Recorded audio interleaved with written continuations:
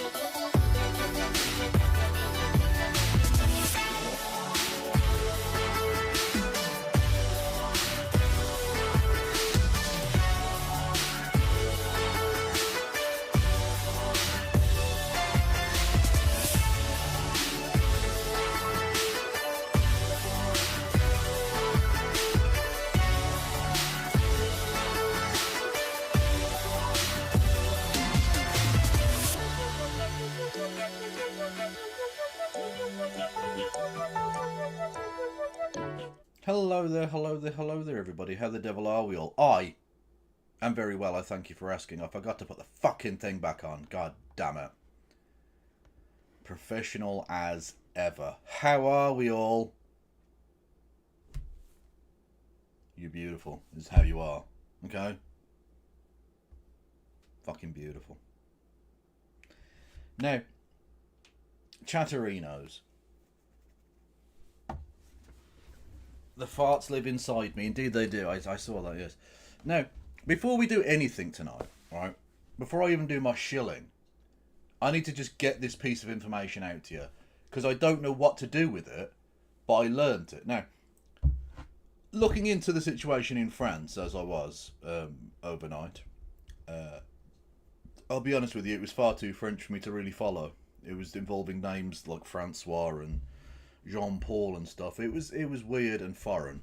But I went down the wiki wormhole, as one is wont to do on occasion, and I discovered something so weird and funny that it may have broken me.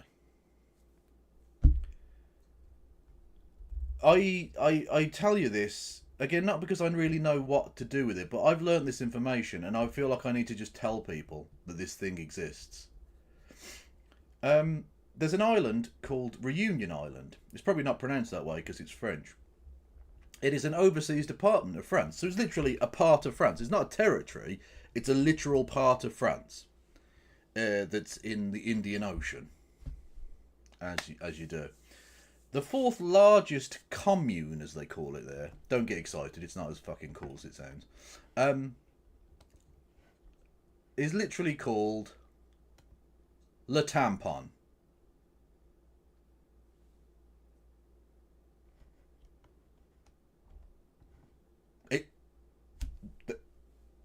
It's called Le Tampon.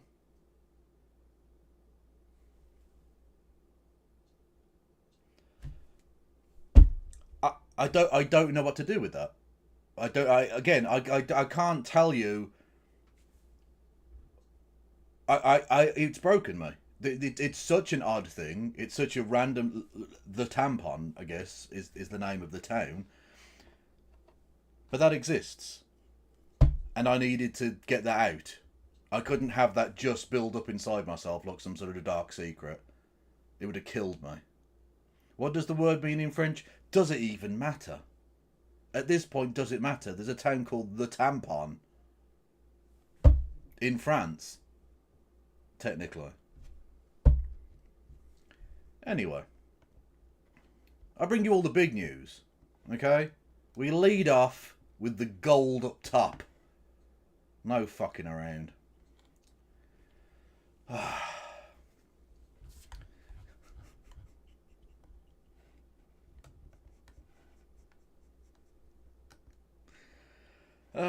Saint Mark's Abbey, the cloister of Saint Mark in Gubenschar in Alsace. Yeah, the French. The French are weird. The French are just weird. They've got a town called Brest as well, and they don't even think it's funny. And one called Beach. Again, very, very amusing. I hope my frogoids are in chat tonight. Hello there, Boy Meets Minnie. Everyone going follow Boy Meets Minnie. Anyway, let us not forget, dear viewers, that you can hit the follow button. You can subscribe. You can subscribe with Amazon Prime. You can give subs to the community. And after this, after this kind of intro, after me giving you geographical information, okay, after educating you, it would be remiss of you not to remunerate me in those ways. You can also do bits messages. 200 bits or more will get you a text to speech. You can do super chats for the Streamlabs link below. You can, what else can you do? Go over and help me on Patreon and or PayPal. You can check me out on Discord. Not Twitter. Elon Musk has still murdered my opinion, the cunt. But you can go over to Facebook, Blue Sky, TikTok, etc. What is this one? There is a town called Bussy. Whereabouts in France is this? Let me just scroll out. It's right in the middle, near nowhere. The nearest big town is Bourges. And there is a little town called Bussy. That is literally a thing that exists.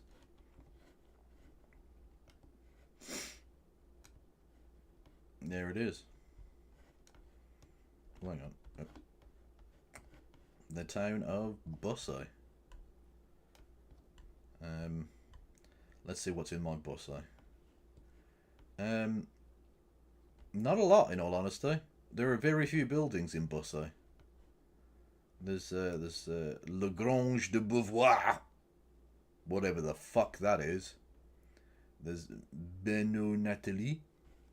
So there are essentially 2 buildings of note in Bussy. Not a massive place, in all honesty. Really not big. Not big. Anyway. We talked yesterday, did we not? We talked about we watched, I should say, the quote unquote debate, although they weren't really debating because they weren't on the stage at the same time. The debate event thing, I don't know. And I'm going to keep Bussy on the screen there for no real reason. Fuck it, it's a good placeholder. Who doesn't like to placeholder good Bussy? Anyway, we watched the debate between Keir Starmer and Rishi Sunak. Now, it was embarrassing for both of them. Clearly, right? Clearly they were both shit and both got absolutely fucking ragged on by the host, the audience, existence, basic facts and reality, those sorts of things. But Rishi Sunak definitely came out of it worst. He got absolutely rinsed. Now, naturally, the Tory press have taken it very, very well. They've taken it in their stride, this whole they're about to get wiped out thing. As it can be shown by the Daily Mail's front page, which reads, "A Tory wipeout risks one-party socialist state." Very sensible. We're a very sensible island. And our Conservatives are just as rational and thoughtful and honest and deal with reality as much as the next person's. See, this is the thing. All of you fucking centrist pricks, can I just point out to you, it doesn't matter how much you suck up to them. It doesn't matter how much you literally bend down and kiss the wrinkled old ring of Rupert Murdoch, or of any of them, any of the conservative press barons. They're going to call you a socialist anyway. It doesn't matter if you actually are one. If you've literally done everything in your power to show that you're just a fucking Thatcherite piece of shit, a la Sir Keir Starmer, Casey, they're still going to call you a socialist. So how about you have some sort of fucking backbone and actually back, some good policies and principles that you actually believe in? Maybe. Optics cucking will not work. Anyway, so, they're handling it super well. The Labour Party released its manifesto today. That's the front page of it. Right there. That's the front page. With Keir Starmer looking like an ex-convict who now works in an office, temping. And he's outside the building looking at some young kids going, fucking young. And these young bastards driving around with the fucking motorbikes. When will they learn some respect? He thinks this makes him look serious and dignified. But actually it just makes him look like a twat.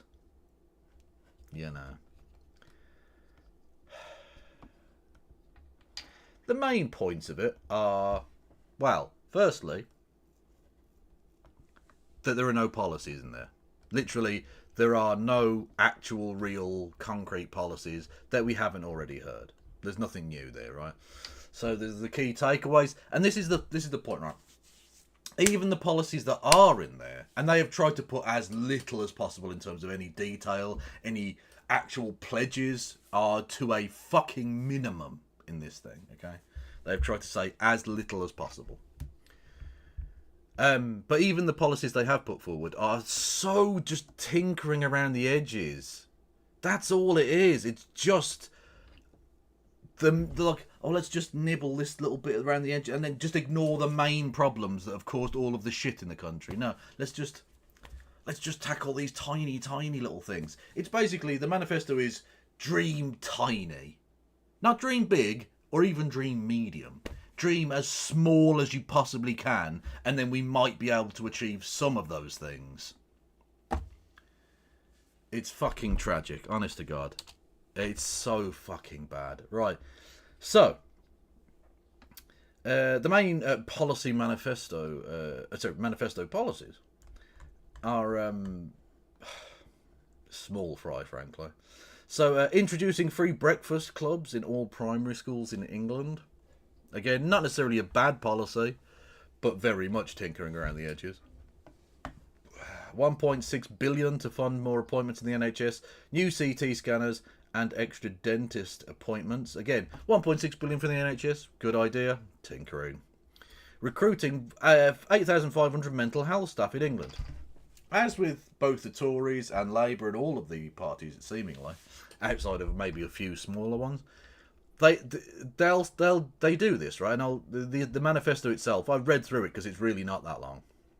Again, it doesn't have any substance to it, so, you know, who cares? They say things like, we're going to do X. Okay, how are you going to do that? Where the fuck are these 8,500 mental health staff coming from? You've already said you want to cut immigration, so that doesn't seem like a viable option in terms of bringing people in. Even if we could tempt them in, given how shit the NHS has been, how poor the wages are, how little the government value NHS staff, the fact that we've literally got NHS staff leaving the country because it's so bad, how we're going to tempt anyone in, I'm not entirely sure. But you've ruled that out basically as a possibility. You don't seem to be putting any money into new training, and even if you did, that would still take a number of years to get there. So where the fuck are these 8,500 people coming from? Where are you getting them from? There isn't, just like there isn't actually a magic money tree, there isn't a magic mental health nurse tree either. 8,500 people is quite a lot of people, when you currently have 0 of those people.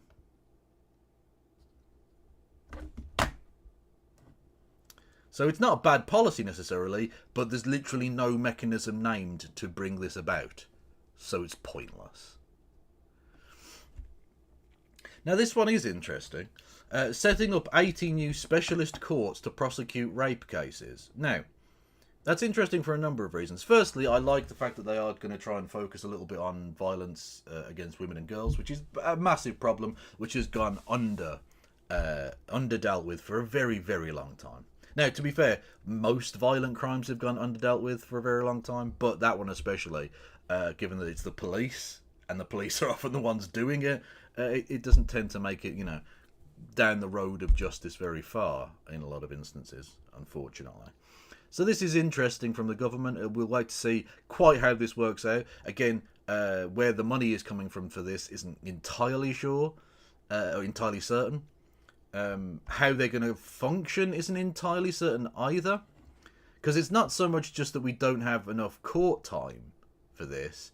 It's that unless you're going to actually fundamentally change the approach to how we deal with rape in a legal sense, or rape and sexual assault in a legal sense, then it doesn't matter if you have specialist courts. They are just going to come up with the same problems, okay?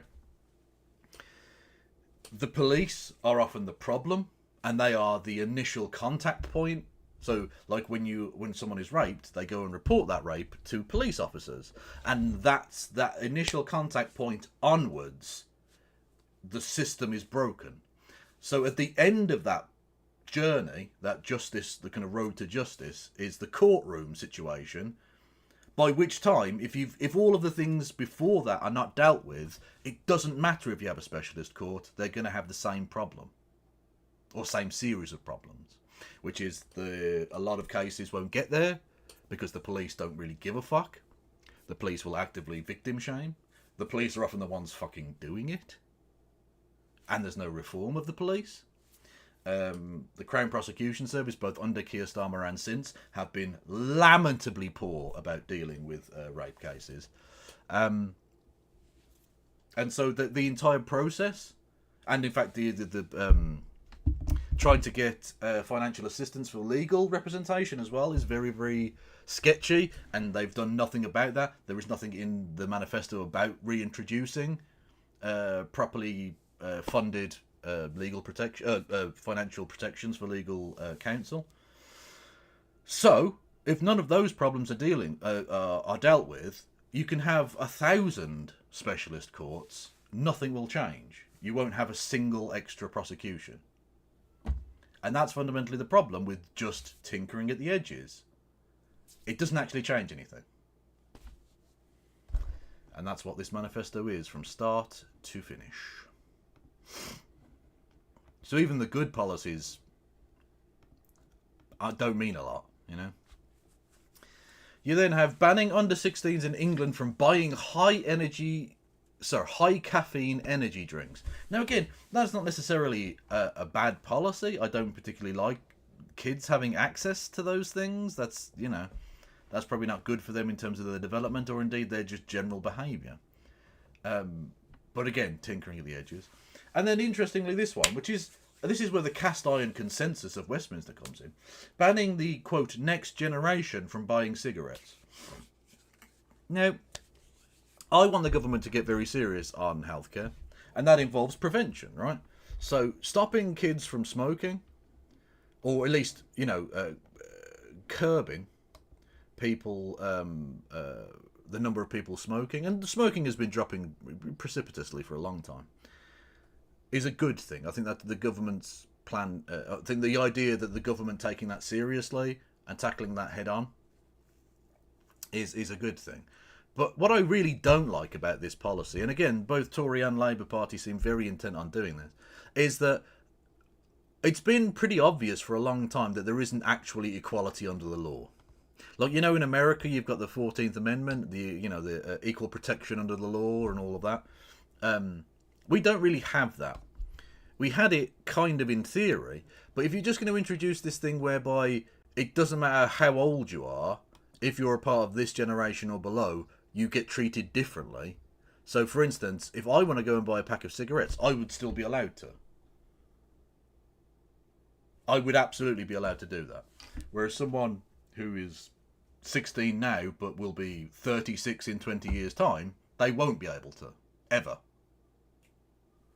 Which is fucking ridiculously unfair, actually.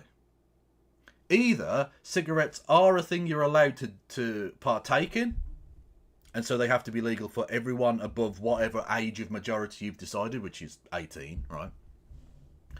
Either it's okay for people to smoke, or it fucking isn't. We don't do this in any other case, and neither should we. I'm okay with age restrictions, that's fine, because obviously children aren't necessarily fully developed, can't necessarily make those decisions, and of course there are all kinds of developmental problems and stuff. So I understand why you have age limits, but that age limit, once you reach the age, any point after that you can partake in the thing that's legal. Whether it be alcohol, cigarettes, in places where you can buy weed, not the UK obviously, but any place you can buy those sorts of things, you're allowed to then do that. And everyone is treated equally once they've reached that age. Whereas they're just now going to have a cut-off where some people for the next 50 years will still be alive and be able to buy cigarettes, and nobody else will. It's fucking disgusting. What the fuck is this?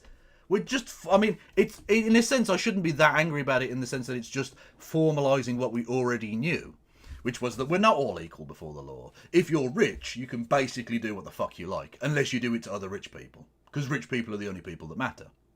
But now they're even doing it based on a fucking generational thing. Like, the boomer pricks keep going on about, let's not do generation wars, okay? It's more complicated than that. But yet they'll vote for wankers to basically say, your generation can't do this. Anyway, I'm going for a cigarette.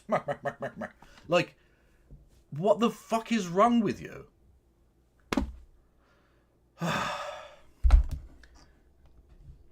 So, there are a couple of points I want to sort of bring up from the manifesto itself. And I haven't made extensive notes or anything. I'm sort of going by what I remember from when I read it earlier. And it's not that long, so it doesn't really matter. I think what gives you the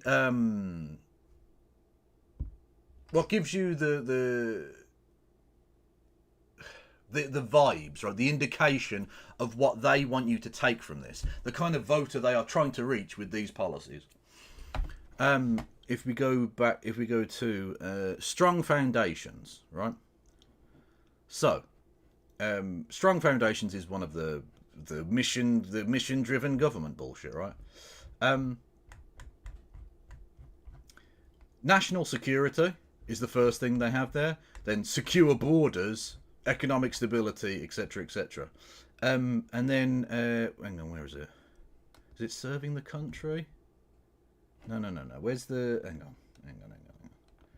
First steps for change.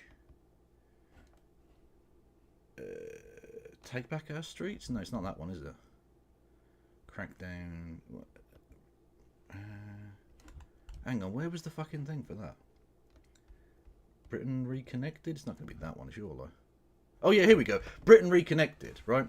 So this is essentially the foreign policy bit. Britain Reconnected. So, I'm not expecting him to be like a revolutionary fucking socialist leader or anything like that. But the bullet point list and the order they've put these in are, I think, very telling. Labour will reconnect Britain, and there are 5 bullet points. I'll just read them out verbatim and we'll go through. Unshakable commitment to NATO and our nuclear deterrent. Standing up for our armed forces and veterans. New trade agreements. Britain leading a clean power alliance. Modernise international development. So, the top priority there is unshakable commitment to NATO. So we're going to be America's little fucking bitch, as always. And our nuclear deterrent. We're going to waste loads of money on weaponry that we can't afford and that we don't want to use. Brilliant. Then the second one, standing up for armed forces and veterans. I've got no real problem in a sense with that. The government ought to stand up for that, I suppose. There's a kind of jingoistic element to it that I don't particularly like. But I get if you're going to have an army, whatever. Fuck it. And then new trade agreements. So the first 2 are fucking horrible neoconservatoid talking point bullshit, right? Just imperialist wank. Third, new trade agreements, so fucking poor people both here and there. Then, fourth, after all of that comes lead a clean power alliance. There's no fucking detail as to what that even means, but the fact that it's fourth on the list, below all of those things, gives you an indication that it's not their top priority. Then, modernise international development. Not improve, not increase the budget of, modernise. What does that mean exactly? Well, it can mean whatever you want it to mean, to paraphrase Alice in Wonderland. It means precisely what I mean it to mean. It could be anything. They're going to cut the fucking budget. They are not going to cut the budget for NATO. That's 2.5% of GDP. They're going to carry on wasting that money on defence, right? But they're not going to spend any money on international development. They're going to actually probably cut that budget pretty significantly, I imagine. So there's that, right? Now,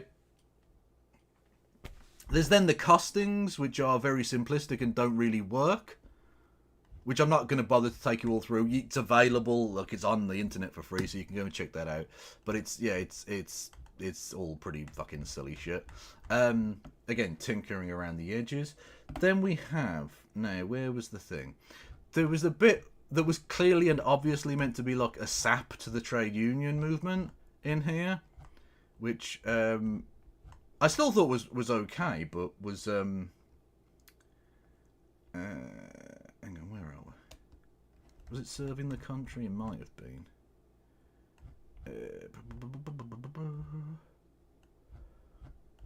Oh yeah, by the way, Scotland gets a whole 4 stanzas there. That's how much the 5 million people of Scotland, 4 stanzas. brilliant. Thanks. No, where was the thing? Hang on. Was it mission-driven government? I should have made more comprehensive notes, really, shouldn't I? Serving the country. Do we strong foundations, possibly? There was a bit. Hang on. There was a bit in here about upholding democracy. Oh yeah, so votes for 16 and 17-year-olds is in there, which isn't a surprise. They'd said they were going to do that anyway.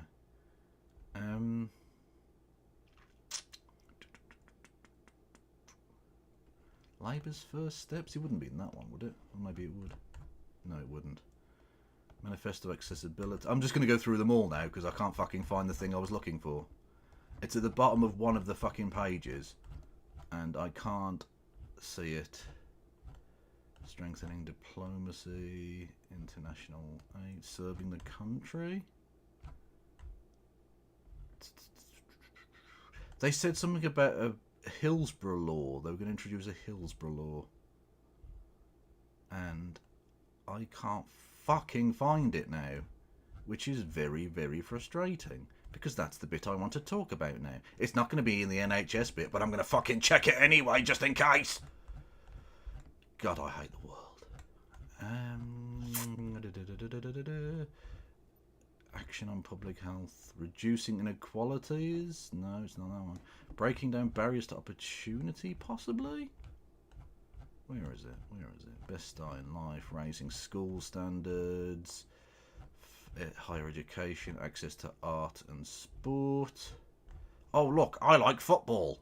Football. No, it's not. Where the fuck is the thing, man? God damn it. Would it be in the policing bit? Surely not. Better policing, lol. A justice system that works for everybody. Getting a grip of prisons and reducing offending. Here we go. Historical injustices. Fuck me. Right. Historical injustices. Under the Conservatoids, too many victims of historical injustices have had insult added to injury by years of legal delays without justice and the truth.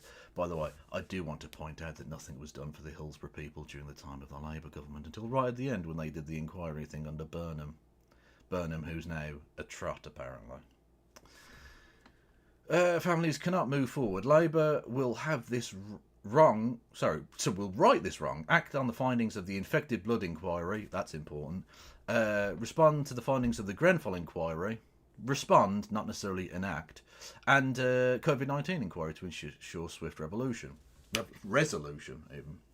Labour will provide a Hillsborough law, which will place a legal duty of candour on public servants and authorities to provide legal aid for victims of disasters of state-related deaths. That's an interesting one. I am interested in that. I'd have to wait and see until the actual law is presented, because it just says a Hillsborough law, as there is no such thing on the books at the moment, or indeed not that I've seen as a plan. I don't know what I can really do with that other than say I like the intent of it. I think that's good. I think that would be a positive thing to do if there actually is legal enforcement of it, which again relies on the police and the CPS, who don't have a vested interest, because again the Hillsborough people were shut on because they were working class people. Who gives a fuck about working class people, am I right? If that had happened at Henley Regatta, if 97 now, people had died at the Henley Regatta, heads would have fucking rolled. But they happened at a football stadium in Sheffield, so who gives a fuck? It's only Scousers. Who gives a shit, right? So we'll wait and see on that. But I do like I like the idea of it. I will check back in with you if this law ever even gets introduced. Because again, everything that Keir Starmer says is dishonest, so it's not necessarily guaranteed that he would even introduce anything. But I like that it's there. What else is there? We will ensure the victims of the appalling Windrush scandal have their voices heard and the compensation scheme is run effectively with a new Windrush commissioner. Good point. Labour will also ensure an investigation of inquiry that the truth about the events at Orgreave comes to light. Now, that's also important. Orgreave, for those who don't know, Orgreave is a small village, a mining village or was mining village. We don't have mining anything anymore. It was a small mining village in South Yorkshire. South Yorkshire being the same police force that allowed the Hillsborough thing to happen. So they've got previous on this. Anyway, during the miners' strike in 1983 to 1984, the police used unbelievable violence against peaceful, legal strike action, including charging people on horseback, beating them with truncheons and all the rest of it. The police then tried to add insult to injury by having like 90 of the people prosecuted for quote-unquote riot. They were trying to get them for rioting when the police charged them on horseback. Thankfully, those cases fell to pieces after the first 15 cases completely collapsed, because there's no evidence of it. In fact, what the court found was evidence of the police's wrongdoing, and then nothing ever happened to the police. Ever. So, even if no prosecutions come of this, just like the fucking Hillsborough thing, at least if the truth is known and put out there, and we get Calvin Mackenzie to come out and pretend to apologise again, that's something. That would be a positive. Again, it's still sort of tinkering around the edges, but it's an important historical injustice that would be partly righted. Again, if it ever happens. And then there's serving the country, right? Now, this is what I mean about Keir Starmer being shit, because there's the kernel of a good idea here. Constitutional reform, right? Constitutional reform means basically reforming the House of Lords. It can mean a number of other things, like the voting system and all the rest of it, but he's not going to do that. It means reforming the unelected, unaccountable, unremovable, doddering old cunts that fucking waste our time, energy and money sat there in the other place, the House of Lords, the upper chamber of Parliament, okay? Now, I like the idea of that, because it does need to happen. But even then, Keir still has to fuck it up.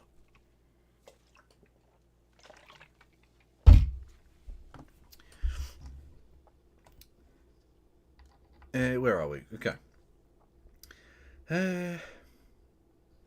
Although Labour recognises the good work of many peers is Lords, who scrutinise the government and improve the quality of legislation passed in Parliament, reform is long overdue and essential. Too many peers do not play a proper part in our democracy. Hereditary peers remain indefensible. Fucking true. And because appointments are for life, the second chamber of Parliament has become too big. Fucking true. Are you going to remove your ability to make Lords? I'd be interested to see if you're going to do that, Keir. The next Labour government will therefore bring about an immediate modernisation by introducing legislation to remove the right of hereditary peers to sit and vote in the House of Lords. High five on that. If he just does that alone, that will actually be a good thing. That will actually be a positive thing. Don't get me wrong. I am not suggesting for a second that I'm going to vote for these cunts, because I'm definitely fucking not. But if we're going to do tinkering around the edges, at least make it positive. Now that one, so far, good. Get rid of the hereditary peers. That instantly makes that chamber better. If he does it.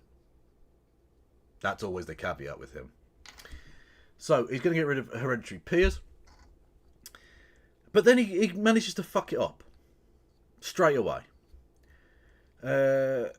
Labour will introduce a mandatory retirement age. At the end of the Parliament in which a member reaches 80 years of age, they will be required to retire from the House of Lords. Why? The problem isn't that they're old. They're always going to be fucking old. I mean, I don't want them all to be 80, 90 plus, but if you've got a good member of the House of Lords who's 81, why are you forcing them to retire because of that? That's fucking stupid. That's just stupid and ageist. Isn't it? Like, he's not going to tackle the democratic deficit. He has absolutely no fucking wish whatsoever to introduce any kind of democracy to the upper chamber, even if it's proportionality, even if it's only a portion of the House of Lords is directly elected or whatever.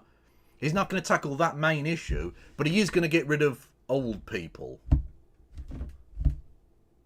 What? You're a fucking twat, Kia. You're a fucking idiot, mate.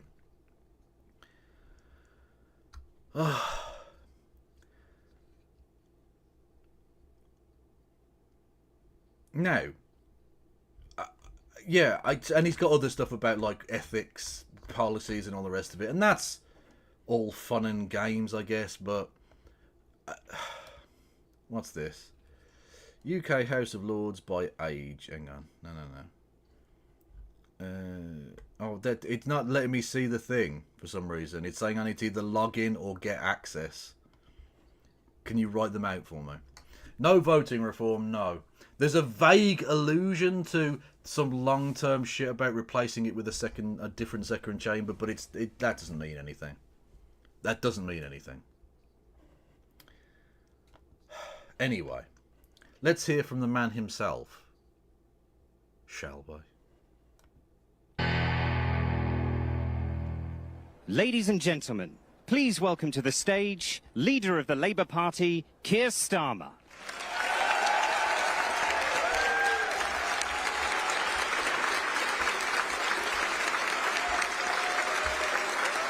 Thank you. Thank you very much.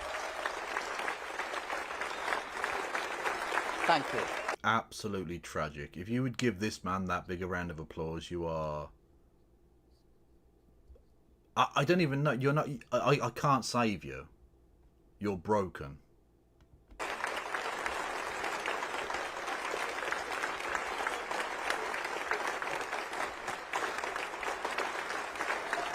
Thank you very much.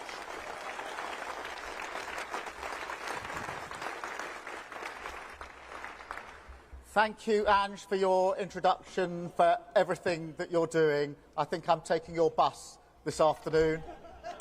Thank you, Richard, for your words. Thank you, Daniel, for reminding us why we're doing what we're doing.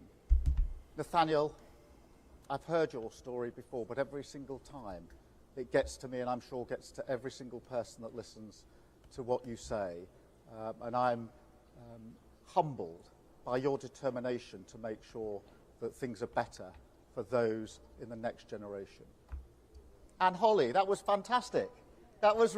Oh, there's a fucking another 7-way debate first. What the fuck? Oh, for God's sake. That's at 8:30. Oh, for fuck's sake. At 10... Hang on. Can I be bothered to type? I don't know. That's on right now, is it? Yeah, it's on at 8:30. Yeah. Oh, fuck's sake.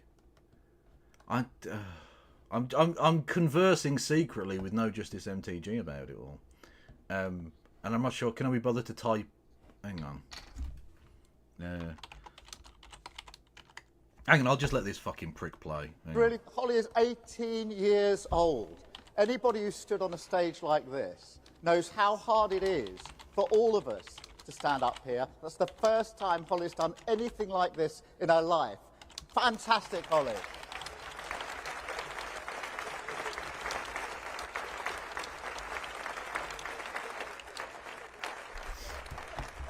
And taken together, isn't this clear? So there's another, yeah, fuck mate, they're happening so regularly now, I fucking lose track of them all.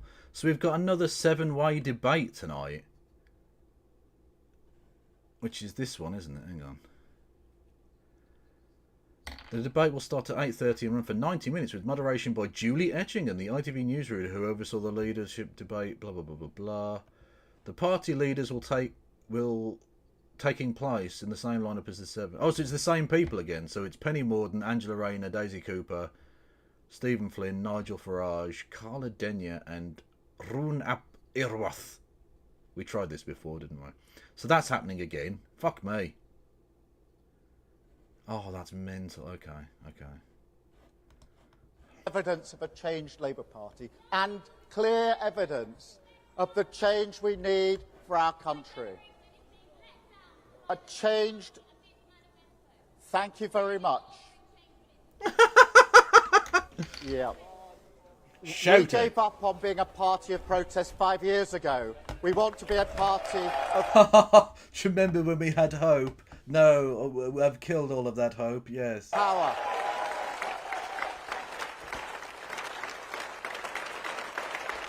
Just call him Owen Glendower. That would be funny. Yeah, I should do that, actually.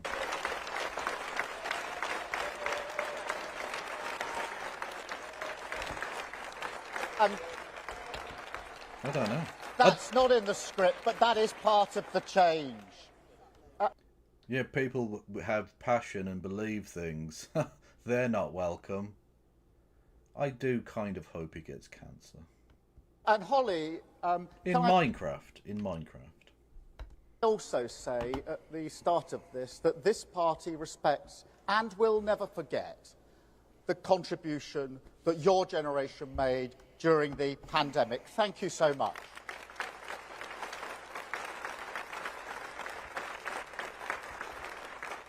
Yeah, Keir And Starmer is thank you scum, all by for the way. coming to Manchester. Thank you all for the hard work that's gone into this campaign so far, into this project. 4.5 years of work, changing our party to put it back in the service of working people.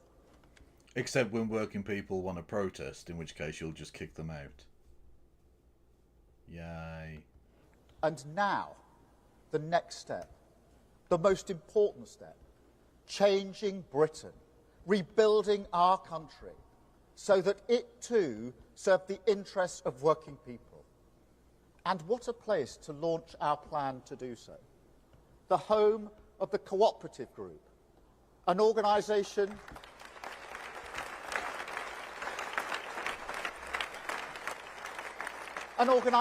that has long believed, as we do, that the pursuit of social justice and economic growth must go hand in hand. A day where I am proud, in this place, in this city, to launch Labour's general election manifesto, a manifesto for wealth creation, a plan to change Britain.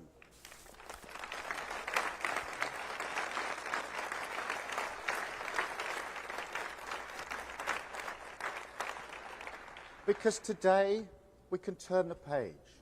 Today we can lay a new foundation of stability. And on that foundation we can start to rebuild Britain.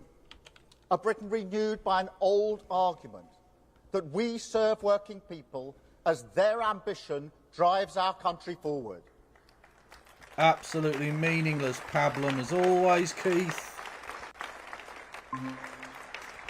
Because there is so much potential in this country, so much possibility if we stand together as 4 nations and back the ambition people have for their family and their community. I see it everywhere I go. Potential held back. I spoke to Will, he's a fireman in Milton Keynes. He works really hard. Yeah, Americans, you may notice this little trope. It's made its way over to Britain, where they'll mention... Basically, it's name of person that sounds average, does job that makes them seem normal. I met X person who does Y thing in town. Usually town that's in a swing state / swing constituency. It's... oh, God, it's so cynical. And it doesn't even matter if they exist.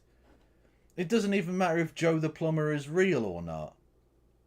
You know? Hello, Lesbian Hot Sauce. Everyone go and follow Lesbian Hot Sauce.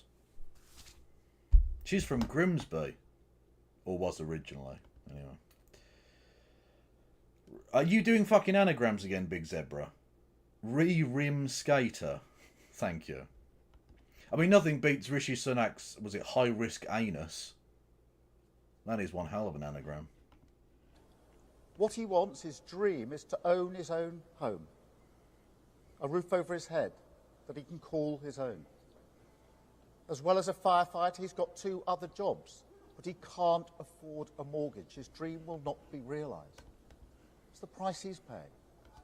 I went to Aldhay Hospital, not far from here. And the thing is, he went there, but he wasn't ill. That was the problem. If only he'd been desperately sick, that would have been hilarious. Hello there, Kaiju Chomps. You should hit the follow button. I am going well. I will be better if you hit the follow button. Honestly, I will have a raging boner. It is a brilliant children's hospital. Absolutely brilliant. And the day I went in, I went to the ward where they were doing operations on 0 to 2-year-old children. Heart operations. Ladies and gentlemen, it's incredible we got to see what victory they do, is the courage ours. of the individuals in there. Heart surgery, the brilliance of the NHS staff. I found that totally humbling, completely uplifting. Were you just jealous that they had hearts, and that you just have a cold black stone where yours should be? Were you jealous of those babies? Did you want to hurt them, Kia? Did the voices tell you to burn things again? Until I found out that at Aldhay Hospital, the commonest cause for admissions for Thank you, operation for Kaijo. 6 Welcome to the 10-year-olds Kevolution. is children going there to have their teeth taken out because they are decaying. That is the price that they are paying. So just imagine if instead a Labour government gives Will and Daniel the affordable homes that they need. Imagine if instead a Labour government tackles the rot of tooth decay. Imagine what those nurses and doctors could do with a Labour government on their side. Yeah, imagine, that'd be dope. They won't get that.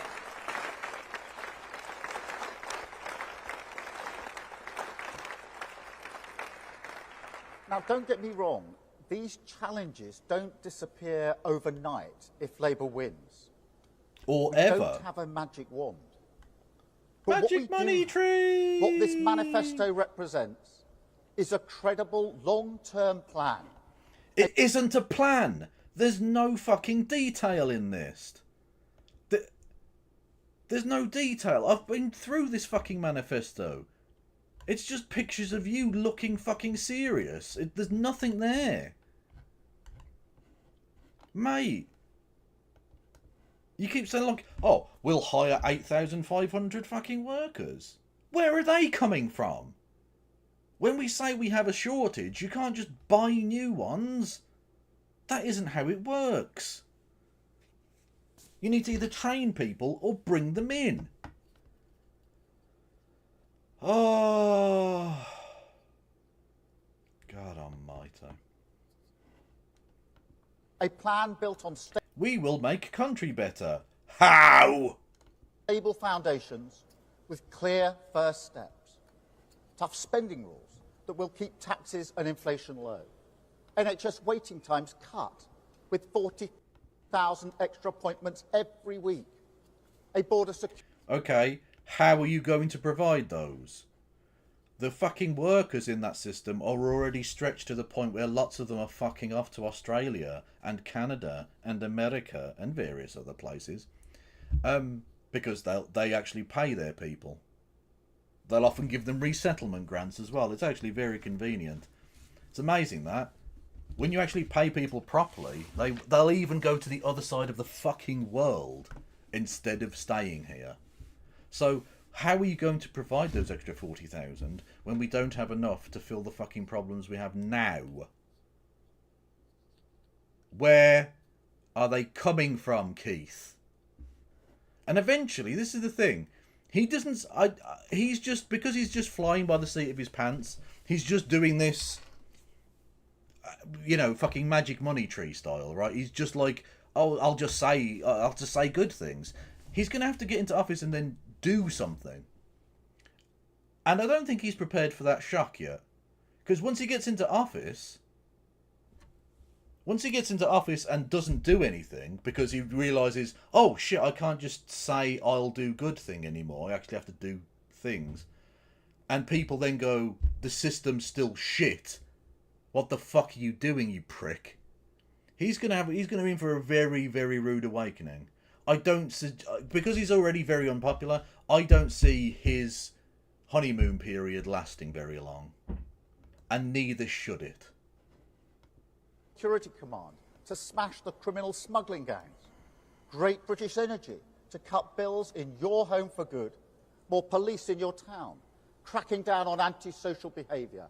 And 6,500 new teachers in your school, giving your children the start in life that they deserve. Where, Keith, are those fucking teachers coming from? Where? You can't magic humans out of thin air. Unless you are the God of the Bible, who apparently can. Whatever. And I know the media treat you as if you are some kind of god. They've certainly given you the easiest ride of any motherfucker who's about to be Prime Minister ever. But, you know, where are these fucking people coming from, cunt?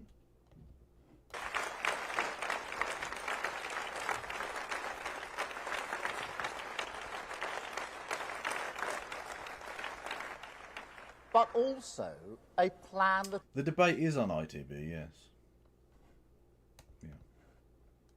By the way, you're always welcome to jump on Lesbian Hot Sauce if you want to. It is much more than a list of policies. A plan for change, for growth, for giving our children their future back. A chance to refocus politics on the things that matter to your family.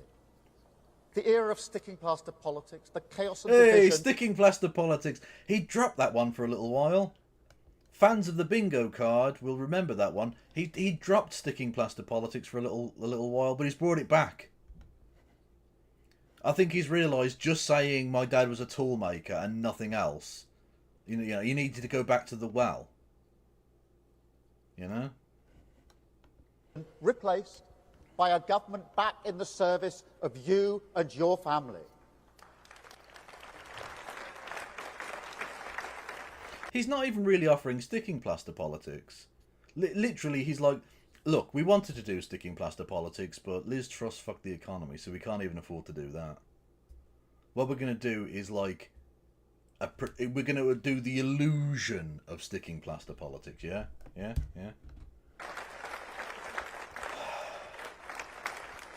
And make no mistake, that is the cause of this changed Labour Party. We have written that argument through every word of this manifesto, because it's urgent. Britain has lost its balance. It is too hard for working people to get on. Opportunity is not spread evenly enough. And too many communities are not just locked out of the wealth that we create. They're disregarded as sources of dynamism in the first place. Ignored by the toxic idea that economic growth is something the few hand down to the many. Today, we turn the page on that forever.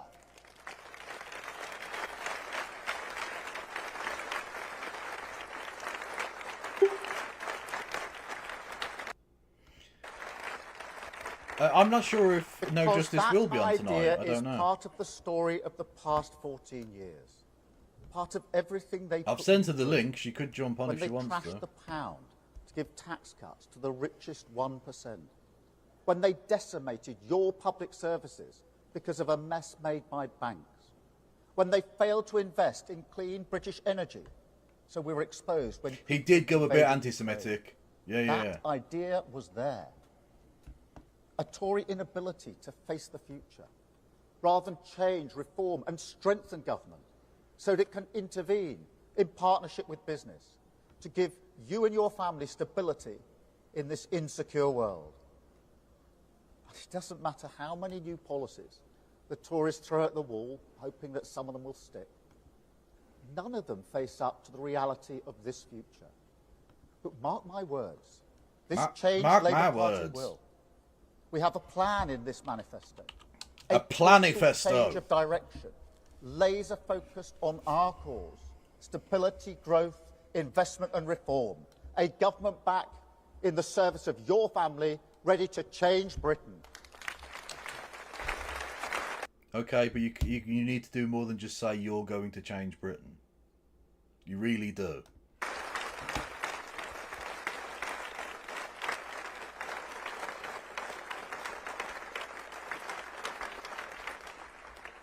We will restore the foundations of good government, national security, border security, economic security. We will make new choices to reform our economy and public services. Hard choices, choices ducked for years. These choices will be fully funded and fully costed. That is non-negotiable. You cannot play fast and loose with the public finances. We've lived through the damage that this does. That government we have now played fast and loose with the finances, and working people paid the price. Just after Liz Truss's mini-budget, I went to Wolverhampton a week or so afterwards. See, that's your problem. You don't go to Wolverhampton. Fucking They hell. had a 3-year-old child. Look, you can never They go at decided they wanted a Grimsby, second child. but Wolverhampton's way They'd worse. chosen a new home that was big enough to accommodate their new family. They got a mortgage offer. Sorry about the fan, but I am sweating my cobs off, so it's necessary. Liz Truss crashed the economy. She crashed Their the mortgage economy! offer went through the roof. They couldn't afford it. They pulled out. They couldn't move to their new home. They felt they were held back. But they also took the decision that they could no longer afford to have a second child. Oh God, he's already And they told this live with fucking that story. the rest of their lives. That's the price that they're paying. So I make no apologies for being careful with working people's money, and no apologies for ruling out tax rises on working people. Can And this isn't just can the you apologise for being a wanker? election. Don't think it's just politics. This is an issue of conviction. I don't believe it's fair. Yes, The Ollie, we are going to hear that. We're going to hear Liz Truss crash the economy, mini budget, for everything that they fail to do. We can't afford to do that, mini budget. Can't afford to do that, mini budget, budget. raise taxes on working people when they're already paying this much, particularly in a cost of living crisis. So let me spell it out. We will not raise income tax. We will not raise national insurance. We will not raise VAT. That is a manifesto commitment. And as we know, Keir Starmer's commitments are ironclad. You can take that to the bank.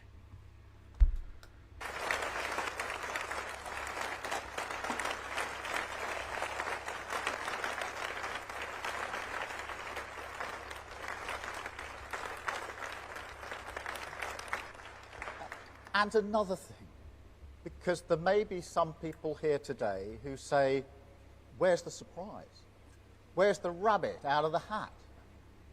To which I say, if you want politics as pantomime, I hear Clapton is nice this time of year.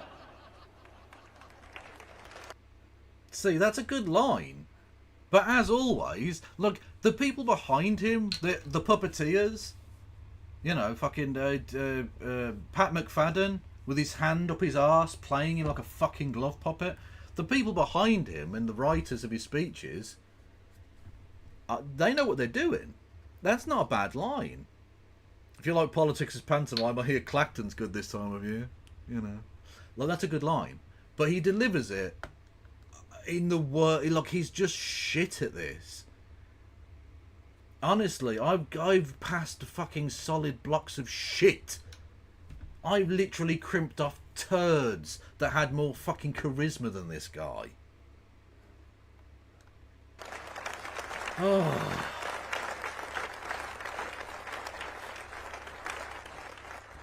But seriously, we have to come to terms with this. Britain needs stability, not more chaos. I set out our long-term plan in this room 18 months ago. And that plan stands because it's the right plan. We give Except the all of the things you've even gone back on since our then. responsibility to give a clear direction to businesses, communities, everyone invested in Britain's future. We took that seriously. So yes, those 5 national missions, higher growth, safer streets, cleaner air. See, this is literally the surface level shit that he gets away with all the time. Cleaner streets, safer streets, more prosperous, good thing, not bad thing. And that's it. That's literally it. That's the fucking depth of a paddling pool of this man's fucking political idea. His project is pretend to do good thing while secretly doing bad thing in aid of Rupert Murdoch and his friends. But pretend to do good thing. Free cake. No one's going to be able to afford cake in Britain soon. What are you talking about? Like they were getting about 19-year-olds affording mortgages. 19-year-olds can't afford cake anymore. Energy, more opportunity, the NHS back on its feet. Tough on They cake, remain tough on the at the causes of core cake. This manifesto. But if they are to offer hope and clarity through these times, if they are to show, despite the hard road, the light at the certain destination, then we must keep to that road, no matter the short-term ebbs and... See, he tries to do this Obama-style thing, where he like try and paint a kind of poetic picture about the long road that we're on, and there are going to be bumps in the road, and there's going to be swerves and unexpected obstacles in our path, but we'll get there, you and I. And yet he's got like the charisma of a fart. Do you know what I mean? He's got all the fucking enthusiasm of an abandoned masturbation session. Like he's a limp dick of a human being, you know? He can't do it. He's just not good at this. flows of politics, even in a campaign. That's what mission-driven government means. A chance to stop us bobbing along until the next crisis blows us off course, and instead make sure we can keep going through the storm. Stability over chaos, long-term over short-term, an end to the desperate era of gestures and gimmicks, and a return to the serious business of rebuilding our country. Rebuild the country, that's it, that's his entire bit. Rebuild the country.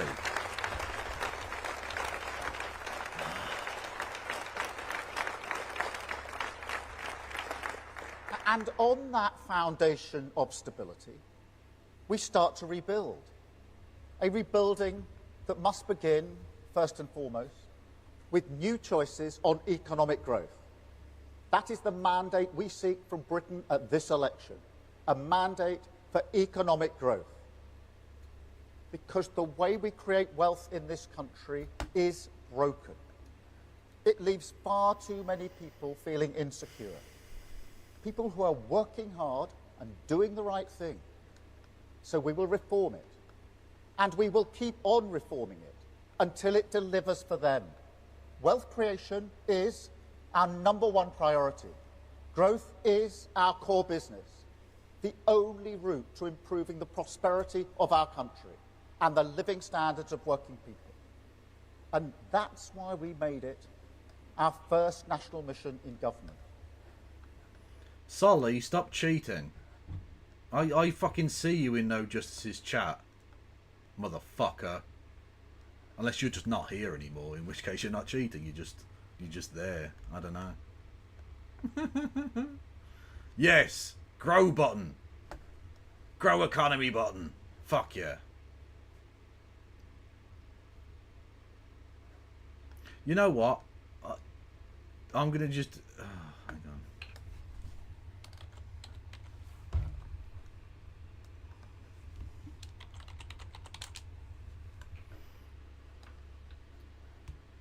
She does not check Discord enough. That's all I'm saying. But we must change our approach so it comes from every community, not just shared with every community. Redistribution can't be a one-word plan for our poorest towns and regions. No, we need to give them the tools they need, back their pride and potential, growth for every community, growth from every community. That is the path to national renewal. And now... I think he was expecting a round of applause there. And people just didn't... just didn't happen for him. Absolute cock-blocked. Ladies and gentlemen, some people say that victory is how you grow ours. this Hello there, Laser Breath. is not a central question. That it's not about how you create wealth, but how you tax it, how you spend it, how you slice the cake. That's all that matters. Oh, fucking Christ. Can these cunts stop talking about it like it's a cake? It's not cake. And it might sound like I'm being nitpicky, right? It might sound like I'm just being like, it's pedantry on my part or whatever, but it genuinely is a problem because it sums up the way in which they think of these things. Like there's a certain amount of cake, and if you take this bit of cake, you have to take it from there, rather than the fact that we can actually tax more. We're a sovereign, what the fuck's it called? Currency. Nation, right? We can actually produce these things. There's lots of stuff we can do. You'll find when there's a run on the banks or whatever, all of a sudden they can find 80 billion quid from the fucking Bank of England. The magic money tree turns up again.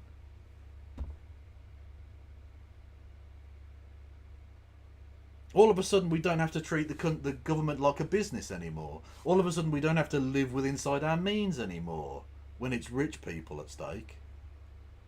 When it's your kid's school collapsing and potentially endangering their lives for just wanting to learn mathematics or literature, no, those kids can go fuck off and die.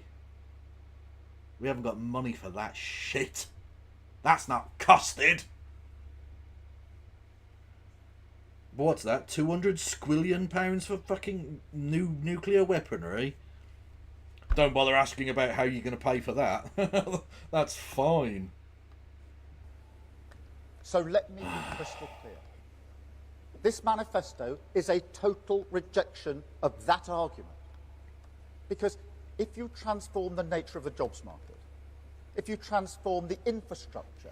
How are you going to... Hang on, it's just pablum, right? I know he doesn't mean any of this, but I do want to just take him to task. What do you mean, fundamentally transform the job market?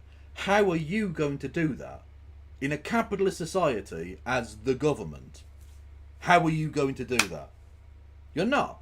You can tinker around the edges, you can maybe add a few restrictions, maybe take away a few restrictions. You can't fundamentally transform the fucking jobs market in a capitalist society. That isn't how it works. If you wanted to do a socialism, then we could talk. Fuck, if you wanted to do a fascism, that's possible. Albeit in very bad ways. But just under a purely free market, laissez-faire capitalist system, which is the model you favour, you can't do that. And you're not going to.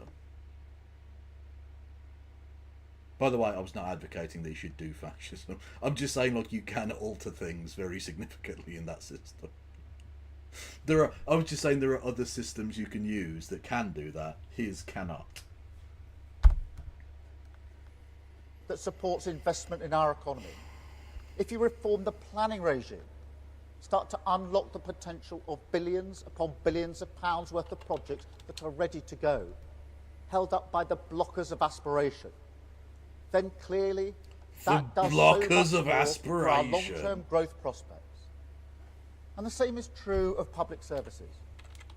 If we grew the economy at anything like the rate of the last Grow the Labour government, economy! we'd have tens of billions of pounds worth of investment for our No, public... I do. No. I know you're only joking, Rohak, but just in case anyone is watching, Keir Starmer is not worse than fascism, okay? Just to put that out there. Just, yeah. UBI might be one way to radically change the jobs market. UBI is more a reaction to a change in the market, a change that happens naturally because capitalism goes that way. Capitalism will take the potential gains of industrialisation, the potential labour-saving gains, and rather than allow that to accrue to everyone else so they have free time, so that everyone could work a 4-hour workday or work 2 days a week or something like that, they'll just kick everyone out on the streets and then the government has to pick up that check. It's not actually fundamentally changing anything. It's a reaction to a change. It's a propping up of capitalism rather than an undermining of capitalism. Because again, capitalism doesn't mean free market. It's not this libertarian fantasy land. What it actually is essentially the way in which Mussolini described fascism, and he was wrong, in saying that it's fundamentally just a cooperation of the government and private industry. Okay, that's what capitalism has always been. People talk about capitalism like it's some naturally occurring thing, rather than the fact that it was things like vagabondage laws, rather than the fact that it was state-forced Highland clearances, things like that. Huge amounts of government-backed and mandated force was issued upon millions of people, in fact billions around the world, but let's just say the UK, millions of people, to force them to become much more like machines than human beings ought ever be treated. It's one of the least natural systems ever. Could this man be the most boring political speaker ever? Eric, are you referring to me or Keir Starmer? Either way, yes is the answer. Services every year. So if you take nothing else away from today, let it be this. Bilderberg, you're absolutely right, yeah. The companies will demand it. UBI will be demanded by companies because, again, it's a propping up of capitalism. Now, don't get me wrong, it's the only humane response from a capitalist-minded government in a capitalist system. Because it's the only real way of stopping people starving to death. In a way that doesn't, like, naturally incur upon the freedoms of the individual, in the way that, like, forcing them to have to live in a certain place, or forcing them to have to eat government-issued food, or whatever, right? It gives them the thing. It's a way of propping up the capitalist system, even though it's failed. It's the government spinning the plates of capitalism so they don't fall and crash and kill everyone. No, Kev, by comparison, Kev, you are Obama-esque. I am very black, that is true, yeah. Thank you, brother. This changed Labour Party has a plan for growth. We are pro-business and pro-worker, the party of wealth creation. Get some help.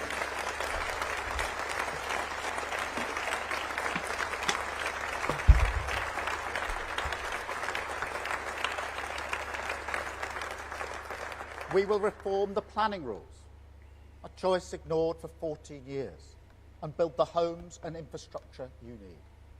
We will Oh, level Charlie up your rights Chaplin, at work, yeah, modern times. a choice Great ignored for 14 mover. years, and raise your wages and your security. We will create a new A problematic person in some respects, Mr. Chaplin, but a very fine satirist of his time. industrial strategy, a choice ignored for 14 years. And we will back it with a national wealth fund, invest in clean steel, new ports, gigafactories, and we will Gigafactories! Gigafactories for a giga-chad. Boom! create 650,000 new jobs for communities like yours. Relight the fires of renewal across all four of our great nations.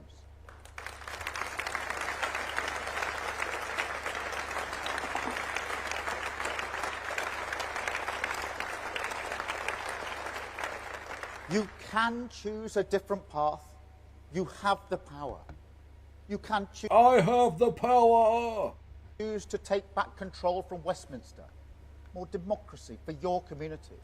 New powers over transport, skills, employment. Keith, this is the problem you're going to have. You have, because you're trying to appeal to everyone without alienating anyone, you're basically standing for nothing, you spineless prick. You are putting forward two completely contrasting ideas. You're saying you're going to get rid of NIMBYism, or what did he call them? The enemies of development, or whatever the fuck the phrase he used earlier. Basically, you're going to get rid of NIMBYism so that we can actually get, have planning regulations that work and allow us to actually build infrastructure. Okay.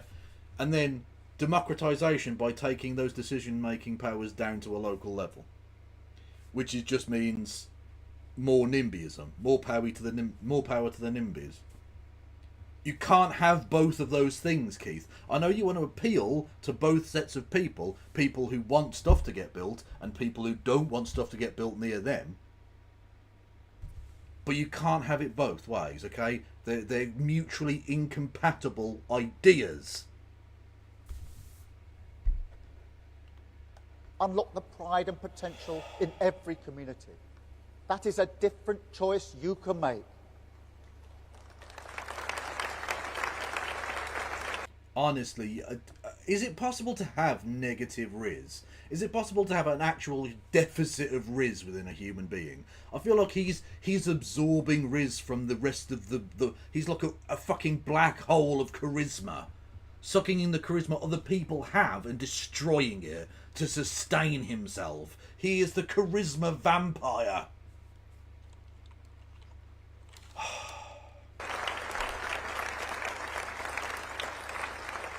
You can cut your bills for good with a new energy company funded by a tax on the oil and gas giants, owned by the taxpayer, making money It's not. for the taxpayer, powering your home with clean British energy. That is a different choice you can make.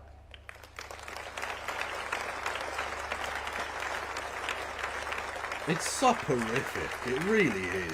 And you can choose to get our NHS back on its feet, end the 8 a.m. scramble, back our NHS staff, get the best technology in their hands, slash waiting lists in your hospital, funded by taking on the non-doms and tax avoiders.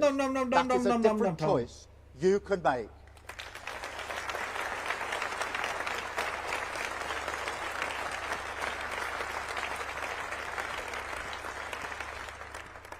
And I'll tell you another choice you can make. To do butt stuff. You can choose to live in a country that believes in and backs its young people, the future of our country.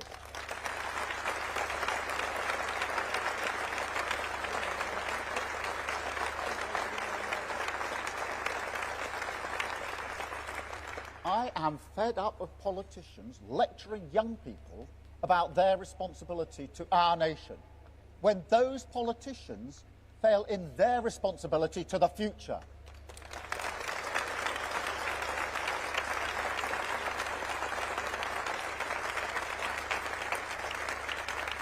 And after what young people did during the pandemic, what they gave up for people, let's be blunt, more at risk than them, that adds insult to injury. That was you being blunt. Fucking hell, he's fundamentally one of the least impressive people I've ever seen in this kind of position. There's nothing to him. He's just empty.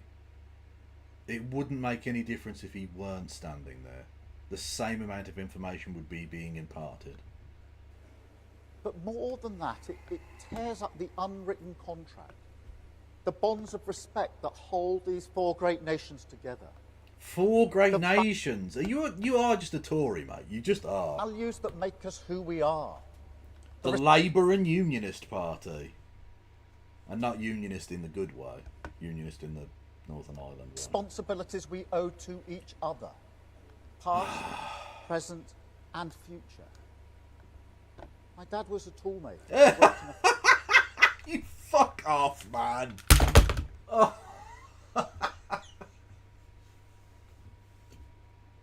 Oh, that wasn't even relevant to anything. That wasn't even connected to another thing. Has he got fucking toolmaker Tourette's? He can't stop blurting it out now. That wasn't about anything. That wasn't apropos of anything else he was talking about. My dad was a toolmaker. My mum worked in the NHS. Fuck. He's going to be Prime Minister, man. He's going to be in a meeting with like Vladimir Putin or some shit. He's just going to keep going on about his dad being a fucking toolmaker. And Vlad's going to think it's a fucking secret coded message or something. Factory. My mum was a nurse. We didn't have a lot when we were growing up. And like millions of working class children now, End me. I grew up in a End me. I know what it feels like to be embarrassed to bring your mates home because the carpet is threadbare. He said and the this windows are yesterday. cracked. I was actually responsible for that because I didn't put the football through it. And he did the same joke yesterday. Oh my god. You know that was on fucking TV? Like, people already saw that shit. It's not like you're a jobbing comedian going around from club to club and you can just do the same 5 minutes of material. Millions of people fucking saw that.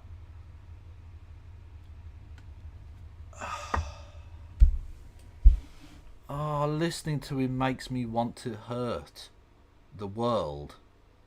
Just the entire world. Oh, thank you, Pandanus, by the way, for resubscribing. 44 months. That is too many months. That is too many months. But we didn't have the money to fix it. or to be honest, the time and the energy.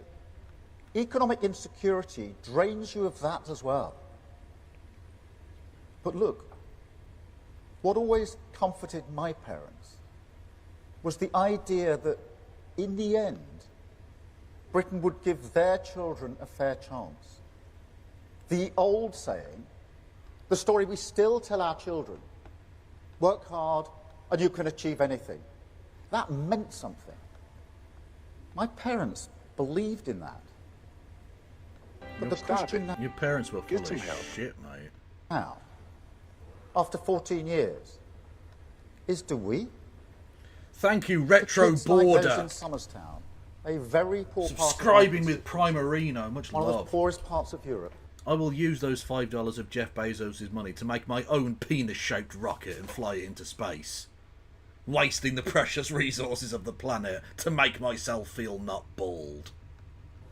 Do they look out of their window to the glittering success of London, 300 yards and another world away, and believe that success... Do a nostalgia footy stream. Well, I will probably talk a little bit about football tomorrow because the Euros start tomorrow. Scotland, Germany should be a banger, actually. could belong to them?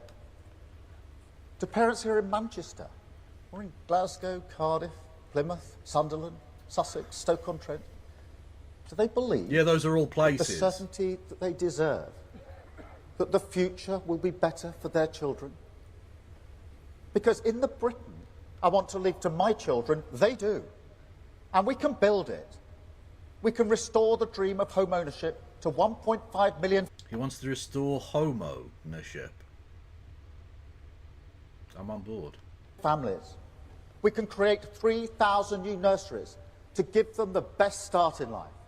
We can roll out a new generation of technical excellence colleges, world-class vocational education, respected by all, grounding young aspiration in the soil of their community. We can guarantee for every young person a job placement or apprenticeship when they're out of work. We can invest in their mental health, their physical health, their dental health. We can reform the curriculum to prepare them for their world. We can create new youth hubs to give them something to do in their community. Raise their wages if they're at work. Give them the power of the vote. Tackle injustice with a new Race Equality Act. And with our mission on clean power, we can lead the way on climate. Okay, but again, you've not put any detail into this. Okay, a new Race Equality Act. Tell me about that. Kia.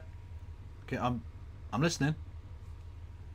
There's literally no detail in the manifesto about any of this. It's just airy-fairy nonsense, doesn't mean anything. Could be the most toothless piece of legislation ever, assuming it ever sees the light of day, which it won't. Finally show our responsibility to their future. A fairer, healthier and more secure Britain at the service of working people, with growth from every community. A Britain ready to restore that promise. The bond that reaches through the generations and says, this country will be better for your children. That is the change on offer on July the 4th. No, it isn't. There's no change in offer on July the 4th. Just more austerity scumfuckery, but with a red badge instead.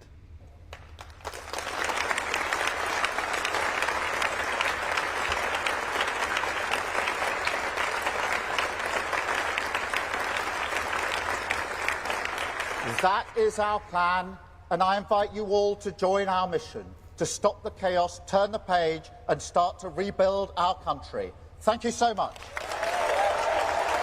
Literally go and play Roblox, mate. Just go and do that. Should we watch live? What's on TV now?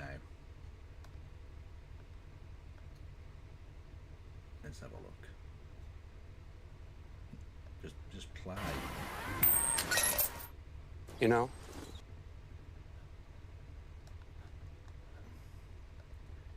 Oh no, is it doing that? Oh, for fuck's sake, I've got to go onto the fucking... Oh.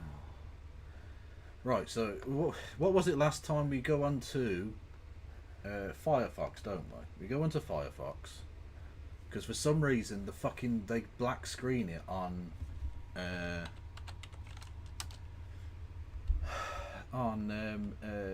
what's the one we're using there? The Chrome, Google Chrome. It's very annoying. Accept. Oh, for fuck's sake.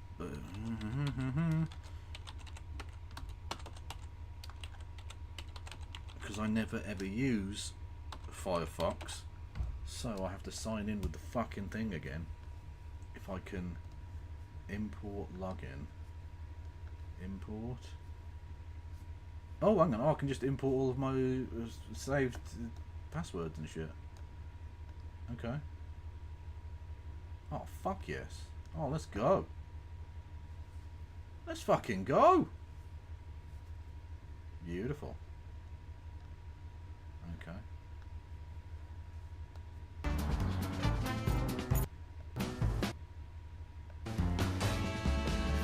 Trust Detto to start killing germs instantly. Super tasty! Super noodle tasty! Super noodles! The tastiest taste in town! No, that's not. LV have always made it simple for me to get great value car No, insurance. it's doing it on this so I as can well. Get their cover from just $299. What the fuck? Hang on, I'll have to sort this out. 1 second. I've got to let No Justice in. If I can fucking find the right thing. Admit.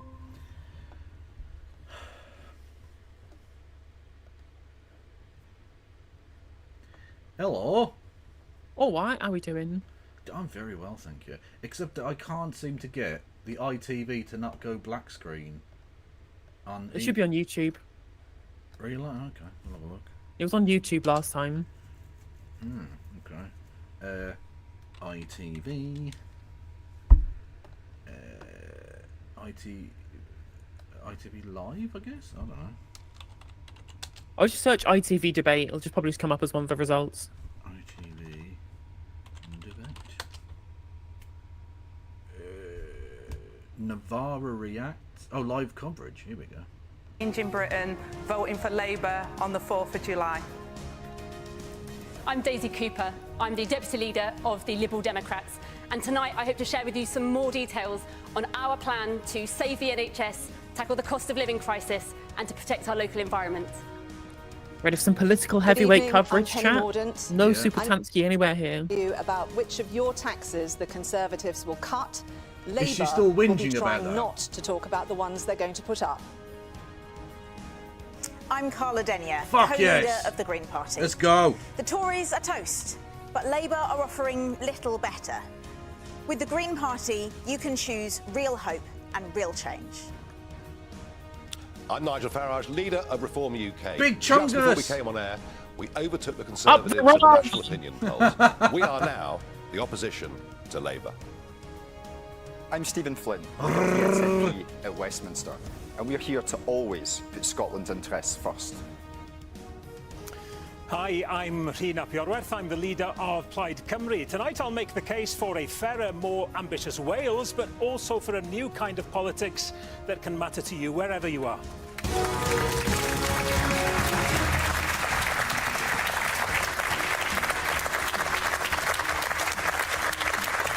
Hello and welcome Welcome to the ITV election debate. It has been a fractious few weeks in the election so far, grappling with issues like the cost of living, tax, the health service and immigration. After our head-to-head with Keir Starmer and Rishi Sunak tonight, we have leading politicians from the 7 largest parties in Great Britain to hear all of their ideas and plans for tackling the big challenges. And with trust in politics at an all-time low, and when many of us feel our political system is broken, what can they say to restore some faith?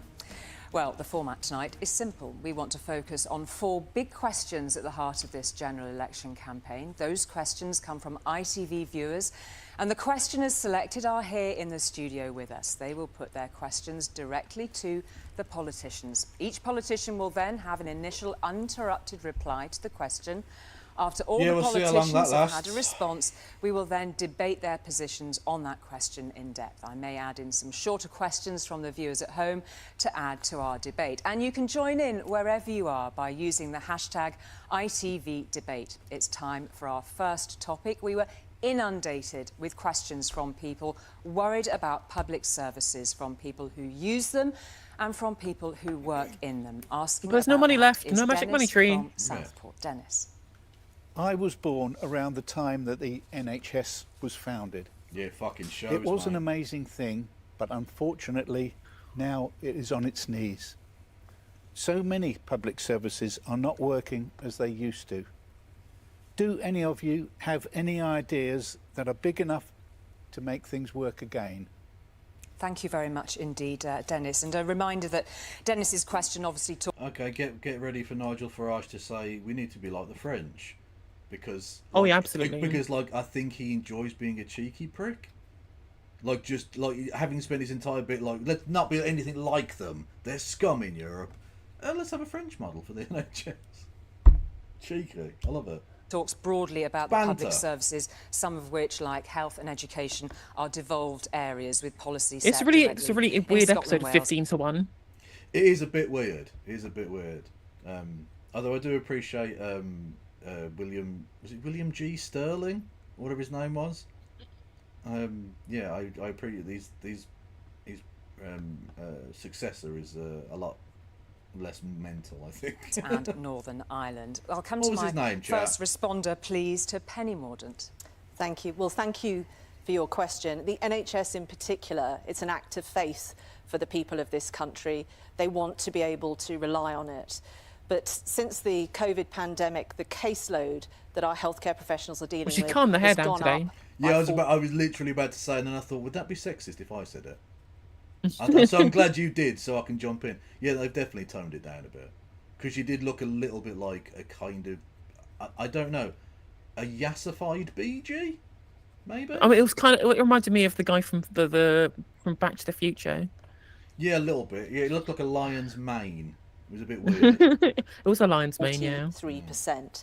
The only way William that we can G. reduce Stewart, those waiting lists is to keep the NHS budget strong. That we have done, that we will continue to do. The only party on this platform that has ever cut the NHS budget is Labour. They've cut it 3 times in Wales. Whoa! And we have to number. Whoa.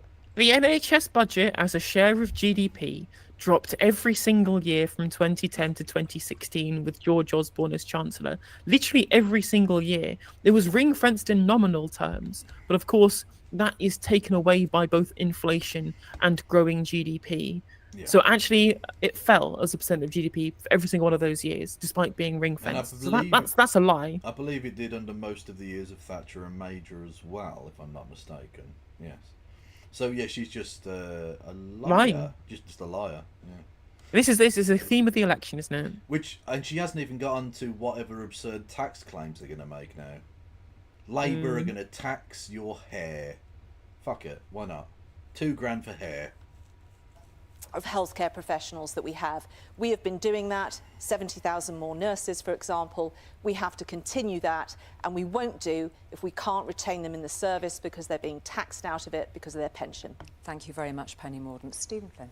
Dennis, thank you for your question. And the NHS is quite an important topic for me because I physically wouldn't be standing here if it wasn't for the good work that the NHS did. I was a disabled man for 18 years. I know the importance of our public services, but our NHS in particular.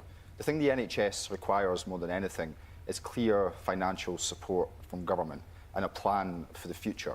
And I'm afraid that Westminster doesn't offer that hope and that certainty. What's baked in under a future Labour government is £18 billion worth of public sector cuts. That's the equivalent of the entirety of Scotland's health and social care budget. You deserve better, and the people of Scotland deserve better, which is why people should vote for the SNP at this election in Scotland. Stephen Flynn, thank you. Rian Appiaworth. Yeah, fair call. Yeah, I mean, literally. Although to be fair, the £18 billion of public sector cuts isn't in the NHS. Like that number is specifically by the. That's across all government expenditure, right? Well, it's non-protected departments, and health and social care spending is protected. It's because that has to increase faster than the 1% budget increases elsewhere. It means that the relative cuts in other departments that aren't ring-fenced have to go down to essentially pay for the additional nominal spending in NHS care. But of course, the NHS still needs more capital investment. That's the big problem. Like day-to-day spending needs to go on, like wages, for example, to deal with workforce issues. But the real issues that we've had for the last 14 years in the NHS is a failure of capital investment, a failure of building new facilities. Yeah, but you know they've promised to put £1.5 billion over the course of the entire term into it. Woo! I mean, thanks, Rachel. I mean, really, there's tinkering around the edges, and then there's pissing in a cup, and that you're doing the latter of those two things at this point. It's nothing. We can look at it from two sides in Wales. Actually, we have suffered, as everybody is, as a result of the public spending cuts by 14 years of the Conservatives. But also in Wales, we have had... Honestly, mate, just call yourself Dave. It'd be a lot easier. And I know you're saying to yourself you're sick of Angloid interference in Welsh affairs and that I should shut up. And you're correct. So I will. Also, thank you, UV Power, for the £5 super chat. I hate neoliberalism. I hate neoliberalism. I hate neoliberalism. I hate neoliberalism. I hate neoliberalism. I hate neoliberalism. I'm getting the picture. I'm getting the idea, UV Power, that you might hate neoliberalism. Or that was sarcastic, and they should give you another £5 to explain that it wasn't. But thank you. It's managed health for 25 years. At the heart of the future of the NHS has got to be sustainability. Sustainability of funding, which is why I want to see fair funding for Wales. But it's also got to be the sustainability of the workforce. The NHS is nothing without its workforce. That's why we say we want to recruit 500 extra GPs into the NHS. But you're going to pay them more? Principles. One. Well, that's in Wales. And the same problem, I think, because I mean, I before I came on with you, we went through the Labour Party manifesto, or at least some of it anyway. What to the degree to which there's anything in there to go over, and all of their plans are like, we'll get 8,500 more medical personnel. Where from? How are you going to pay for them? Are you actually going to pay them proper wages? Nothing about that in there. Just we're just going to do it. We're just going to magic them out of thin air, apparently. Where are you getting these 500 Welsh GPs from, mate? You don't control that thing. So like you can say, if we're independent, we'll do X, Y, and Z, but you're not going to be. Yeah, not in the next Parliament. So it's it's pie in the sky, really. Not that it's a bad idea. It's just it's not possible. As always, make sure you're clipping the good bits, people, in Twitch chat, and post it on Twitter, and tag me in it, and I can get a clip out on the social medias. We absolutely have to pledge to keep the NHS free at the point of need, and also to keep privatisation out of the NHS. And it pains so many people to see Labour's Wes Streeting talking so warmly about bringing the private sector into the NHS. True. Thank you very much. True. Nigel Farage. Well, Dennis, the NHS has two fundamental problems. One, Penny mentioned, caseloads up by 43%. Why? Immigration. Because we have an exploding population. All of our public services are under pressure because the population has increased by 6 million since the Conservatives came to power. It's impossible to keep up. Secondly, everyone talks... Literally, there is nothing this man couldn't turn into a talk about immigration. I mean, I understand to take why. sugar with your tea, Nigel. Immigrants. Immigrants. Well, the thing is, what's important is that it makes kind of like rudimentary sense. Like, the idea, more people here, same number of hospitals, that means that it's going to be harder to see a GP or whatever. That makes like rudimentary levels of sense. It makes And you can put that together in your head. But of course, as always, I will point out, is that NHS spending and NHS capacity is always going to be a function of the size of the rest of the economy, as that's what we're drawing upon for tax revenue to be able to put into the NHS to be able to spend on capacity. Yeah. More immigrants coming equals more people working, which equals a bigger economy, a higher GDP, higher tax receipts. And we could spend that on a bigger NHS. Well, as with all of these talk about the stress that immigration puts on infrastructure, the problem isn't the immigrants coming in, because A, they're the ones that build the infrastructure and, like you say, pay into the tax base and all the rest of it, because we're not producing enough young people, so that sort of has to happen. And secondly, the problem is that successive governments now for the last 40 years, because of neoliberalism, have refused to engage in significant and serious growth of, road, public transport, hospitals, schools, etc. The infrastructure, if we invested in it, would easily be able to accommodate this kind of population. We're actually there are countries with far larger populations in smaller land masses.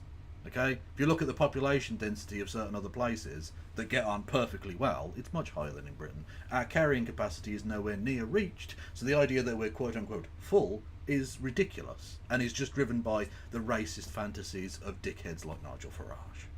Like, what's frustrating, right, is you literally, if you just wanted to make cultural arguments about immigration, like, I would disagree with you. I would vehemently disagree with you, but at least you wouldn't be making up a bunch of bollocks. Yeah. Right? Like, if you were to say, I worry about immigration because of the threats to our communities, I believe that an foreign culture is usurping British culture. And I think these arguments, I do not think they carry any weight. But at the very least, that's an opinion that you can have that's based in your subjectivity about what a society is supposed to look like, and you could make those arguments.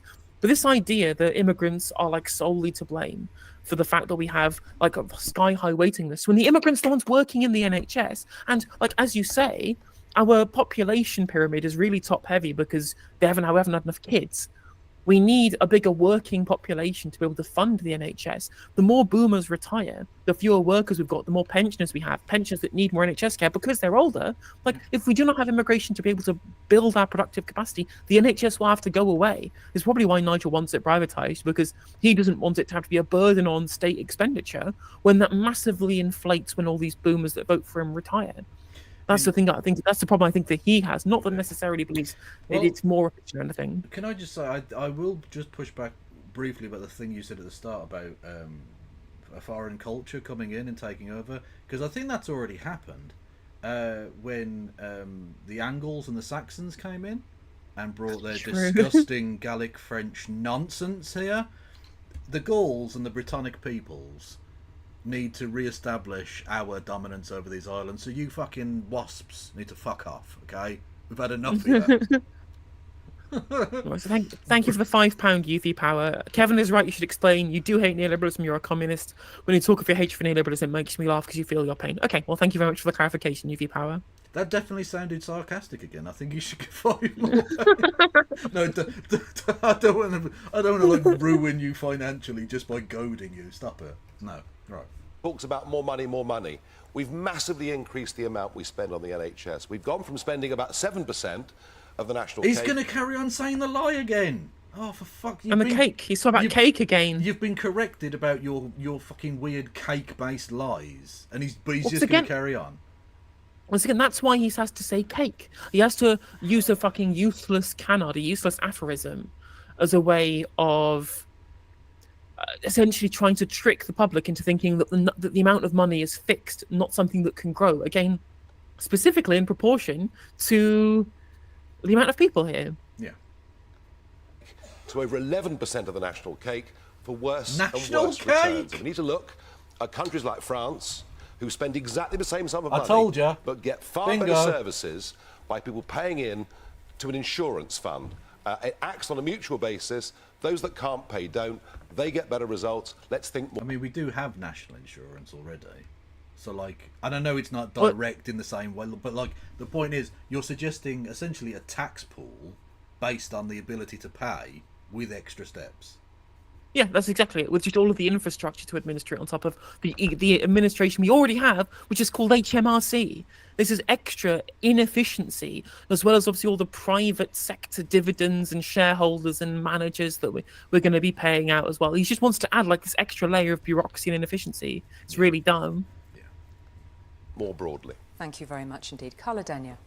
Dennis, you're right. The NHS is in crisis. And the Conservatives' answer of a workforce plan doesn't help when they're refusing to pay healthcare workers properly. They're pouring water into a leaky bucket because people are leaving the service for better pay and better conditions elsewhere. It also doesn't help what Labour are proposing, opening the door to more privatisation in our health service. The answer is investment, and that's why the Green Party is clear that we would make transformative investment into not only the NHS but also social care, which helps take the pressure off the NHS. The Green Party will always stand for an NHS for people, not profit. Thank you, Carla Denia. Good answer. That was a good, Excellent confidently answer. produced answer. I like that, yes.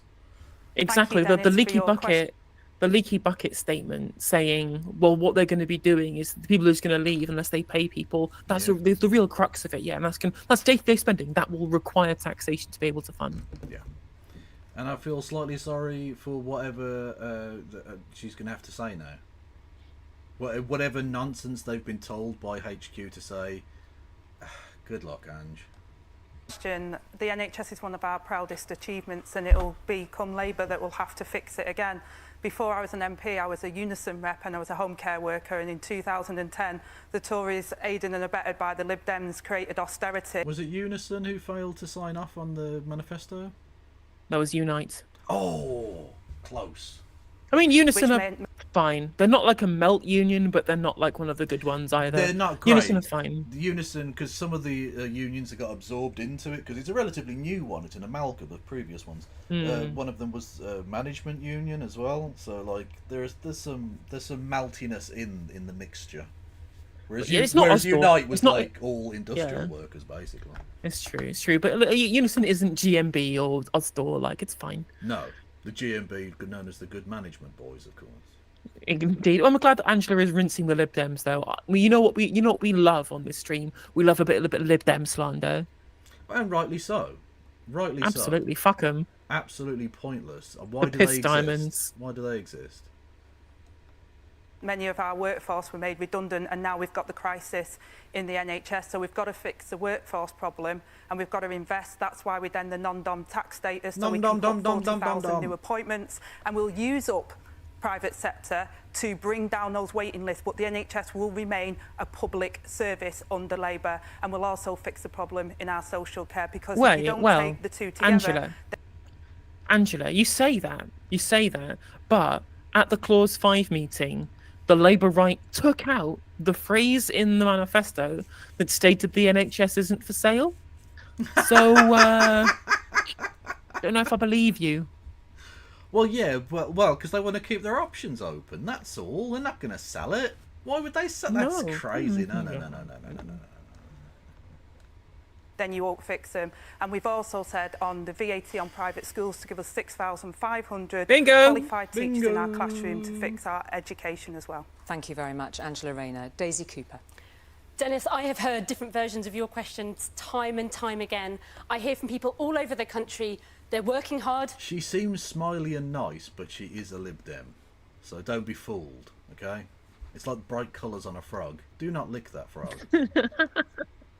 They're striving, they're supporting their families, they're paying their taxes, and when they go to use their public services, whether it's the NHS, whether it's schools, whether it's the police or anything else, they're broken. They're completely broken, and nothing works. Now, in this election, we Liberal Democrats have said that our manifesto is a manifesto to save the NHS and social care. We're pledging £9 billion to invest upstream. We see on the TV all these disastrous pictures of people dying in the back of ambulances, suffering the indignity of corridor care because they can't see a GP, they can't see a dentist, and that's what we want to fix. So under Liberal Democrats, you'll have 8,000 more GPs, we'll fix the dental crisis, and we'll invest free... Well, 8,000 more imaginary people are going to be magicked into existence. Woo, magic doctor tree. Woohoo! national social care so people can get all the care they need when they need it. Daisy Cooper, thank you very much indeed. And just to return to Dennis's question, he was born around the time the NHS was founded. He's seen old. it over all of these years, haven't you, Dennis? Saying it's now on its knees in so many other areas of public services, which we will also touch on beside the NHS. Things are just not working. This is what we've heard time and again from our questioners. The key thing that Dennis is asking is, do you... She does quite like the sound of her own voice. Like, no offence, but we are not here to listen to you. Just hurry the fuck up. Have ideas that are big enough. Angela Rayner. Well, yes, we've also said not only do we need that investment, but we do need the reform. We need the technologies as well, because our NHS is world leading, and then we need to have those scanners and the new technology so that we can have the best possible care for people. That will also bring around, with that reform, efficiencies in the way that people work. So we're open to that to make sure that people get the support that they need. But we've got to fix the social care crisis as well. But what Angela's refusing to admit there is what was referred to earlier, which is the Shadow Health Secretary essentially saying that he's going to hold the door open to the private sector. Now, that is not... He did say that, and that is not... That's not true. Where the answer lies. He literally did. I'll answer that directly. Like, and when it comes to... he literally used those specific words. He said he wanted to go further than Tony Blair, Angela. So don't piss on my face and tell me it's raining. True. To staffing. Let's just pause there and allow her to answer that directly, and then I'll come back to you. I'll answer that directly. Wes Streeton has said, in order to bring the record high waiting list down, that we would use up capacity in the private sector to bring the... You're doing the thing you just said he wasn't going to do because reasons. And on top of that, like what they're doing is a thing called insourcing, where they essentially allow people to go through private contracting using NHS facilities. It's just a fucking gigantic waste of money, like hiring a bunch of locum contracts. They're just incinerating money, throwing it down the bin. I hope Stephen Flynn brings up the lack of spare capacity thing, so it's never been called out until like today on Politics Live by Andrew Fisher. The waiting list down, rather than keep people on waiting lists waiting for years for an operation that they desperately need. Angelo. We think that's the right way. Okay. But it will always be a publicly owned NHS under Labour. Angelo, all of us are aware of what Wes has said, and you may deny it, but the reality is he said he wants privatisation. It goes beyond just hospitals as well. And when we talk about staffing, because staffing is an enormous issue, the elephant in the room is the fact that it's not migration is the problem, it's the fact that we need more people coming in to work in our hospitals and to work in our social care sector, which has been decimated by your Brexit. Isn't the point? All we want is for it to be free at the point of delivery. That's what matters. And actually, Labour are quite right to say, let's use the private sector to try and... But Nigel, do you want that? Because you've never really shown a fantastic commitment to wanting that. In fact, many within your parties, UKIP and now Reform, have said explicitly that they don't want that. And you've never gotten rid of them or censured them in any way. It's so funny to me that we're just having this attack between Stephen Flynn and Angela Rayner over Labour's promise to use the private sector. Yet, you know, the Angela Rayner's knight in shining armour is coming over, Nigel Farage, to defend the Labour Party from attacks against privatisation.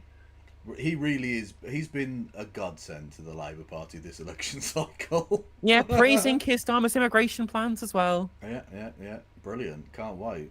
So they're basically outsourcing fascism to the Labour Party. Literally.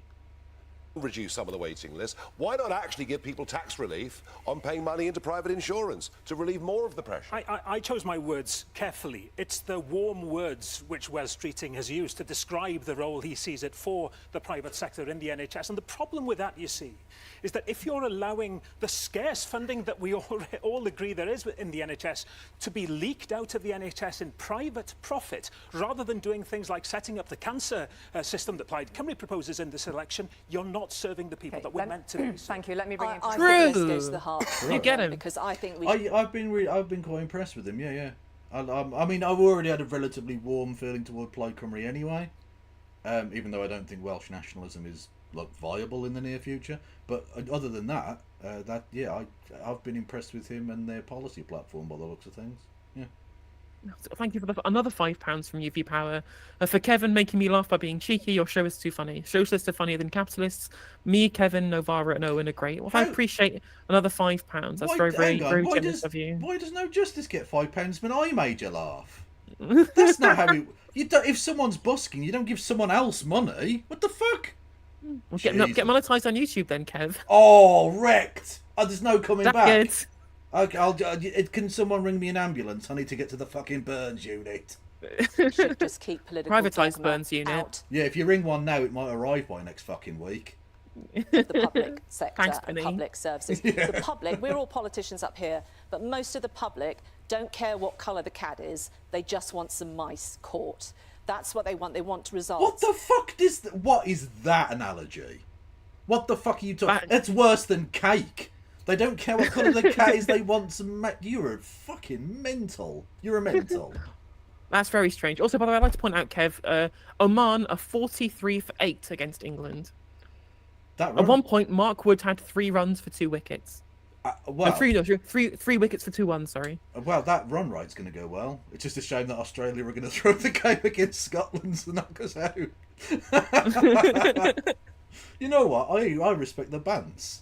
Hazelwood's absolutely bang on. I'd be for England doing it the other way. Fuck it. Yeah. And in my experience, listening to people who are actually doing these jobs, police officers who have reduced crime by half over the time we've been in office, healthcare professionals who are coming up with amazing initiatives in our hospitals and in our GP surgeries. Who you've refused to even meet with and negotiate. Partner Push 2024. No? Also, absolutely, we will throw against Scotland. Who are responsible. We now have 90% of our schools are good or outstanding.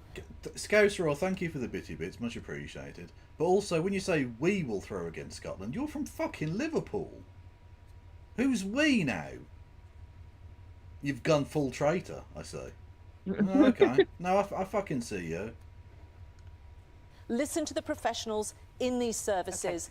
Keep political dogma out of it. Thank you. I'll come to you in a moment, Carl Dennett. On that issue of private involvement in the NHS, speak to Penny Mordaunt from the Lib Dems perspective. Daisy Cooper. Well, to be honest, where there is capacity in the private sector, we could be using some of it in order to bring down the waiting list. But let's not kid ourselves. There is very limited capacity in the private sector, and we shouldn't be using Oh my God! using Oh it. no, it's the Lib Dems again. What's going on? Is this Comrade Cooper coming to the rescue with salient points about this? Good Lord. If only her party hadn't passed the Lansley reforms in Parliament, we might not be in this mess. Curious, yes. If it guts more capacity from the NHS. One of the problems we've had over the last few years, as you know, is that the Conservatives have absolutely gutted primary care. Some people go to see their GP. Your party promised 6,000 more GPs. We now have fewer per head. We have dentists fleeing the NHS and working privately because the dental contract is so broken and hasn't been fixed. Boris Johnson stood on the steps of Downing Street and promised to fix social care once and for good, and he hasn't, and it's now in crisis. So our plan is to fix the front. To be fair, when you're getting gobbies at number 10, your mind's not going to be on the job, is it?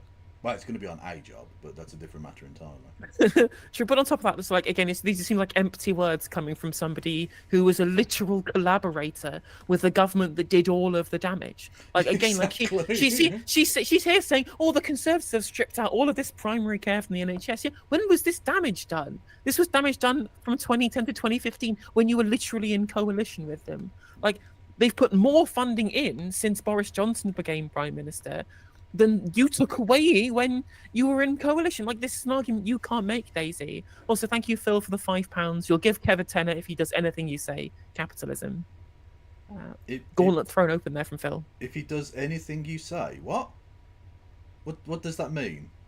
I'm lost. As in, Phil wants to pay you £10 to obey his commands. Oh, well, it depends what they are. We'll discuss. We'll discuss. We need to negotiate. Door with more GPs and dentists, and to fix the back door by fixing social care. Okay, quick response from Penny. Then I want to bring in Carl Dennett. We have grown the number of healthcare professionals. And they're leaving. It's one in, one out. We have 70,000 more nurses. You're pouring into a leaky bucket. We have a dental recovery plan. No, Daisy, you fucked that one up. Carla got it right. You're pouring it into a leaky bucket. Pouring water into an empty bucket is actually how you fill a bucket. You've totally fucked that up. Okay. I mean, fine, it's a small point, I know, but yeah. Not working. New providers coming in and also mobile services now. This is the only way. What about the junior doctors? Having a workforce what about the 40 new hospitals? This is the only way we are going to get waiting lists down. What won't get waiting lists down is cutting the budget and taxing healthcare professionals, which is what Labour will do. Thank you. Carla Danny, you have a big offer on the spending for the NHS. There are a lot of questions about that. Talk us through your big idea for the health service. First of all, I want to say to Penny, decent investment in public services is not political dogma. It's common sense. It's what people want to see. I'm not saying that. I'm saying what people want to about see. The sectors I'll just is finish. wrong. Sorry. Decent investment in public services is common sense. What we just saw was a very short person beasting a taller person, and I appreciate Absolutely, that. absolutely. Small queens Absolutely. everywhere. You fucking shine. Absolutely. It's what the public want to see, an NHS well-funded, in public hands, so that it can do its job. And Dennis was trying to get out of the panellists tonight what our big ideas are. The Green Party's big idea is decent investment in public services, and we're not afraid to say where it'll come from. We want to make the economy fairer so that the billionaires and multi-millionaires, those with the broader shoulders who can easily afford to, pay a bit extra to fund the public services that we all rely on. They'll leave the country. They're leaving already, even under a Conservative. Okay, well, we tax them upon leaving. Well, yeah, and again, like people say things like, "Oh, well, they'll leave the country. What? They're going to take all of the property and that they own? Like what was it? Is Roman Abramovich going to take Stamford Bridge back to Russia? He literally did. He literally went out with he had Didier Drogba under his arm, which didn't even make sense because he hadn't played for Chelsea for years. But I just couldn't think of a current Chelsea player off the top of my head. Conservative government, we've got a brain drain, the likes of which we haven't had since 1978. Can I come back? Of course, though, one sec. The thing is, the brain drain that we have isn't for people being taxed too much, just because wages aren't high enough. Like, lack of investment, too much austerity is what's taken money out of the economy. It's pushed down the graduate premium, for example. So working professionals, people who pay income tax, they've left the UK for pastures greener because we have not provided them with good wages because of our stagnant economy. Yeah. People who own loads of assets, they love it here because the assets continue to appreciate because our governments keep pumping QE into their pockets to be able to inflate the asset prices. They are not leaving. Our brain drain is in working professionals, and state investment into our better society would fix that problem. True. Also, lovely pause there. For my audience, I'm not sure yours will get this, but it's the fantastic bathtub statue thing of Nathan Bedford Forrest. He now looks like that. Which, again, you either get that reference point or you don't. Maybe with your support, what'll happen is even more will leave. Just taxing the rich doesn't solve this. And everyone here is talking about more money, more investment. I'm telling you, we've massively increased investment in the NHS for a worse return. It's not just about money. Carla Zania. Which I did say about reform as well. I'll introduce some facts to this debate. When the rules on non-dom status were changed in this country in 2017, there was no difference in who was leaving the country amongst those that were affected by that change and those who weren't. Nonsense. No, that's true. They're leaving now. Angela Rayner, you wanted to come in on that point that was just raised by... You can just say things. It doesn't matter. Yeah, exactly. Like, there's all these arguments about capital flight and just no one produces evidence for these things. Yep. Raised by Nigel Farage. Yeah, because I think... Also, why is it not patriotic? Like, why am I a traitor for saying maybe we should allow more migrants in? But someone who literally goes, you're taxing me slightly more, I'm going to the Cayman Islands, that's fine. We just have to accept that. Nigel, what happened to your patriotism here, friend? Aren't we all supposed to muck in? Well, yeah, because we used to have like a 90% like corporation tax rate. Yeah. We used to have like 90% income tax rate on like the highest of high earners. Did people leave the country because of that? Did we give a flocking of rich people to the UK to pay a lower tax rate when we lowered it under Thatcher? No, they didn't do anything to change the demographics of people who were paying the tax at all. All it did do was mean the people who had all of the wealth made sure they kept all of it and poured that into assets so that they owned everything as well. I think we do have to invest in our public services, and we've said that. Austerity was very damaging for our public service and actually cost us more in the long run, and people are not getting the care that they need. But we do need reform, and we do need the new technologies that will help as well to bring those efficiencies in. Your party is committed to continuing with £18 billion worth of public sector. Don't shake your head. This isn't my words, this is the IFS. The IFS have outlined the conspiracy of silence between the Labour Party and the Conservative Party on £18 billion worth of public sector cuts. How is that going to help public sector services? I really do think, actually, to that point, Kev, I think Stephen Flynn is like the best, like, a rhetorical politician in the country. Like, is there anyone better at like taking apart his opponents in these kind of debates than Stephen is? Like in the dispatch box as well. Like Sturgeon was pretty good back in the day, but obviously she's not active for husband-related reasons, and other things, I guess. But he's pretty good. Yeah. A thick Scottish accent does help. A thick Scottish accent and looking like if you argue too strongly with him, he might glass you. Also, look, you know what I mean? Like, I don't think he would. I'm not saying he is that way, but like, he looks like he can handle it. Yeah. Directly on that point about the £18 billion worth of cuts that Stephen Flynn he is pointing to. Yes, because at the moment we've had flat growth and really poor growth in this country, and we're not going to be able to tax our way out of the disastrous situation the Tories have left us in. But what we are going to do is we're going to have a growth strategy with an industrial strategy. Just grow the economy. That's the panacea. The thing is, it wouldn't be unreasonable to say we have no growth, we should grow the economy. That's just fine. The issue, of course, as we say, is the reason why we have the meme of the grow the economy big red button is they never say how they're going to do it. Industrial strategy isn't the same as, are we going to fund a bunch of these things? And again, it's like expecting a plant to grow before you water it. And that's what the public spending is for, Angela. Yep. Strategy with a skills strategy which will enable us to grow the economy so that we can pay for our public services. We can't tax our way out of this. We've got the highest tax burden but that is in exactly 70 what years. You're going to do. Good. Well, okay. Fuck me. When you're getting heard by fucking Nigel Farage, how do you not? It's the second time. How do you not like throw up? Like, honestly, I would tear my hair out if that ever happened to me. Jesus. Yeah, indeed. Have a black hole of 38.5 billion. Their manifesto was published today. Black holes. Labour's manifesto was published today. 38.5 billion is the tax gap in their plans. And the only way, because public spending is going to have to go up, that's the demand. The only way they are going to be able to do that is to raise taxes. They've only declared about a quarter of the taxes they're going to put up. They're going to have to put up a lot more, and they haven't yet told you how they're going to do that. We can't afford that. You cannot afford that. You can't afford another 5 years. Oh, God. If I have to listen to these two chickens clocking at each other again for another hour, like the first time, it's just insufferable. This is the level of politics we have. This is the national discourse. Is the Tories. You're promising tax cuts when you've already done that once and crashed the economy once.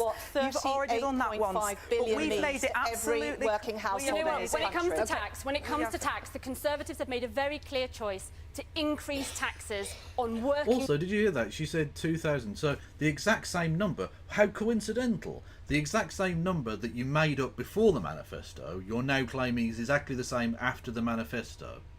It's almost as if you have a pre-prepared line that you're just going to stick with and repeat over and over and over and over.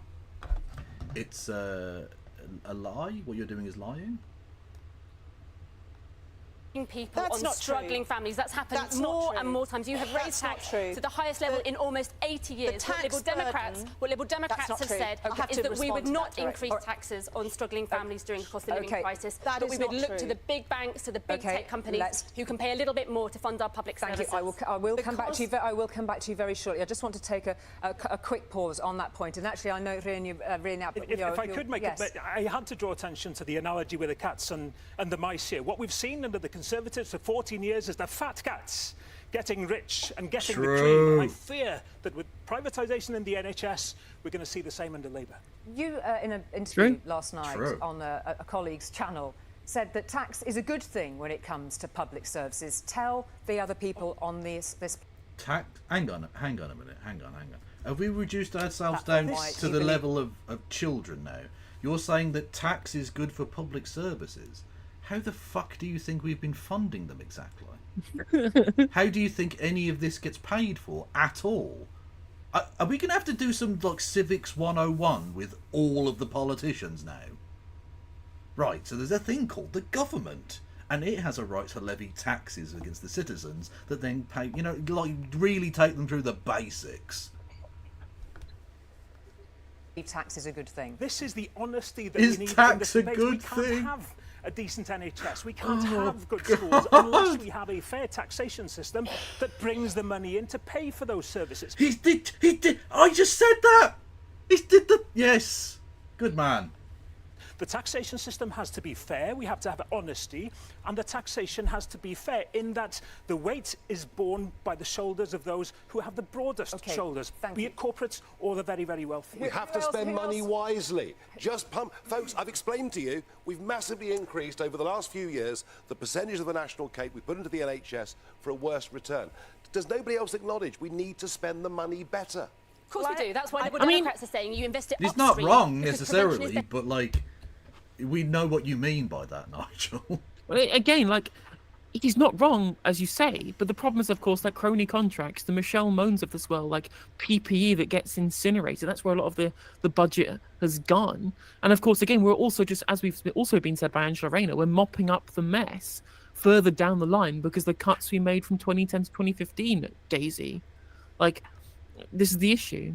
Yeah. It's not an better issue. than sorry, cure. If you have more GPs, you solve the dental crisis, you have access to mental health hubs in communities, people can access care when they need it, and you don't end up firefighting all the problems in A&E, in ambulances and hospitals. That's the problem that we've had under the Conservatives. They've gutted primary care and everybody has ended up in hospital because they can't get the treatment they need upstream. I'd like... Yep, I mean, it's that's one example of the false economy of austerity, certainly. to know from Angela, why so timid? Why wait for economic growth when you could introduce a tax that doesn't affect those on average incomes or low incomes? Yep. It only affects the billionaires and multimillionaires. It could raise tens of billions of pounds. Why won't Labour even consider it? OK, Angela Rayner. I've never been called timid in my life, but coming back to the point that... But your economic policy is piss water. I mean, I will say one thing about Angela Rayner. Despite all of the betrayals, all of the traitoring that she's done, all of her like abandoning of her principles, she is kind of adorable. No, And she says things like it. Yeah, absolutely. And that's not, It was really great. I might dip out and watch Finster. Well, look, as long as you're watching a Brummie, that's fine. I don't mind either way. Yeah, okay. true. Much love. Also, let's be honest, way hotter. I think so. Hang on, where are we? What was the thing? Sorry, someone said thing. Was she in the coalition game? I'm not sure if Daisy Cooper was an MP at the time. I'm not sure, but she stands by that shit. And Ed Davey definitely was. So fuck them. Nigel made and Daisy was making the same point. Look, I was a home care worker. We gutted out home care services. It costs so much more money now that people are stuck on trolleys in A&E for 40 hours plus. These are our elderly relatives that are treated really poorly, and it costs us more money. So if we put the money in the right place, we can actually make savings. I did that when I was a home care and trade union rep. I know we can do it again, but at the moment we're hemorrhaging money. Okay, the trade union rep is beginning to feel a little bit dad toolmakery.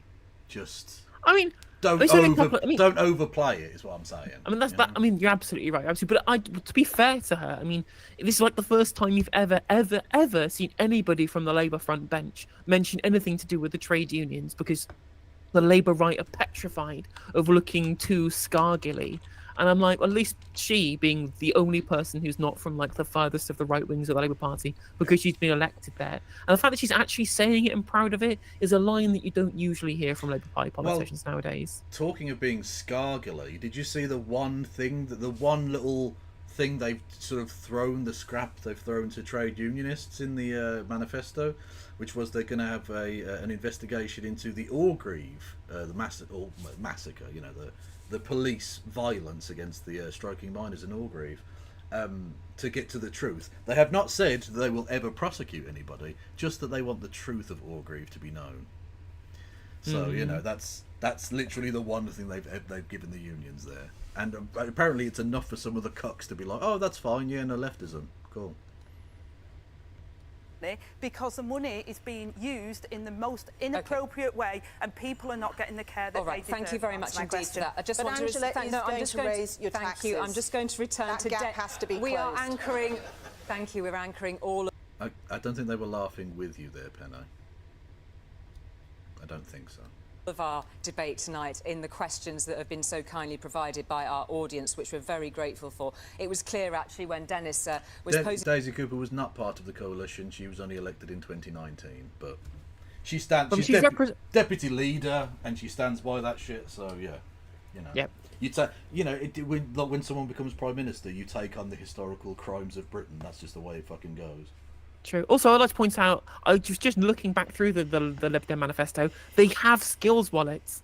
They've not. It's a different name, but they're bringing back the skills wallets. Chat. Awesome.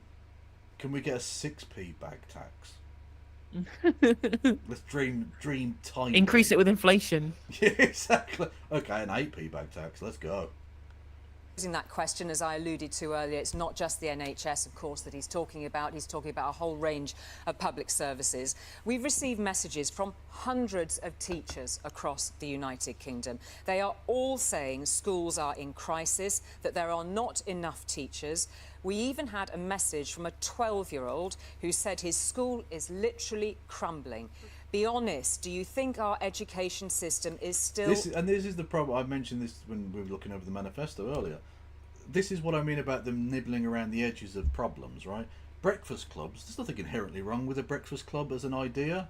You know, any kind of spending on education and getting kids food and stuff, they're good, awesome.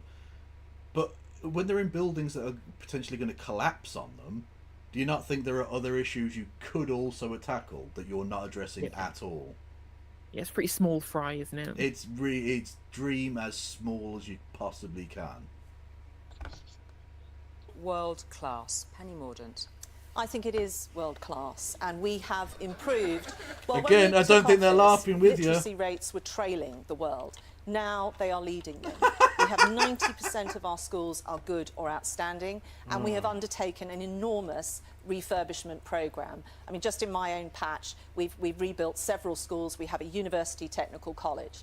Investment has gone in, and we've also increased the numbers of teachers that we have, 30,000 more teachers. That is absolutely vital, and education standards are going up as a direct consequence of that. There's been some difficult questions for the SNP on education. Stephen Flynn. Well, of course, when we look at education in the round, the biggest difference that exists between the SNP and what happens in Scotland and the Labour Party and the Conservative Party and what happens in Westminster and England is the fact that for our young people in Scotland, they go to university and they don't pay a single penny in tuition fees. But your schools have fallen down the international absolutely life-changing. And I don't know if the Lib Dems agree with tuition fees or not. They've got quite a record in that regard. I'm sure you can elaborate upon it for all of them. Yeah, no, they don't agree with it 3 times over. Disagree strongly with Helena on something. Don't let on. But Daisy Cooper, respond to Stephen Flynn. Do you talk to Stephen Flynn? Well, on the question of tuition fees, we were punished for that. That's democracy. I get that. Do you still believe in free tuition, though? As I say, on the point of tuition fees, we were punished for that, right? But yeah, what's your fucking position, robot? Tell me. Position now. What's your policy now? In 2015, when we were out of coalition, the thing that the Conservatives did on their own is they removed maintenance grants. The grants that were there for the... Okay, not the question. What the Tories believed in 2015 is not what you believe in 2024. You have fundamentally failed to grasp any of the solid points of the question. Ironically, you would fail a university exam on this. I'm just saying. Poorest students to give them a shot at going to university, and we have said that we would put those back in place. But when it comes to education, we will not take lessons so you still believe in from the tuition SNP. fees? You still believe that people should have tens of thousands of pounds of debt? Schools have fallen down the international rankings rapidly. Carla Daniel. The teachers that have written in are right. Like almost all of our public services, our education system has been run into the ground. And I was really glad to see the National Education Union came out yesterday to welcome the Green Party Manifesto. It said that the Green Party Manifesto is the only party manifesto out so far that meets the scale of the challenges in the education sector. It's time to invest in teachers, in their pay, in school buildings, in making schools more than just exam factories and giving them Yes. young people what they need for life. Nigel Farage. Scott. Really, really good points. I think she's doing well here. I like this. She's much better than the last well. time. She was a bit nervous, I think. And to be fair, when you're in the Green Party, you're not used to being on the international stage like that. Or it's say international, you know what I mean? Like you'll be talking to millions of people rather than, no offense to the Green Party, but like I imagine they're not pulling in unbelievably huge crowds every week. You know. Plus, at one point, it Still certainly isn't now. It's gone right down the international rankings. Look, there is a problem. We know the buildings, the rat concrete, all of that, but we are back to the subject that nobody wants to discuss: the exploding population. Immigration! Our schools, our class sizes. Oh my god! Oh, just stubbed my toe. Fucking immigrants! Ah! You know what? Some of those immigrants, Kev, though, some of them might be tool makers. Even we can't have any more Keir Starmers running around. True, exactly. We can't be allowing them to breed. They just. By the way, thank you. Sorry, thank you, Lewis, for the £2 super chat. More skills wallets for the skills wallets gods, and Sergey Meerkat for the £5. Notice they talk over the people talking sense. Funny that, very true. Of course, we've recruited more teachers. We need more teachers with an exploding population, and it's a constant problem that none of the other panellists even want to discuss. Angela Rayner, tell Nigel Farage about the policy that you have on finding new teachers. Well, first of Why all, Nigel I respectfully Farage? disagree that Yeah, why Nigel Farage? Yeah, I don't get that. we have the exploding population in, Really? our schools. We have falling roles in our schools at the moment, actually, and that is a problem Well, at primary for many of our primary schools. But what we've said is that we would end the VAT tax break on private schools to put 6,500 qualified teachers in the classroom. We've got teachers teaching lessons Magic that they're teacher not tree. qualified in at the moment. Yeah. We think that every child should have a qualified teacher in the classroom. And we had the Tories who knew and were warned about RAC and the problems with our schools' buildings at the moment. We've got more temporary classrooms because of that, because they did nothing, but they cut the capital budget for schools at the same time, knowing full well that there was dangers with RAC buildings. OK, Nigel Farage. True, that's a really important Look, point. if you put 20% Really important point, that specifically because Rishi Sunak was the person who was Chancellor of the Exchequer when he explicitly his choice to cut the budget away from the school's capital investment budget. There was four. No, I'm going to have to step in and disagree with you here, actually. I don't think you can hold Rishi Sunak responsible for any of this, okay? You're out of order. Sorry, I was being paid £10 to strongly disagree with you about something I didn't believe. But yeah, like at the end of the day, there were plans for 400 schools to get renovated in the capital budget, and Rishi Sunak, as Chancellor, deliberately, we all know that it was literally his choice to take that money away and reduce the number of renovations down to 50 as Chancellor of the Exchequer, and now he's the Prime Minister telling you that he's going to solve the problem. Like, it doesn't work. It doesn't work. Thank you, Fabe 1888, for giving me £10 to say lies. Thank you.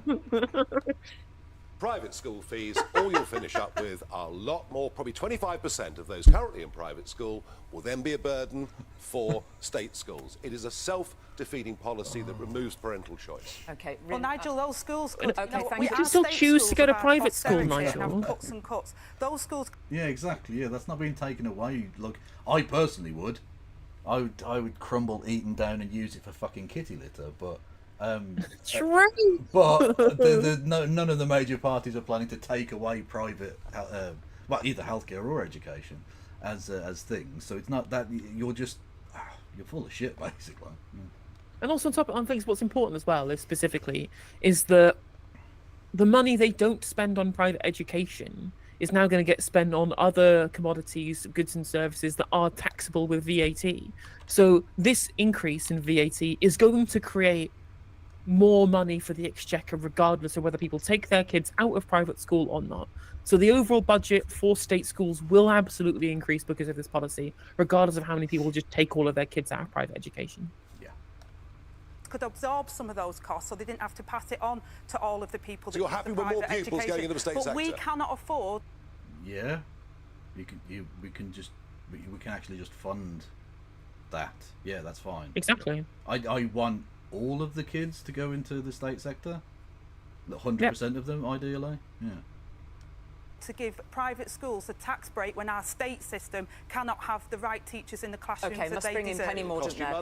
In addition, in 2010, in addition to there being no money left, IFOI, the Department of Education, about the Building Schools for the Future programme, they weren't even looking at secondary schools in that programme. And what Angela and the Labour Party are going to do is, unbelievably, they are going to tax education.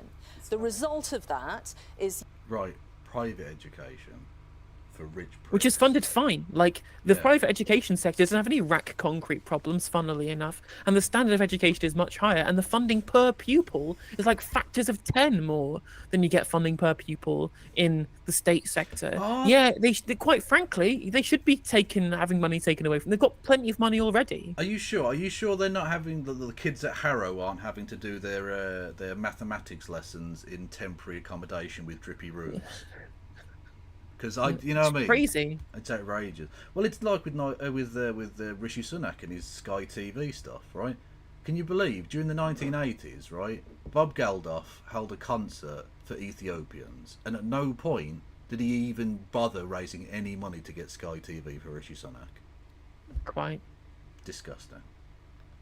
Yes, some families will not be able to send their kids to the schools they're currently going to, but also they've admitted this week class sizes will go up as a consequence. It's crazy. It doesn't serve anyone, and it's the kind of dogma that we need to keep out of the public sector. Penny Mordaunt, thank you. Rian Appior. Wales was one of the first literate countries in the whole world, and it pains me to see what's happened in the 25 years of Labour ministers in Wales, and it pains me again. The first literate countries in the... Hang on, is he going back like 1,000 years or something now? We invented language. All right, weird flex, bro. Okay. And to see the impacts of public spending. It's like the Sumerians just going, cuneiform bitches. Don't even fucking start with me. Being cut by the Conservative government. Now, I don't know how Angela Rayner thinks half an extra teacher in every school in England will make a difference to the standards of education. But I'll tell you one thing, we need, and both my parents were teachers, we need, just as in health, to make sure that our workforce feel supported. It's in good wages, but it's also in knowing that government is on their side, and neither in Wales nor in the rest, nor in England, can they say that that's the case. Well, okay, no, I'm going to in our manifesto we have the school support staff negotiating body, which is around the whole of the support staff as well as teachers, which I believe will make a difference. Thank you very much. We've had so many thoughts and debates within that question about public services. We've had thousands of questions from our viewers about the scale of the problems in the public services against the backdrop of a pretty squeezed financial situation. I know that everybody here and at home will have listened with great interest in what you've had to say. All of those perspectives, from reform to spending to tax, a lot of things to think about. Do stay with us. After the break, we will be talking about immigration. Oh, goddamn, there's a break. Sick, we can skip through it. Brexit. You'll have to see it. Didn't Nigel Farage already spend that entire time talking about immigration? Didn't that already happen? Yeah. We're not even getting the adverts because it's on YouTube. Oh, ITV getting advert cocked by YouTube. The hashtag ITV debate. Now let's get straight on to our next question from Christine from Manchester. Christine. I keep hearing migration levels are too high and getting higher, and it's a strain on public services. But I understand we as a country need some foreign workers. What are you going to do? Thank you very much indeed, Christine. A fair question. Both sides. Wokeism. Wokeism is now infested all levels. It's an outrage. You can't say anything positive about immigration. All foreign people are evil. Fact. What we need at the moment is a skills strategy. We've not had an industrial and skills strategy. So what we've had is we've been over-reliant on our economy from overseas workers to fill our skills gap, and they've done a tremendous job in doing that, and we have needed that. But what we really need, as unemployment levels have gone higher again, is we need to really match those skills and give people opportunity to take those jobs. And that's what Labour's industrial and skills strategy is about. It's about not relying on overseas workers, and we'll always have overseas workers that come and help us, but we also need to have a strategy on how we skill up people here in the UK. Thank you very much indeed, Angela Rayner. Nigel Farage. Well, it's funny Angela Rayner says that because Labour today launched their 6 key priorities for the general election and didn't mention the single most important issue affecting the lives of everybody in this country, namely The population explosion caused direct... Jesus Christ, that's the one issue, is it? It's not, and it's not even the most important. Like, the biggest important issue in every single poll, apart from Reform UK voters specifically, is the cost of living crisis under the NHS. Yeah. Also, it definitely did get mentioned, secure borders. I'm literally reading from it right now. Britain is a tolerant and compassionate country. We have proud tradition, blah, blah, blah. Rather than a serious plan to confront the crisis, the Conservatives have offered nothing but desperate gimmicks. Their flagship policy, a tiny number of asylum seekers going to Rwanda. Labour will stop the chaos and go after criminal gangs. Look, it's literally in the manifesto. What is he talking about? It wasn't one of the pointless bullet points. Okay, so what?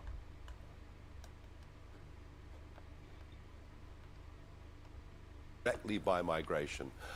The reason we voted Brexit and the reason Penny's party got the massive majority in 2019 is we voted to reduce the numbers coming in, and the numbers have exploded. I mean, honestly, unbelievable. Well, and the media attacking the opposition leader as an anti-Semite and a terrorist for 5 years, you know. 1 in 30 people walking on the street out there has come in the last 2 years alone. The answer is we have to have net migration at 0. It means skilled workers can come, we can go work abroad. We have to have a freeze on the total numbers of those coming in. Thank you very much. Carla Daniel. Christine, you're right. Our economy needs migration. Migration does change communities. In my view, that is a positive. However, I understand it can be unsettling, especially when change happens fast. And it can be particularly unsettling when the government doesn't invest properly in our public services. No, to be fair, modernism, and I'm not being paid to disagree with you here, I am genuinely disagreeing with you. Why is he relevant in 2024? Well, as he pointed out at the start, some of the polling has his political party, for all of their shitness, in second place. That's relevant. That is relevant. The Green Party are relevant and they're in like 4th place, 5th place, you know? Yep. That's the way it goes, you know? In a genuinely proportional system, this motherfucker would be a kingmaker. Because there's no way anyone would get a majority. And so he's the leader of a political party that is second in the polls. Yeah, that's relevant, you know. It's like I said yesterday that what Rishi Sunak says doesn't matter. Unfortunately, what Nigel Farage says kind of does in a way. Yeah, absolutely. And also, thank you, Baz Cams, Specs Bean Farmer, Raboozle, and Thomas Jerome Newton for the super chats and for the subs. Attack Farage on Brexit, it was a tax scam. I mean, I think that it was genuine in his desire to leave the European Union, but there are plenty of people who made away scot-free out of the changes. It was a scam. Brexit. It was a scam for people like Jacob Boris Rees-Mogg, or Boris Johnson. Like Jacob Rees-Mogg, he campaigned for this, fought for it, and then just before the rules changed, his company fucked off to incorporate in Dublin. It did indeed. So, or the Dyson, who literally did a free trade deal with fucked off to Europe so that he could involve himself in the free trade deal with Singapore that the EU had just done.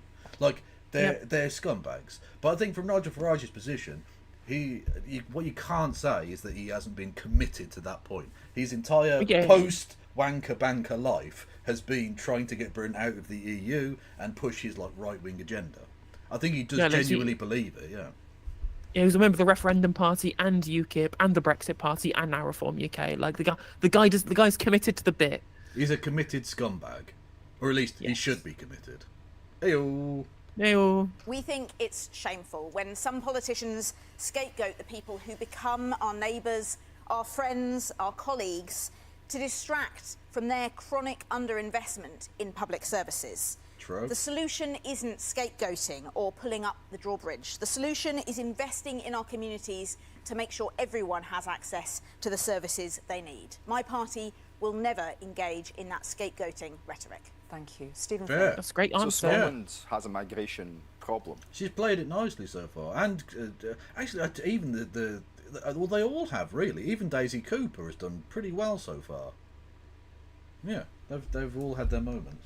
Problem is we don't have enough migrants because Scotland has a declining working age population. So we need people to come. And you know what? I am genuinely fed up going to speak to businesses, going to speak to healthcare workers, going to speak to people in our social care sector, in our schools and beyond, who say that they need more colleagues, businesses who want to expand, who need people to come and work with them and for them. That's why I'm in favour of migration. And this race to the right that is happening in Westminster is so... Scouse Raw, behave yourself. I'm not the Lib Dem. Only one of the two people in this call has ever voted Liberal Democrat. It's true. That's a true statement. Fact. So wrong. We can do better. We must demand better, not just from the Tories, but from the Labour Party too. And the SNP will always do that. Thank you very much. Daisy Cooper. Our NHS, our care service, hospitality, engineering, you name it, almost every single sector in this country is absolutely crying out for people with the skills that they need. And under this Conservative government, what has happened is they always pull the lever for immigration, and people come here and we should welcome them when they do and contribute to our economy, but they haven't invested in our domestic workforce.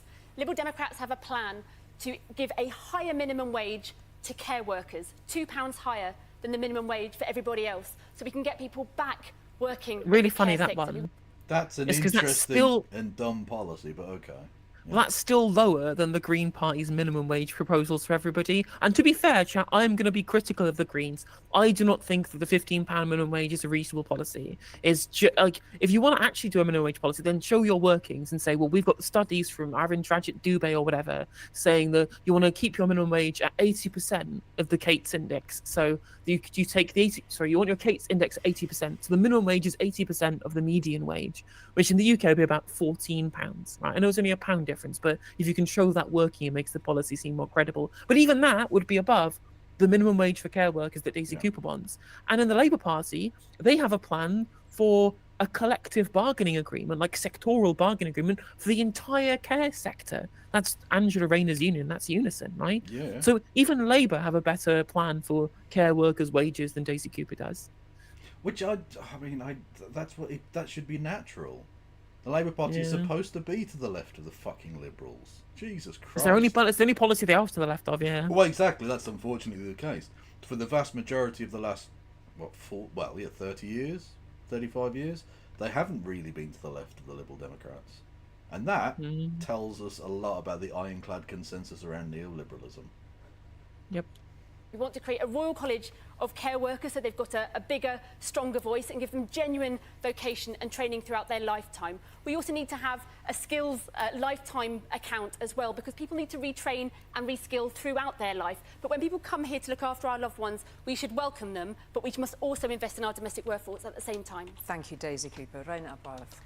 It's a very well-worded question, isn't it? I keep hearing that this is a problem, says Christine. And you know what? I think we need to heed and listen to people who have genuine concerns about the impact of the movement of population, pressures on public services, but we have to put that in the context of public spending cuts by the Conservatives. We have to look at the numbers of immigrants that we need to bring in for certain sectors in health and care and parts of the economy. Listen, I've been on a whistle-stop tour of Wales in the past week. You know, I try to listen to people, but the problem we have is that Nigel Farage here has been on a dog whistle tour of the UK for many years and That's a good line. That's a solid. But look at Frog Boy. He didn't like it.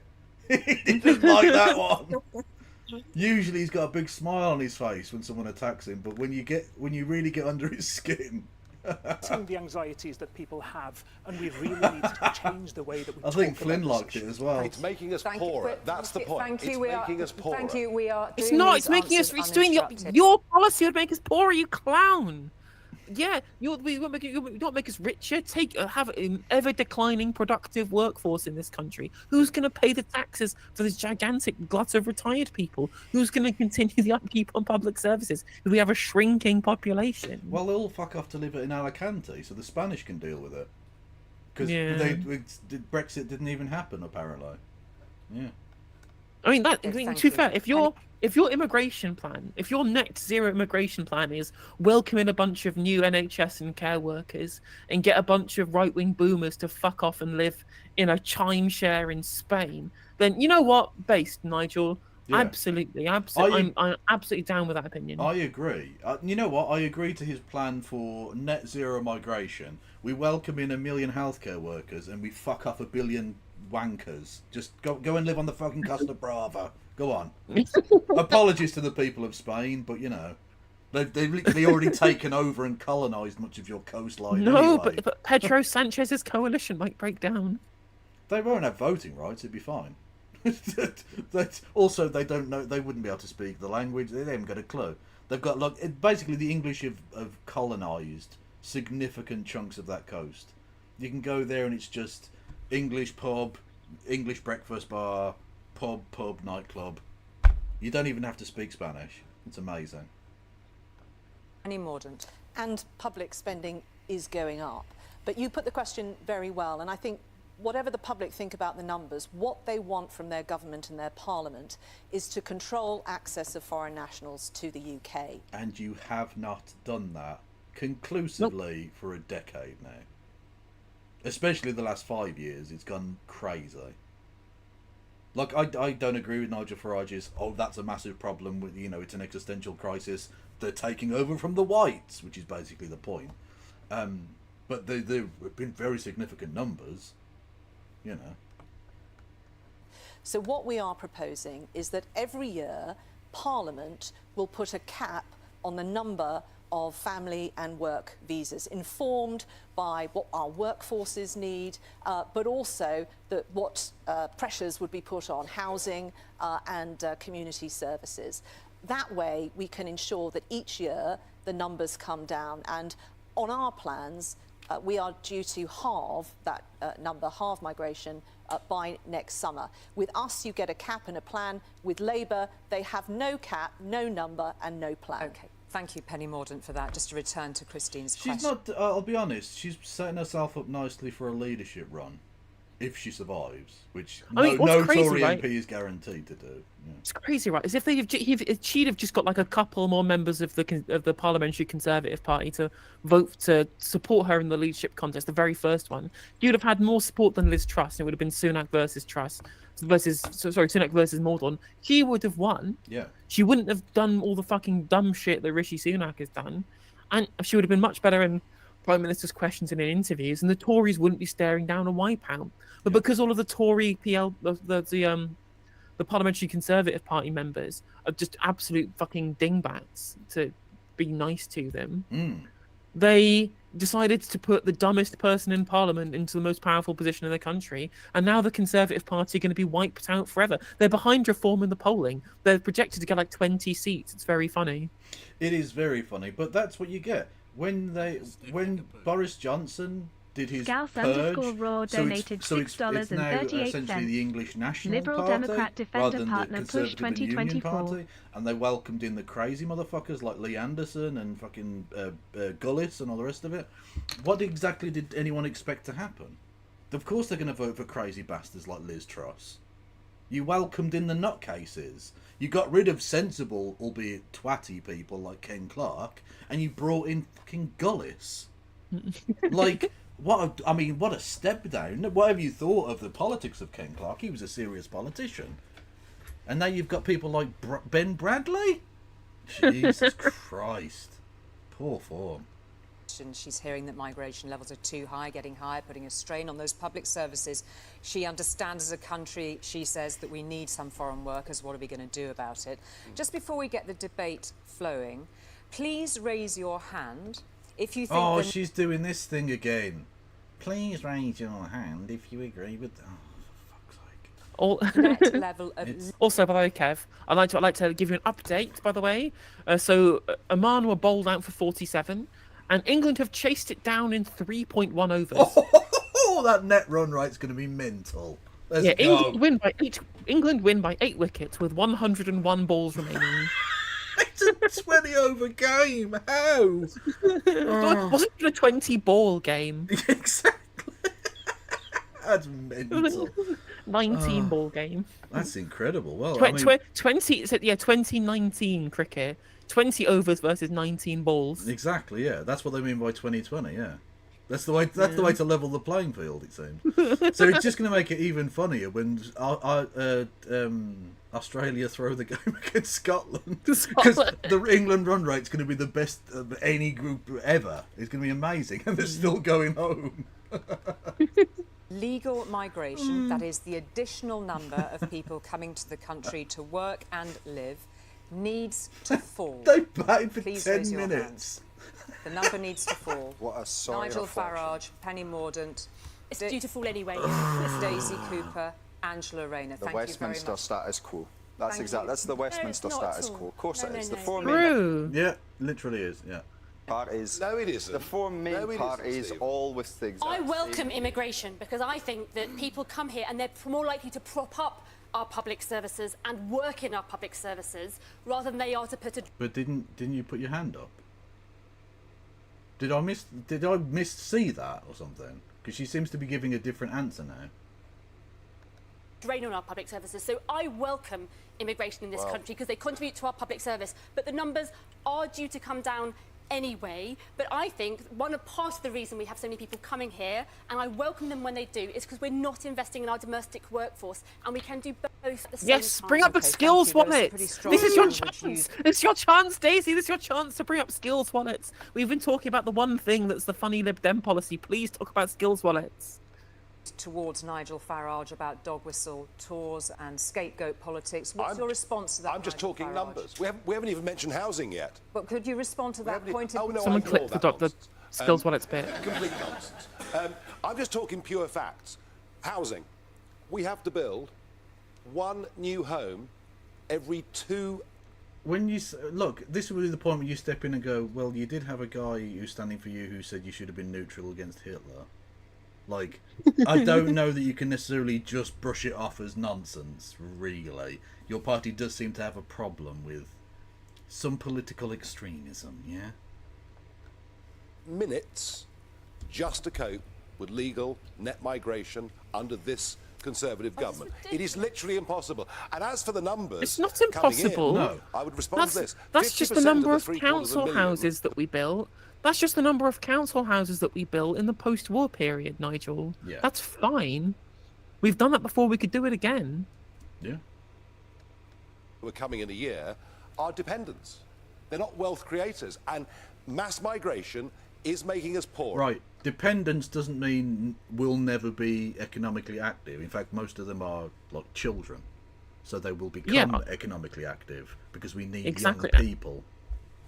And on top of that, a lot of them are dependents of people coming here to study, and they're not funding the expenditure that they need to be able to look after those dependents with benefits. Yep. They're funding that with foreign capital. They're spending foreign capital in the UK to do that. Yeah. It says, I'm from Stoke North. Gullis is my MP. I got a letter from him saying potholes are his priority. True. Fair enough. So thank you, Thomas. Thank you, Thomas, for the 2,200 Chilean pesos.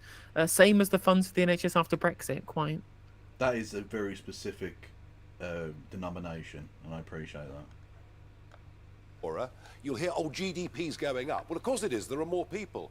GDP per capita, our relative wealth, has declined for the last 6 consecutive quarters. I hear And Nigel this talking a lot about. does I hear Nigel Farage talking a lot about dependence. The problem. That Also, we have pause in higher again. education Sorry. is that Yes, GDP per capita is falling. That's because of austerity. That's an austerity problem, Nigel. There's nothing like you please show me the correlation and the method by which that you've decided that it's specifically immigration that is lowering our GDP per capita. Like, where is the calculation that makes this your reasoning for this? Whereas austerity is obvious. We've not grown our GDP as fast as population has increased. That's dropped GDP per capita, and we've not had a growing economy because of fucking austerity. Also, it suggests that he wants some sort of, I don't know, a more fair, equitable distribution of monies, which, considering one of his main policies is to get rid of all inheritance tax, does not suggest that he's being honest in this. There might be an ulterior motive behind his opposition to immigration. the changes in visa requirements means that family members aren't able to come and study to accompany students to Welsh universities. That is causing major problems in terms of revenue for our higher education. You shouldn't bring your mum. You come to university in Britain, you can't bring your mum, can you? I mean, come on. You're not bringing children. Yeah, that's just a fucking stupid point there, Nigel. And again, they're bringing foreign capital for this. Yeah. Foreign capital. They don't get benefits. They don't get benefits. The to come here UK as taxpayer, dependent. the UK taxpayer is not paying for those dependents. No, It's they are ridiculous. again. They're paying fucking Indian rupees. They're spending renminbi in the UK. Like They literally are, and their money props up our university system. Otherwise, it would cost us a lot more. yeah, they're like fucking sky high tuition fees subsidizes the capped tuition fees of native born UK students. True. In our universities. And We rely on people from abroad to care for our loved ones. They should be able to bring their loved ones with them. Okay, thank you. I just want to turn to Angela Rayner, who's quite quiet here. You did raise your hand alongside Nigel Farage on that question. Angela Rayner. Yeah, because the Tories, they talk about a cap, but we've had net migration going up and up because our economy has relied on overseas workers to well, it's... Okay, Angela Bott's now going to say what we need is a workforce strategy, industrial strategy, something. I mean, that's fine. It's fine to want to do engaging in skills training. Like, unironically, this is the No Justice stream in completely venerating the idea of a skills wallet. So it has my full backing for the skills wallets plan. But like, that shouldn't be everything. Again, Exactly. It's That's my point. My point isn't that inherently it's bad. Look, much of what was in the Labour manifesto isn't in of itself in a vacuum bad, but it's not enough. It's not enough, and I don't trust that even the good things they are actually going to do. Yeah. So, you know. Also, did you see their plans for House of Lords reform?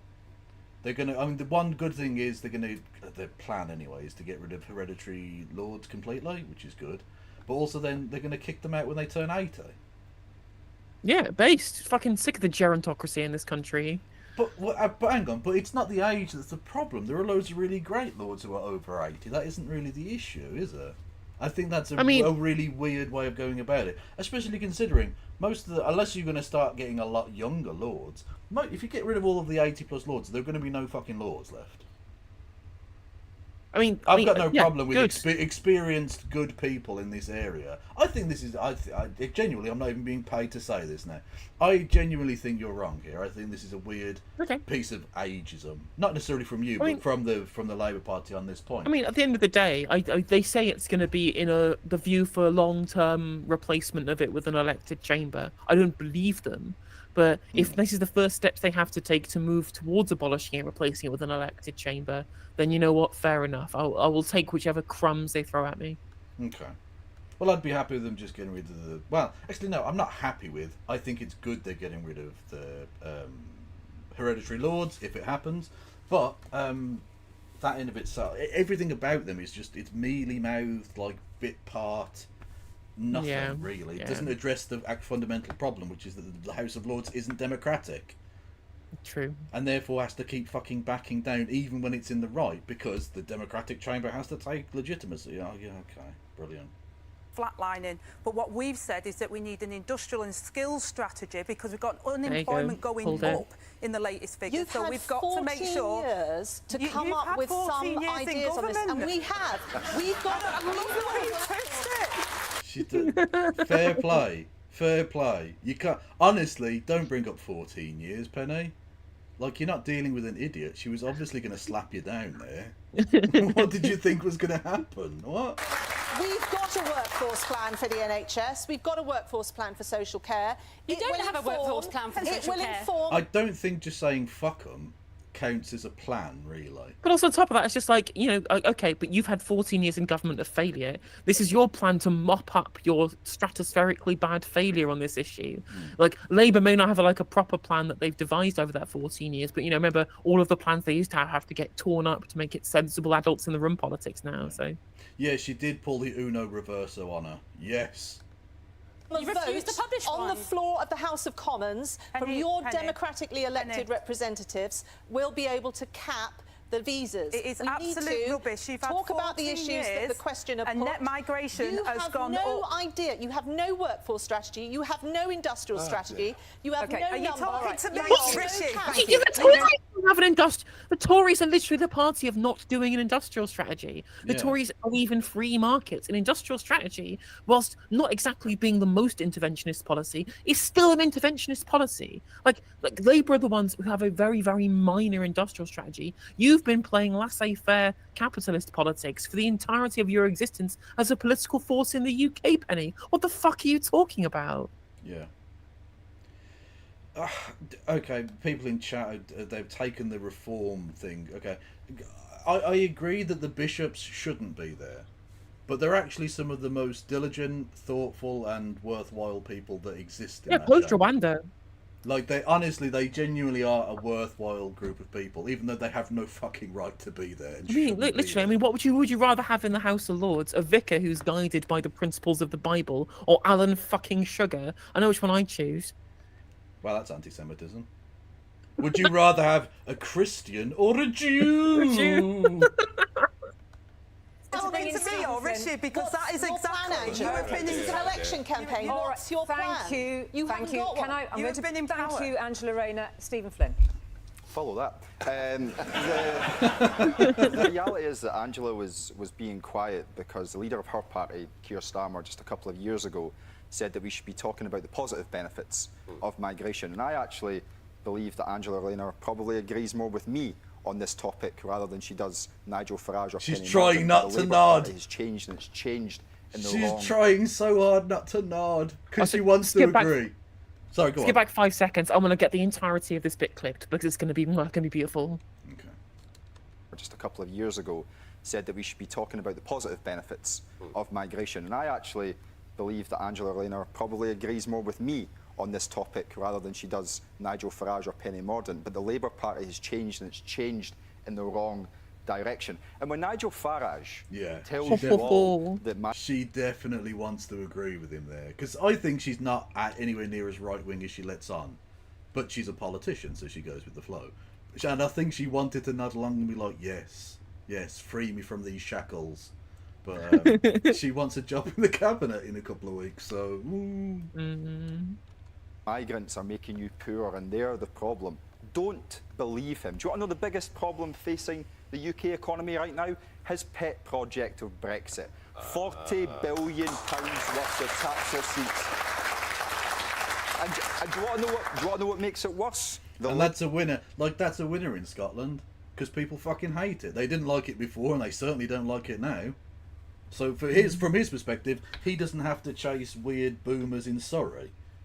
You know, like that's just a win-win strategy from him. Yeah, he knows his game. Labour Party back Brexit as outlined by their manifesto today. Shameful. No, Leaves you to respond. especially as well. Given we're going to be talking about Keir Starmer's broken promises, like Stephen Flynn just mentioned 5 seconds ago, especially since leadership election Keir Starmer, one of the many faces of Keir Starmer, said we need to talk about the benefits of freedom of movement and that we should be looking at trying to mitigate the problems of Brexit. But now he's all make Brexit work, reduce immigration. Weird that. Will the real Keir Starmer please stand up? Is this second referendum Starmer? That guy? Yeah, the guy who tried to tank the election by calling for a second referendum. Yeah. But then stood on a manifesto that he now claims was uncosted in a bag of bollocks. That guy. What does he believe? Who knows? Don't like these principles? I have others. Exactly. Very much a weather vane. All of those points, particularly absolutely. the point on, are you on his side, really, as Stephen Flynn's implying or asking directly? What did you Look, first of all, we respect the result of the referendum. I know that the SNP never do, but we do, and that's what we've said on that point. Keir Starmer didn't. Keir Starmer absolutely wanted to overturn it. What are you talking about? I think Angela Rayner supported the second referendum policy in the 2019 manifesto as well. Yeah, well, I mean, she stood on the platform, yeah. Yeah, exactly. On the second point, I absolutely And pause 1 sec, believe Kev. that people... Let me go from Angela Rayner on Twitter. Let me find the receipts. Referendum. There's always a tweet. Always. Just like the FBPE people, there's always a I'm not voting for Labour with the anti-Semite to if you don't vote for Keir Starmer, that means you're basically sucking Rishi Sunak off. You're a disgrace. They're all slimy, grubby, nasty little fuckers. Absolutely, absolutely. I'm going to try and find a tweet from hers that says she backs the second referendum. Fair enough. Fair enough. Well, she did tweet about the Brexit plan to put the deal to people, or if they want remain. Yeah, literally, she has already tweeted out specifically backing the Brexit plan to have a second referendum in November 2019. Snake. Absolute snake. Don't trust a word that any of them say. God Nope. almighty. And she's one of the nicer ones. And she's full of shit. People come to this country and work hard and contribute, but we cannot have an economy that relies on just overseas workers. We have to also have an industrial and skills strategy when unemployment... Yeah, okay, but you can't, like, in the short term, we still need more people coming in.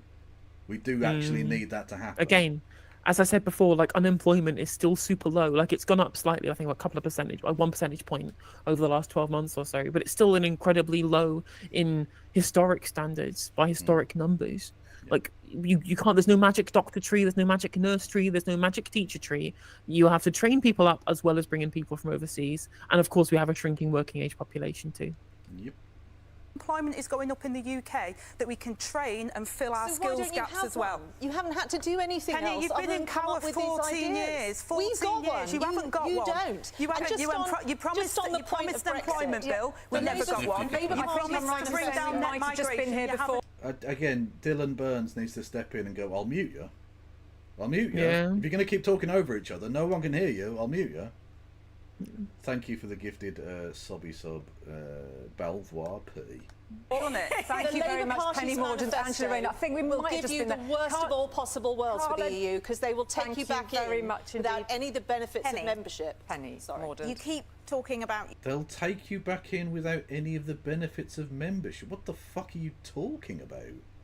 Well, I mean, I thought you thought that there were no benefits to being in the EU, Penny. I thought we were going to make loads of Brexit benefits because the EU was terrible and it was taking away our sovereignty. Yeah, this is Wasn't that the whole shtick? Or is the EU full of benefits that we all got rid of because of the referendum that your party called? No, but you know, well, look, you know how great the country is. If there were right so many now? benefits, if there were so many benefits, why didn't you have a Brexit deal that you stood on an election in 2019, which had all of these benefits included in the deal as part of the withdrawal? Or did you just say, fuck sod the benefits, right? We're just going to do what's worse for the country because it sounds good. It seems to me like it's the latter. Indeed. Thank you, Belvoir, also for gifting a sub to Lesbian Hot Sauce, who everyone should go and follow, because they're You both should do that, absolutely. lesbian and hot sauce. And I learned today from Nia Grimsby. Hey. So, you know, so they definitely need cheering up.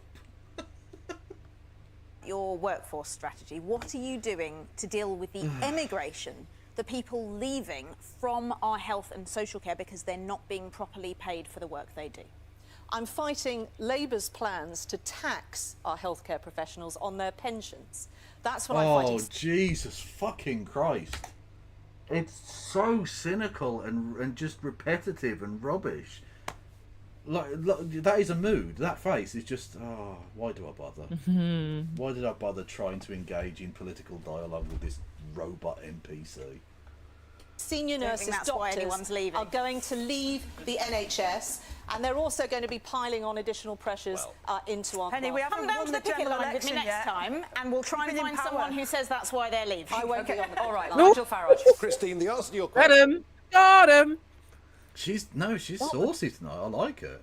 I like it. Absolutely, absolutely. It's fine to have one party in Parliament standing up for workers, standing up for the trade union movement. You'd think it would be the one that was funded by the trade unions, but apparently they want more funding from Gary Lubboner and Trevor Chin. Actually. Well, you'd think that, given that their name is the Labour Party, but that they really should be sued under the Trades Descriptions Act, because that is not correct. Question is, what are they going to do about it? Neither of them will do anything. These people have lied to us repeatedly, and Labour I mean, Flynn's not wrong. Flynn's not wrong, but sort of neither is Nigel. Like, he doesn't have a leg to stand on, Nigel Farage, but he is correct. Both of them have repeatedly lied to you. I mean, true. Like, if you want a party that stands on its principles, Green Party, SNP, we're all here for you. Yeah. And Labour, repeatedly. I know I've actually always told the truth. Always told the truth. Oh, no. Mate, Nige, what's going on? Oh, you're a clown, my dude. Stick to Big Chungus and up the Ra. You're better at that. And it's funny as well. Yeah. Always said what I've... And Labour, it's not even in your first 6 priorities for government. You haven't got the will to do anything about it. Nothing under these is going to change. And the vast majority, not on this panel, obviously, because they're not representative in that sense, the vast majority of Britons want net migration reduced significantly. Well, it's a plurality, I think, rather than a majority, but... Yeah. Also, when you say they're not representative, I mean, they will hoover up the vast majority of votes, which isn't necessarily entirely representative, but does suggest it's not quite the number one priority that you claim it is. I mean, to be fair to Nigel, he wants to stand on his principles, and it's true if people aren't representative, he does want to give us a representative voting system. That's true, but that's mainly because he knows that's the way in which extremist politics can get in. I'm not arguing that that's the reason you don't do it. I'm just saying he knows that he can't really ever get a majority. Yeah, absolutely. Thank you. Well, actually, in our first steps, we talk about a border force command so that we can deal with the crossings and people that are putting their lives at risk, because the Rwanda scheme will never work. It's always been a gimmick. We would put that money into tackling the gangs. And Keir Starmer said today he's worked on counter-terrorism with overseas before. We can do it again. These gangs that are putting people's lives at risk should not be carrying on in the way they are. Migration. And again, you have no plan to do it. Well, tell everyone what you're going to do with illegal migrants when they come here. What are you going to do with illegal migrants when they come here, Angela? We have said that we will fill our skills gap with an industrial strategy. Maybe not leave them in hotels so that their kids get stolen. Yeah, because that's the thing that happened. That no one talks about. No one talks about. No one cares. If one kid from Eton goes missing, you better be believing that motherfucker's face is going to be plastered everywhere. A doctor went missing in Greece, and we had a week on news about it. No offence to the guy, he's dead now, but whatever. 2,000 was it? Migrant children? 200. Was it 200? Was it 2? Oh, okay, 200. Migrant children just disappeared. Were just stolen by who knows, and to God knows what fate.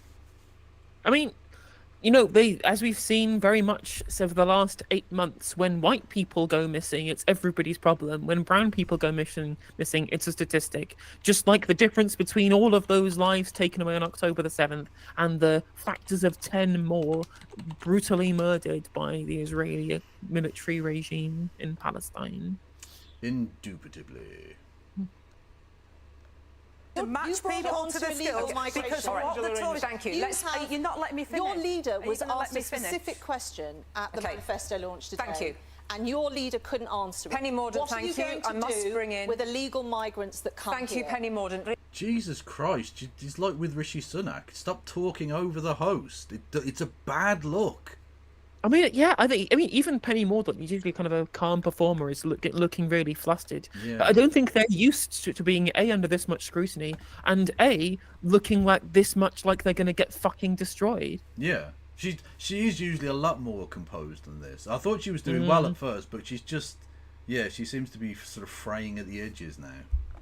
Which is, I mean, not surprising given how bad things are for the Tories, but like I say, if she's setting herself up for a leadership bid, she is marring it slightly now. Yeah. Angela. Not that she's going to face much competition, because there's going to be like a dozen other Tory MPs, so, you know. She can take over the residue of what used to be the Conservative Party. I mean, you know how in the 1997 election, as the results were coming in, I think was it William Hague who said, well, once the 16th result had happened, or the second seat had happened, he was like, well, I'm glad that we've got a second Conservative seat because we'll actually be able to have a leadership election. And I'm just like, this is something that is up in the air at the moment. They may not be able to have a leadership election come the 5th of July. True. Well, it's like with the Lib Dems. They went from being a party that was big enough to become the kingmaker in 2010 to then being wiped out so bad they had to have like their shadow ministers, as it were, doubling up and trebling up on portfolios because they just didn't have enough MPs anymore to cover the ministries. It was mad. Border force. Angela Rayner mentioned the border force. We're back to Brexit here. Of course, it's more difficult to control our borders and immigration because of Brexit and the fact that our relationship isn't what it was with the European Union. And on Brexit, £4 billion has been spent on controlling our borders when we used to have borders that were free. And the question I ask myself time and time again in this election is, what has happened to Labour? After Brexit, I didn't want to leave the European Union, but once that vote happened, we had to think of ways, okay, of trying to protect our interest. I worked with Labour colleagues of yours on a document called Securing Wales's Future, which proposed getting back or staying in the customs union and the single market, so at least we could look after our trade interests. What? And then the Lib Dems and everyone else went, nah, fuck it, no, anything Brexity at all. I don't care that people voted for it. I'm going to scupper that and end up with the worst of both worlds. Thank you, Change UK. Brilliant work with giving us the hardest Brexit possible. But didn't Thank you very much. No, look. They said that they wanted to build a new centre ground, and what they did was fucking disappear. Yeah, exactly. They're gone. Do you remember It was crazy how when Chuka really weird. Umunna was like the rising star of the Labour Party? He called himself the British Barack Obama. Well, to be fair, he's also not in power anymore, so... True. There are similarities.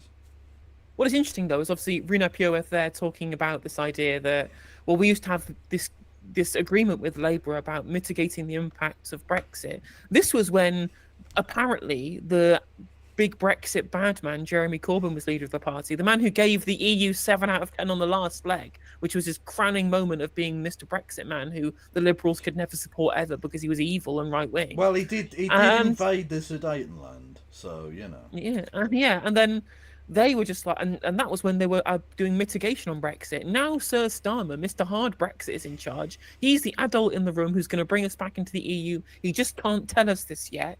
But the hashtag FBPE crowd truly believe he's going to U-turn on this shit when he gets into Parliament, despite the fact that he's explicitly ruled it out. Yeah. So thank you, SK the Crusader, for the raid. Everyone go drop SK the Crusader a follow and a subscription on YouTube for the epically long Keir Starmer video that's out for members and out for public viewing soon. That looks epic. Looking forward to it. Indeed. I fully endorse that endorsement. Anyway, yeah, I'm old enough, just about, to remember the time before the 97 election, the lead up to that. And can I just tell any leftists or even moderatists who are lean left who are still thinking that, well, he's just lying and when he gets in he's going to be super based and awesome.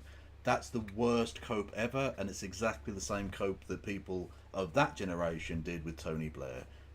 When someone tells you who they are and shows you who they are, believe them. Indeed. It was some real absolute copy moments, and I'm just like, this is your wallet inspection moment. I hope you like buying bridges and magic beans. Yes, indeed. It's not an issue. It's not an issue, no. It's going to be Marxist capitalism, baby. Let's go.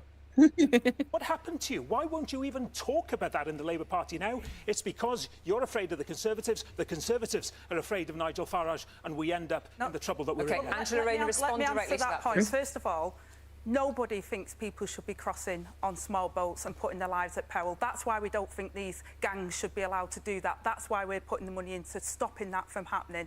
And in terms of, you know, what we're going to do to support, you know, sorry, I forgot what your other part of the question was, but... Okay. Oh, no. No. Okay. I mean, it's not quite a Rick Perry oops moment, but you can't have a brain fart like that on live TV.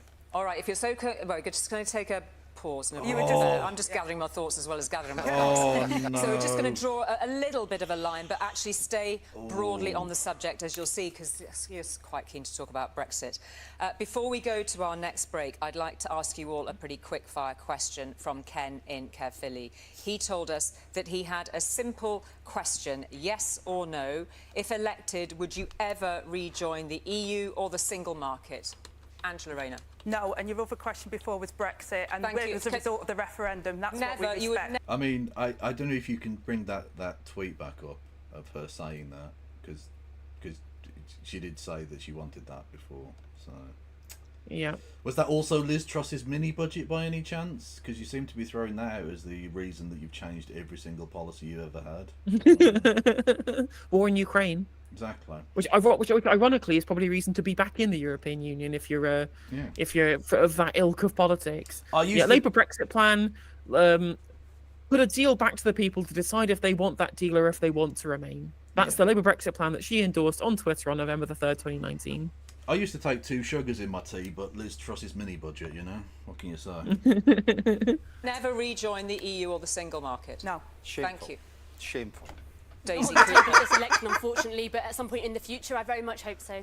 Thank you very much. Penny Mordaunt. No, and if you have a Labour government, they will take you back in, they will tie you on defence, on migration, on regulation, without any of the benefits of membership. Carla Denyer. Yes, when the time is right. Thank you. Nigel Farage. No, we're free. Unfortunately, we're governed incompetently, but at least there are mistakes and not somebody else's. Stephen Flynn. Yes, absolutely. Thank you, Andrea. I have no doubt that Wales is best served by being in the European Union, but for now, let's get back in the customs union and the single market to help our economy. Thank you all very much for being so sharp and quick and clear with your answers on that. We will leave that issue there. For now, much more after the break, when we'll be discussing the cost of living and also giving each... Although, to be fair, it's worth pointing out that you can't just rejoin the single market. Big Madge has done some really good videos on how just rejoining the single market is like a pipe dream nonsense from people who don't understand the engagement with the European Union. Whereas, to be fair, and also, I just think the customs union is the important bit. I'm not necessarily fussed about the single market, but the customs union is what protects the Good Friday Agreement, and that's what's important to me. Yeah, that's fair. It is definitely one of the priorities. Not having things exploding is a good start. TV election debate where 7 of the country's political leaders are making also, the case everyone go and follow Big Madge, who's also cool. True. Why they should get your vote. When I followed him on Discord, he had a little fangirl moment, and I felt very, very honoured. It was lovely. Our next question. It's now time to turn to Janice from Penarth in South Wales. Oh, hello. Good evening. Britain is a rich country. I've worked in housing for 32 years. Why am I working every day with individuals and families who never thought they'd struggle, but now rely on food banks and are at serious risk of homelessness? Thank you very much indeed, Janice. Nigel Farage. Because people are getting poorer. It's quite simple. Because of immigration. Yeah, okay. Simple. You know, I mentioned a few moments ago that GDP, wealth per capita, has fallen for the last 6 consecutive quarters. And it's very much... And it's been the same. It sort of began with Labour, but it's continued. It's very much a country in which the big corporates and the big banks and a certain group of people that you work have for. become Okay, richer Nigel. If you hate big banks so much, why did you have this massive campaign to make sure that you could bank with like the biggest of the banks, like the massive rich people swanky bank Coots, that became your raison d'etre for like 6 months, where you were mad that Coots cancelled your account? If you hate big banks so much, why do you want to bank with them? It's a very good question. It's almost like he's full of poop. And everybody else has fallen behind. And things that perhaps, you know, we could have expected Also, when we were younger. on top of that, didn't you just chastise Carla Denyer earlier on in the debate for saying that we should tax these people? Yeah. And now you're saying that, well, actually, the problem with our society is these people have all of the money. And I'm like, well, we agree. Let's take away the money. It's taxes. Let's take it back. Take back the money that they've stolen from us. No, we need to give exploited rents.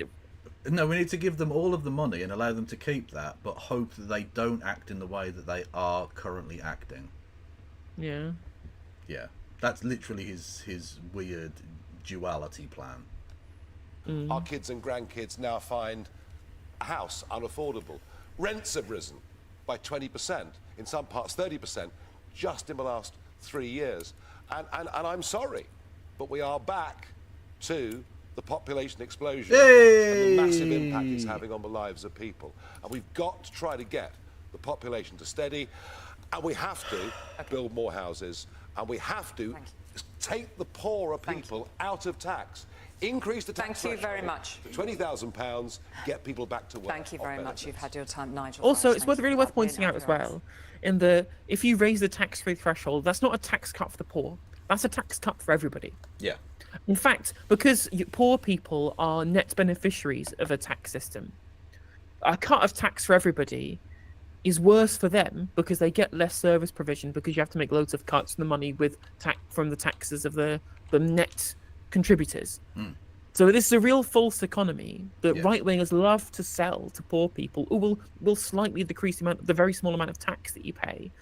Because broadly what that will mean is that we have a less redistributive economy, which is better for poor people. Yes. Thanks for the question. Yes, a very rich country, but one of the most unequal in the world. And it's because of that we were so ill prepared for the cost of living crisis. Some, of course, was exacerbated by war and global conditions, but of course we can never forget Trussonomics and the crashing of the economy at the hands of the Conservatives. So what we had was a cost of living crisis, yes, a cost of inequality crisis, a cost of lack of investing crisis, a cost of missed opportunities. Somehow we have got to get government to recognise the importance of dealing with inequalities before they can make opportunities open to all. And that is what is so missing from what Labour is offering. Tied at the Well, I think we've said this before, and it bears repeating. We need to get back to the idea that government, we need to get away from the Reaganite idea of government is the enemy. Not that government is necessarily always your friend, and you should hold it to account. It's still your money, but that it's something that can be used in ways that can help people, rather than it just being like a thing that needs to be destroyed or whatever. And Rachel Reeves explicitly said the opposite. She said that I don't believe that the government creates wealth. And I'm like, well, that's just untrue. because they're Thatcherite garbage. Yeah. They are the problem. Yeah. As they are to the Conservatives. Thank you very much, Stephen Flynn. There's an easy answer to your question, which is the Conservative Party. To rework the Reaganite slogan, the 9 most dangerous words in the English language are, I'm a neoliberal and I'm here to help. True. Is the problem. But to look more deeply into the policy aspect of this, we've had 14 years of austerity. Then we've had the damage of Brexit and what that's done to the economy, the shrinking of the economy, the £40 billion worth of tax receipts which have disappeared out of the economy. Then, of course, we had Liz Truss and her decision to crash the economy. And, of course, on top of that, we've had the mismanagement of primarily Scotland's energy resources, which has led to everyone in this room and everyone across these aisles, energy bills going through the roof.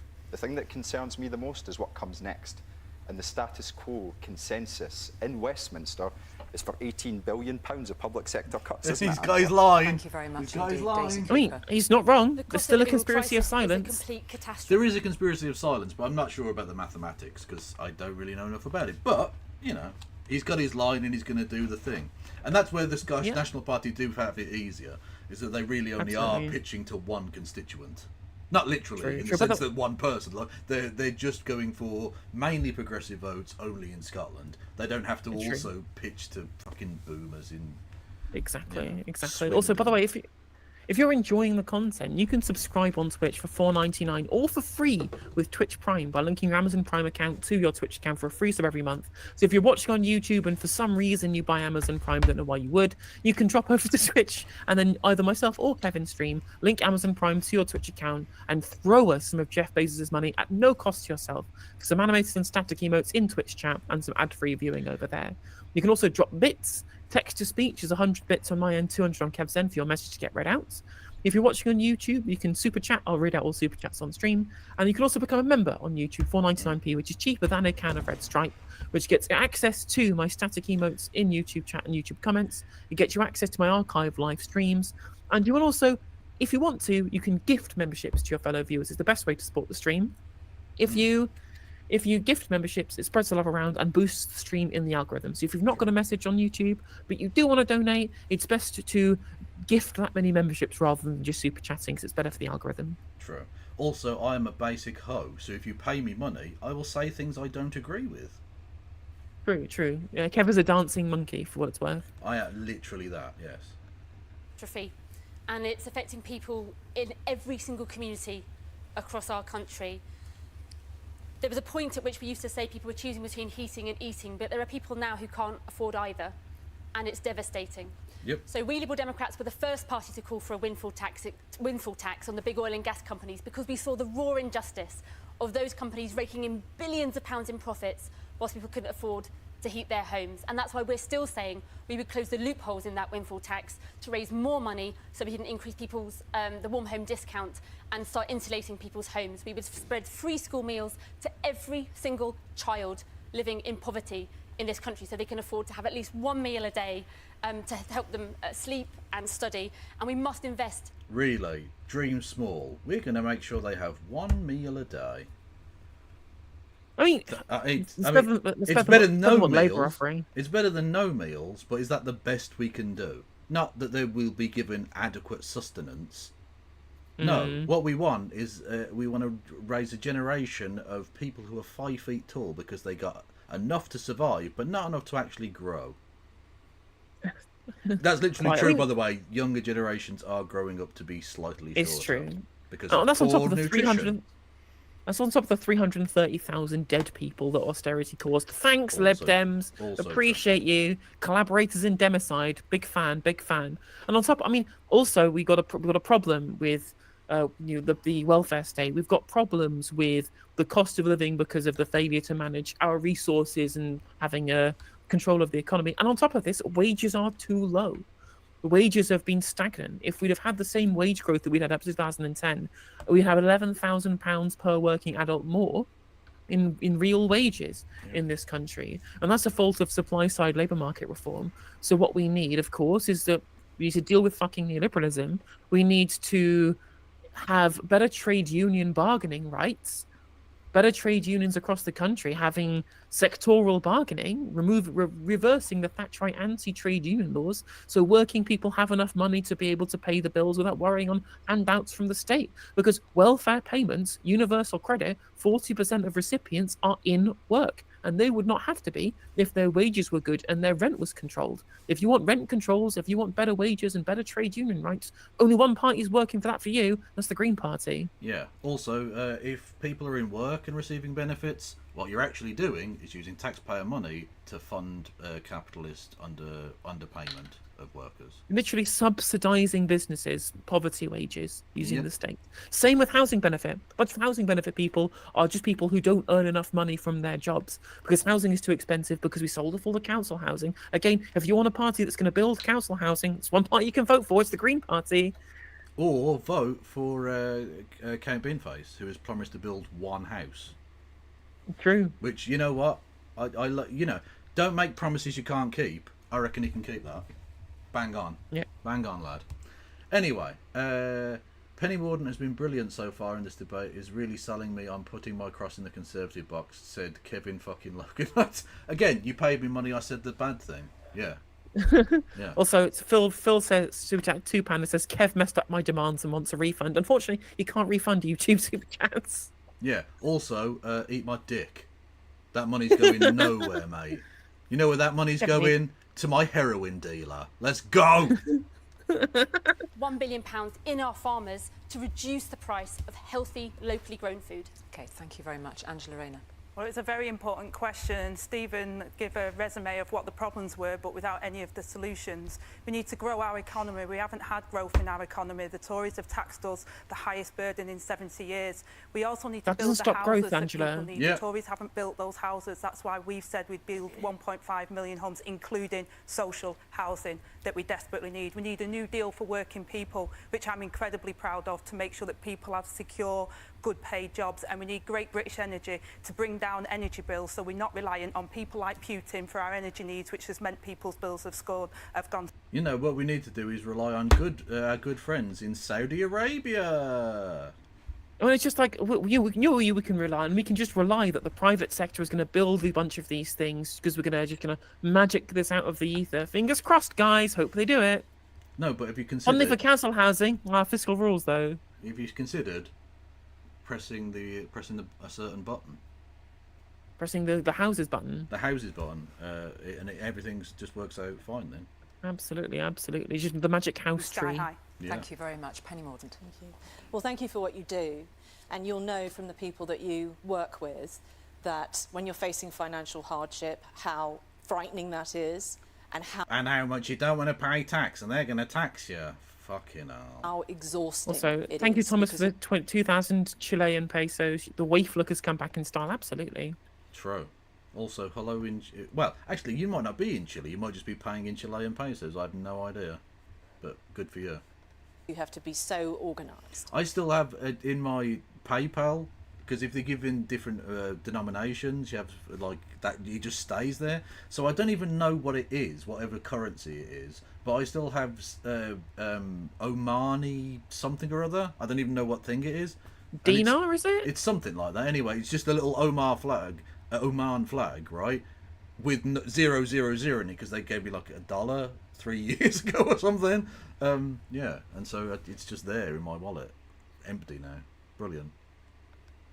Love it. I think this is the issue of A real, the election. it is actually. A real, there we It are. is not true to say that we've put the highest burden on the poorest. The tax burden on those on low and middle incomes is the lowest that it has been since 1975. We've got 4 million people into work. We have 1 million fewer working households. But what we need to do now is cut tax. We have to enable people to keep more of the money they earn. That is what we will do.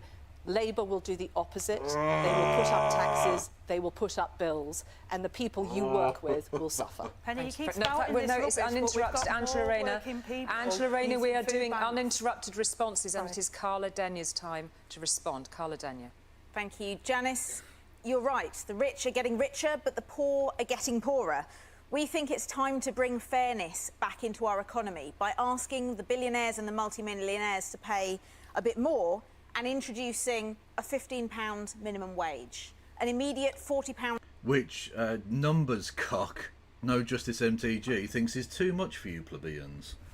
I did say that. Yeah, it would lead if it goes above a Kate's index of 80%, it has disemplopment effects. Unfortunately, I hate to be a neo-lib cuck. True. But broadly, the idea that working people don't have enough money, that's true. Yeah. And of course, if she mentions like working age benefits and people in universal credit in work, like that would be the important bit. Right? People can't afford to live, even if they're in work. Maybe you should change your channel name to No Justice WEF.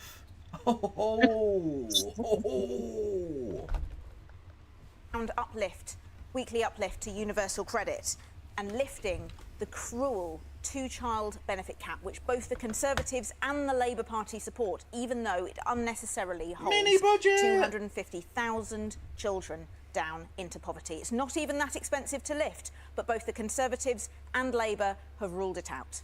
Thank you very much indeed, Carla Denya. And just a reminder of Janice's questions. She works in housing. It's very pertinent to her. She's seeing it day in, day out. She's asking why so many people are now relying on food banks and are at risk of losing their homes.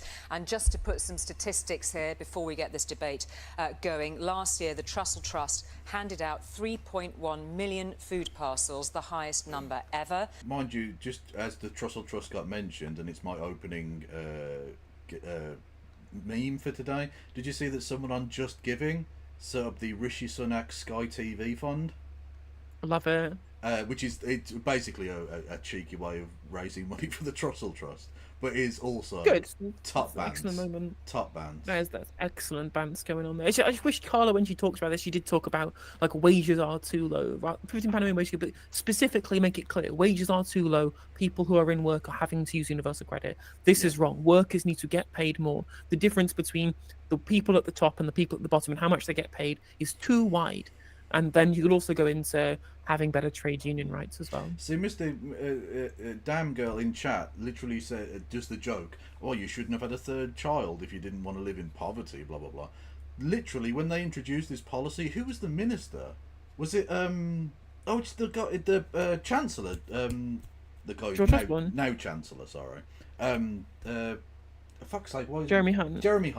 Jeremy Hunt, who was the, I think, children's minister, or whatever the hell it was at the time. who literally described having children as a, quote, lifestyle choice. And now we've got a massively declining birth rate. I wonder whose fault that was. Interesting, yes. A Hmm. lifestyle choice. Here's your £8 10 ounce whatever bundle of lifestyle choice. What a delightfully cynical way of looking at the world, you absolute demons. Yeah. And the Independent Institute for Fiscal Studies has said this Parliament has been the worst on record for growth in average incomes. Stephen Flynn put some very clear points directly to you, Penny Mordaunt. Perhaps you'd like to respond to them, first of all. Well, look, we have been through some very, very tough times, and the economy is now turning. Wages have been growing for the last 10 months. This is not the time to suddenly rack up taxes on people. Labour are going to do this. Their leader has... Jesus fucking Christ, change the record.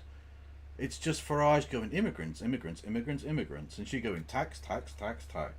It's fucking insufferable. The level of discourse is just, it's in the sewer. Said he is going to do this. What you haven't been told is what taxes and on what people. But the average is £2,000 per working household in this country. People can't afford that. You know they can't afford that. I asked you to respond and it will choke off to the recovery. Stephen Flynn, speak directly to Penny. You know what the public can't afford, Penny, is any longer one single day more of a Conservative government which is completely out of touch with the reality. Roasted. Oh, mate, you knew it was going to get a round of applause as well. Like, you could sense it coming. Oh, Penny, you know you're fighting a losing battle. On just a Also, basic human level, I do feel sorry for her. Because she's trying. She's really giving it some. But she's just... You're having to sell a bag of shit, and people don't want it. You know. I mean, YouGov poll from the 12th to the 13th, so today and yesterday, has a Labour only on 37, which is funny, fewer votes than they got in 2017. Reform UK in second on 19, Conservatives third on 18, and Lib Dems on 14%. The Tories might come fourth in this election. If they lost to the Lib Dems, honestly, that would be the funniest shit. And oh my God, that's dustbin of history levels. You're gone, lads. Oh yeah, no, Reform UK are going to be like Reform UK are currently like in talks with the Conservative Party for a post-election merger. Nah, mate, they're going to be the new Conservative. They're going to usurp them. Yeah, they don't even need a merger at this point. Yeah. Yeah, I agree, damn girl. I love it when the UK pretends to be an intelligent, functional democracy. True, it is also. It's good. We're a nation of actors, you know. Respond to that directly. And ultimately, if we are going to move this conversation on to economic growth and what comes next, because that's probably where it's going to go. And you know, Angela said that she wants. Well, no, the Reform Party won't be the opposition because it's not proportional representation. They definitely will not win enough seats to be the opposition. The Lib Dems will be the opposition. Yeah, the Liberal Democrats. If the SNP were doing a lot better, they, in theory, might have been able to, but. This projection has the Lib Dems on more seats than there are in Scotland. Oh, really? Oh, okay. 92. Well, oh, yeah. Has 92 seats on 14% of the vote. It's crazy. 92 seats? That's... Fuck, man. They've never had anywhere near that number. What's the best they've had is 50-odd, was it? Or something like that in 2010? Something like that. Something like that. Yeah, that's incredibly impressive then. Okay. Fair enough. Economic growth, but she didn't mention the single market. I suppose, yeah, because if they were only getting 37%, they're not going to be exactly hoovering things up, are they? So yeah, the seats are going to go somewhere. Mentioned freedom of movement and didn't mention the fact that the Labour Party have walked away from £28 billion of investment in net zero technologies, whilst the United States, Europe and everyone else is going down that route to grow the economy. The Westminster consensus is alive and well, and it doesn't serve you well. And ultimately, it'll be the people who need that was like in the movies where they try and start one of those claps and get it going, and just no one bought it. That one person was really into that point. That's... I feel bad. Most, the people who can't afford the shops, the people who are ultimately living in poverty, who will feel the consequences of Westminster's priorities. Okay, and I'm just going to come back to the question. We really want to root it in this one. Janice is working with individuals and families who never thought they'd struggle. We're not just speaking about those who are... True, yeah, because these are the people who voted Tory the whole time and didn't expect it to blow up in their face. Yeah, exactly, yeah. Before, who've been very frightened by this experience. Carla Daniel. Yes, I met with the local branch of Citizens Advice in my home city just earlier this week. And they told me the exact same story. They're helping people who've never needed their help before. And the key message that they wanted me and other prospective MPs to go away with is an understanding that for too many households, the problem is extremely simple. Money in is less than money out. The government could choose policies that would fix this. It's choosing not to. So's the Labour Party. The Green Party thinks differently. Daisy Cooper, you wanted to come in there. So, and Penny Mordaunt has said that the Conservatives haven't put tax up, but really? I mean, of course they put tax up, and they even froze the personal allowances, meaning that people were dragged into paying a higher rate of tax. That was an invisible tax increase by the Conservatives. But the fact is that the cost of living crisis has been made so much worse by the mini budget, which blew a hole in the public finances and made people's rent and mortgages It hasn't, though. Like, some people lost pension provision because some pension funds that had gambled on liability-driven investments were given a shock by the change in bond yield. That's what the mini budget did. Mortgage rates were going up, interest rates were going up because inflation was going up. That's not really anything to do with the Liz Truss. Trying to blame, like, most people are mortgage holders, are not people massively affected by the cost of living crisis. Of course, you know, this is across the income spectrum, and I'm not going to say every mortgage holder is rolling in it or whatever, but, you know, renters are people who spend more of their income on housing a lot of the time than mortgage holders do. They were feeling the pinch way before the mini budget, way before Brexit. Yeah. Whilst Sure Start was being cut, whilst our local authorities were being strangled, all of the services that people need access to just hemorrhaging money away because of austerity cuts to their budgets from the first place. So the idea that somehow the mini budget is the root of the cost of living crisis, no. Inequality is the result of the cost of living crisis. But of course, Liberal Democrats are a bunch of, you know, free market, fiscal hawks, I guess, and deficit hawks, which they will turn into once they become the opposition. They will become into deficit hawks once they become an opposition party. Yeah. And they don't believe in, like, redistribution. Yeah. The Liberal Democrats, actually, I thought it'd be 2010. They actually lost 5 seats. It was under Charles Kennedy, 2005. They won 62 seats, is the most they've ever had. So if they were to get 90, that would be 50% more than they've ever had before. Which is a significant breakthrough, actually. Undeserved, because Ed Davies is a shithouse. But, you know, there you go. That's how bad the Tories and Labour are. Absolutely sky high, and people have felt that hit, and they are still trying to recover now. One of the biggest regrets, I think, of 14 years of mismanagement by the Conservatives is that they missed the opportunity to invest in economic growth in order to help our communities. During those years when interest rates were low, what they chose to do was have this ideological drive to cut public spending that hit everybody, especially those who are poorest. And in this election, you'll hear me talking a lot about ambition. Where is the ambition from either of the Westminster main parties to invest in allowing us in Wales to make the most of our natural resources through devolving the Crown estate, allowing us to invest in transport and connectivity through giving us the billions we're owed as a result of HS2 rail in England. That's the ambition that we need. We're not hearing it from the Conservatives, and I regret we're not hearing it from Nigel We need to do something with vision. And if we are you a joke? Well, I mean, you are a joke. We need to do something. We need to do something with vision. That's the most hollow bullshit ever. You're not even a populist, you're just a wanker. We increase the level at which people start to pay tax at £20,000. That takes 7 million people out of tax. That's up to a £1,500 benefit for people on lower wages. But it helps get people off the benefits trap.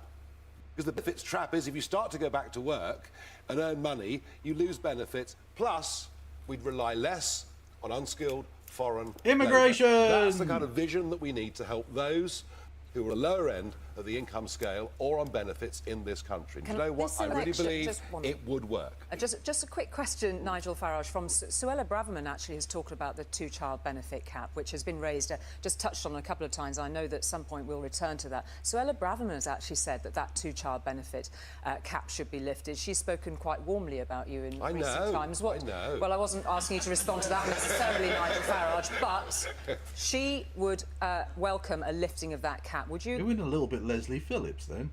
I know. No. Behave. By the way, Leslie Phillips, genuinely true story, I read his autobiography, lost his virginity to his own sister. That's a thing that happened. I'll move on. Agree with Suella? I think we should encourage people to have families. I think we should encourage people to have children. Yes, so they should all be. All of those children. And I think we should also encourage people in marriage to have some tax benefits as well. I really do. So that's a yes. Yeah. A lifting of the two. Yeah, we've got to help people. God's sake, Nigel Farage is to the left of the Labour Party on this issue. Yeah, he's outflanking them. He's outflanking them. God almighty, this is tragic. Increase taxes for working people because they have the highest tax burden under the Tories. And coming back to let her finish. Coming back to the original point as well, the Tories promised to end Section 21 no-fault evictions. They haven't, and that's sent homelessness soaring, especially for families. And that we also have said we need to make work pay so that people. One of the most scandalous. Okay, so are you definitely committing to getting rid of that then? So you're going to get rid of no-fault eviction? Okay. I will try and hold you to that. Things I've seen. I've talked about my childhood when my mum and dad was on the gyro. We didn't have to go to a food bank. The people using food banks now are actually in work, and that is under the Tories' watch. Point out the embarrassment here for Angela Rayner. We have Nigel Farage wanting to get rid of the two-child limit, and Labour is refusing to. Again, I ask, what's happened to Labour? Comrade Farage? Is he joining us now on the socialism train? Oh, God. No, he's on the National Socialism train, yeah. Well, again, we've said that we'd have action on child poverty, but we will not... You won't lift the two-child limit. We will not... A Conservative policy that you are determined to press ahead with, even though it damages some of our poorest families. There's no way of arguing around that. That is what you're doing, fundamentally, yeah. And she knows that, and I think in her heart of heart she'd like to get rid of it, because she knows it's a disgusting thing. She was a single mom, young... She understands how disgusting, how crippling that kind of poverty can be. But she's sold her soul for a fucking ministerial jag, so she's gonna sell the pig in lipstick. I mean, she's literally doing a John Prescott in the Angela Two Jags Rayner. Oh my God, yeah, it literally is John Prescott, but like not John Prescott. If you know. No, far more attractive than John. I didn't want to say it. I didn't want to be rude to the man, but he wasn't a looker. Yeah, he's. Although to be fair, he got a quite young, attractive woman to fuck him behind his wife's back. And then, interestingly, the only censure he got from the government was misuse. No, sorry, the Tories wanted to have him charged under misuse of property because they fucked on furniture owned by the parliamentary estate. Incredible. Genius. We will not do unfunded spending commitments. We're talking about the poor. Well, then why not fund them, Angela? Why not fund them? Let me finish. Because unless we can identify where that money's coming from, we have identified... Just identify where the problem is. Poor children living in poverty. Can you let me finish? Yeah, that's why housing responds to poverty. So does people's work. We've already put things in place that we said we won't do unfunded spending commitments, but we've put free breakfast clubs in schools because actually as a child that was on free school meals as I was growing up, I had to wait to dinner time to get fed. We have prioritised what we felt we needed. So you're going to keep them in poverty, but you are going to feed them earlier in the day. Just fund it. Just fund the promise. Just fund it. Like, it's really simple. Yep. Tax the rich. And again, for her prime ministerial jag, she's selling people down the river who were her. Yep. Yep. In a moment, I just want to root, as I said before, in this question, serious risk of homelessness, some of the families and individuals that Janice is working with day in, day out. There's a big question about housing on this, and I'd just like to turn to Carla Denyer, please, for your big plan on housing. That's right. I've been a housing campaigner my whole life. It's something I'm very passionate about. And my God, do we have a housing crisis in this country. When I moved to Bristol about 15 years ago, I rented a one-bed flat. The cost of a one-bed flat in the 15 years since has doubled. And we can all agree that wages have not doubled in that time. And so, yes, the Green Party does have a plan. There is no one single bullet. There's no panacea. But there are a group of measures that we can do together. That includes creating more homes. We would create 150,000 council homes a year by the end of the next Parliament. That's through a mixture of new build and giving councils the powers to buy the supply more easily from the market. It also involves giving councils the ability to make sure that private housing developments deliver the kind of housing we need, the right homes at the right price in the right place, and giving councils the power to keep private rents under control in areas where they're overheated. The SNP have had some tough questions over the affordable housing budget, Stephen Flynn. Give us your big plan. Well, of course, in Scotland, it's the SNP that has seen the building, has oversaw the building of 40% more affordable homes than in England and 70% more affordable homes in Wales. I don't necessarily think that's a tough question to answer. What we're looking at is the future, and ultimately the Conservatives have decided to cut the capital budget for Scotland, which impacts directly upon our ability to build more homes. But for the people who are living within those homes, what we've done in Scotland is introduced the Scottish Child Payment. It doesn't exist anywhere else on these isles. The Labour Party won't replicate it, the Tories certainly won't. 100,000 children are going to be lifted out of poverty thanks to that Scottish Child Payment. It is being called a game changer. Will the Labour Party back it, yes or no? Yeah, well, and I'd add to Plaid Cymru is yeah, Plaid Cymru we're going to jump in. Yeah. Proposing £20 extra for every child as well, because again, like the SNP, we recognise that we have to get to grips with the issue of child poverty. Penny Mordaunt, I'm going to draw a line. Whereas bizarrely, in parts of England, the government dealing with child poverty is a vote loser. Yep. Yeah. Again, just let that sentence sink in. I know, thank you. I think we might find that some of this arises a little later in our debate this evening. We have got quite a lot of time tonight to talk about all sorts of things. So we're going to move on now to something a little bit different. We've invited each participant in our debate to ask a short question of one other person of their choosing. It's a chance to see what's on the minds of the different party representatives and a chance to get some clarity, hopefully, on something they care about. We've seen the questions in advance, however, the only problem is none of them are going to answer the question, but I do like the mixing it up a bit. That's good. Yeah. Stage do not know how the others are using their question. First up is Carla Denyer. To whom are you posing your question, Carla? To Angela Rayner. Yay! Angela, which of your party's U-turns are you most proud of? The ditching of the 28 billion climate investment plan, keeping the cruel two-child benefit cap, or one of the others? Oh, we just saw a brutal murder. We just saw a murder. She could have gone so much further. She should have actually gone so much further. She should have just said, and on top of that, free movement as we leave the EU, or scrapping tuition fees, or all of the other ones that we know now, like the votes for EU nationals, like absolutely, she should have gone all of it. Like, and then literally ended it like, who is the real Keir Starmer? Nobody knows. Yeah, that was I'm okay with that. That's pretty good. Also, you have to ask the question to the Labour Party as the Green, because that's the person you're trying to take votes from. Yeah. Well, the Tories are obviously worse and evil and bad, but Tory voters aren't going to the Green Party for the most part. There's always a few outliers, but like, they're trying to siphon votes from Labour. Not proud of is that we've had 14 years of the Tories and the crashing of the economy, but what I am realistic about is we've got to have a programme for government which is credible, that can grow our economy so we can invest in our green prosperity plan and so that we can eradicate poverty. And I know Labour can do it because we've done it before and we'll do it again. Not answering the question. I don't really feel like that answered my question. Well, I did. I felt it did answer the question. What do you think, audience? You can't just keep plucking numbers out and say, well, this is what we'll do, because don't drop that's fucking what the promises. Don't fucking lie about what you believe. Don't elect somebody who then changes what he believes based upon the audience he's going to. You fucking lied, Angela. Your leader lied. Your party fucking lied. Own it. Admit that you're fucking liars. Yeah, exactly. If you're just saying now that in the past you were just, to quote you back from just 2 seconds ago, plucking numbers out, why should we trust that the numbers you're currently plucking out are any more accurate than the ones you gave us then? It seems like you're just guessing, which is not great when you're about to get in charge of the Exchequer.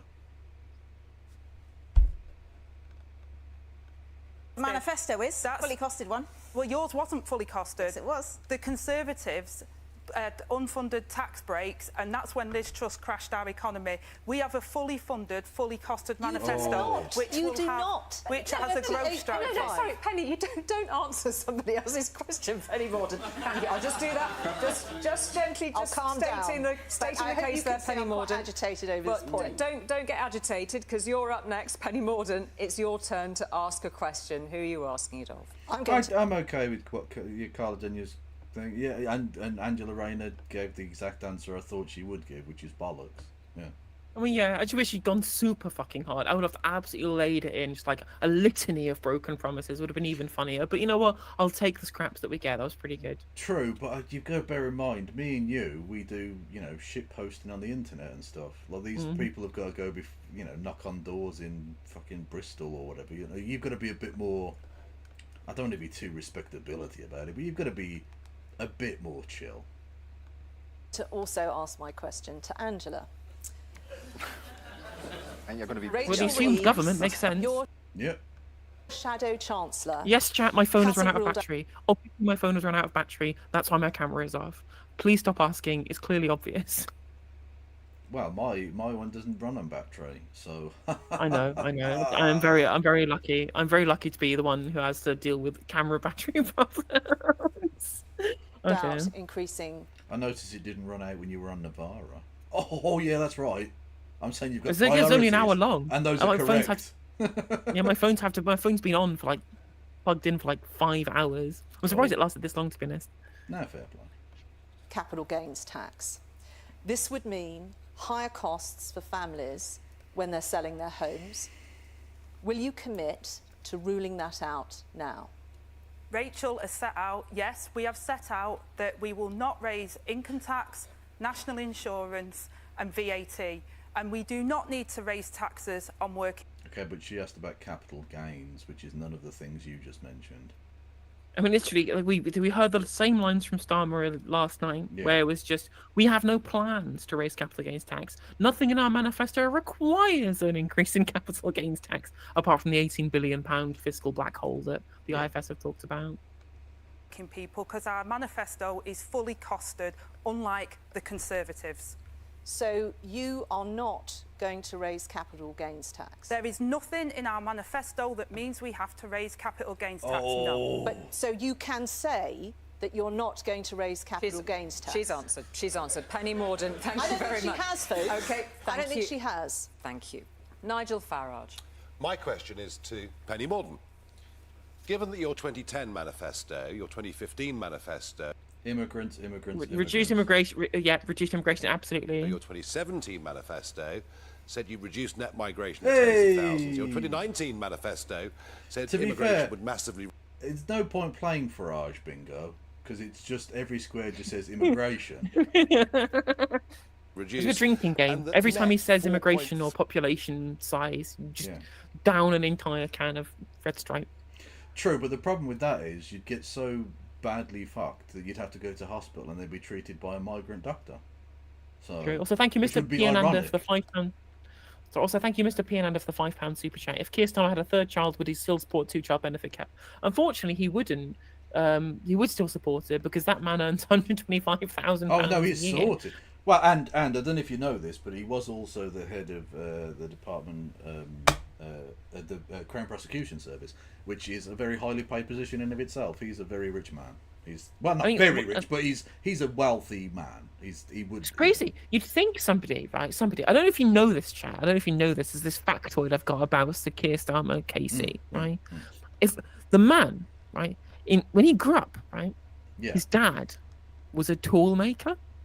Oh wow! And and he had brothers and sisters. His mum was a nurse as well. They lived in a Pebble Dash semi, right? Did they? And they theoretically might have lived in a world, but they might have needed a third child benefit. So think of what's changed for him. Gone back. Imagine the tool makers of today living off of universal credit. Well, did someone say pulling up the ladder behind him? Really? Why? Absolutely. 3 million people have come into the country since that time. Why on earth should anybody believe the 5th manifesto that promises cuts to net migration? Because I mean, he's a dickhead who's like an entirely one-trick pony. But the question is actually very salient. Why should anyone trust that? You clearly don't actually support cuts in migration. We've seen massive rises in migration. You're prepared to do the let's be mean to them. Let's send a token number of them to Rwanda, but you don't actually want immigration to come down. Otherwise, it would have done. The record of this Prime Minister. So we've had enough, that's fine, I'm happy. Figures out today. Oh, that's brutal. It's over. It's over. Conservative Party dead. It's gone. It's gone. It's that over. moment. Yeah. That moment was when it all ended. Yeah, I'm sad my camera's off because I would love to clip this bit and then come back to it in a year and a half's time when the Conservatives are polling at 5%. But I'm just like, yep, this was the moment. This was the moment the dream died. This was the moment that the most successful political party in the Western world died. 300 years of almost unbroken success has just been obliterated in a single second. Absolutely, this was the turning point. When the guy, turning point UK. Rather than repeating the same, you just went, "It's over." Yeah, no, that's enough. I literally don't need to hear any more. It's done. It's done. Yeah. Okay. Pack it up, lads. It's literally not a going concern anymore. Yeah, literally. The Tory party are going to go into administration in the morning. There are going to be no buyers, and they're going to be wrapped up by HMRC. That visa applications have fallen by 30%, and the OBR's own forecast... Oh, someone wanted a rewind. Apologies. Hang on. We'll go back 10 seconds. We've had enough, that's fine. Record of this. That promises cuts to net migration. Because of the record of this Prime Minister. So we've had enough, that's fine, I'm happy. Figures out today that show that visa applications have fallen by 30%, and the OBR's own forecasts say that we will halve immigration by next summer. That's the trajectory we are on, and we will give Parliament the chance to set an annual cap on. I've got to say, I have been impressed with her. Almost, I mean, it is kind of robot-like stickability. Anyone else would have just got. I think a normal person would have gone, "Okay, that was too humiliating. I'm leaving." Whereas she's just gone, she's just gone ice in the veins. No, I'm just going to carry on. I've got my set piece that I'm going to deliver, and then I'm going to go and get very fucking drunk when this is over, or something. I hope so. I hope she's injecting or snorting something later. Jesus Christ. Family and work visas. That will be enshrined a legal cap, and that is what we are offering.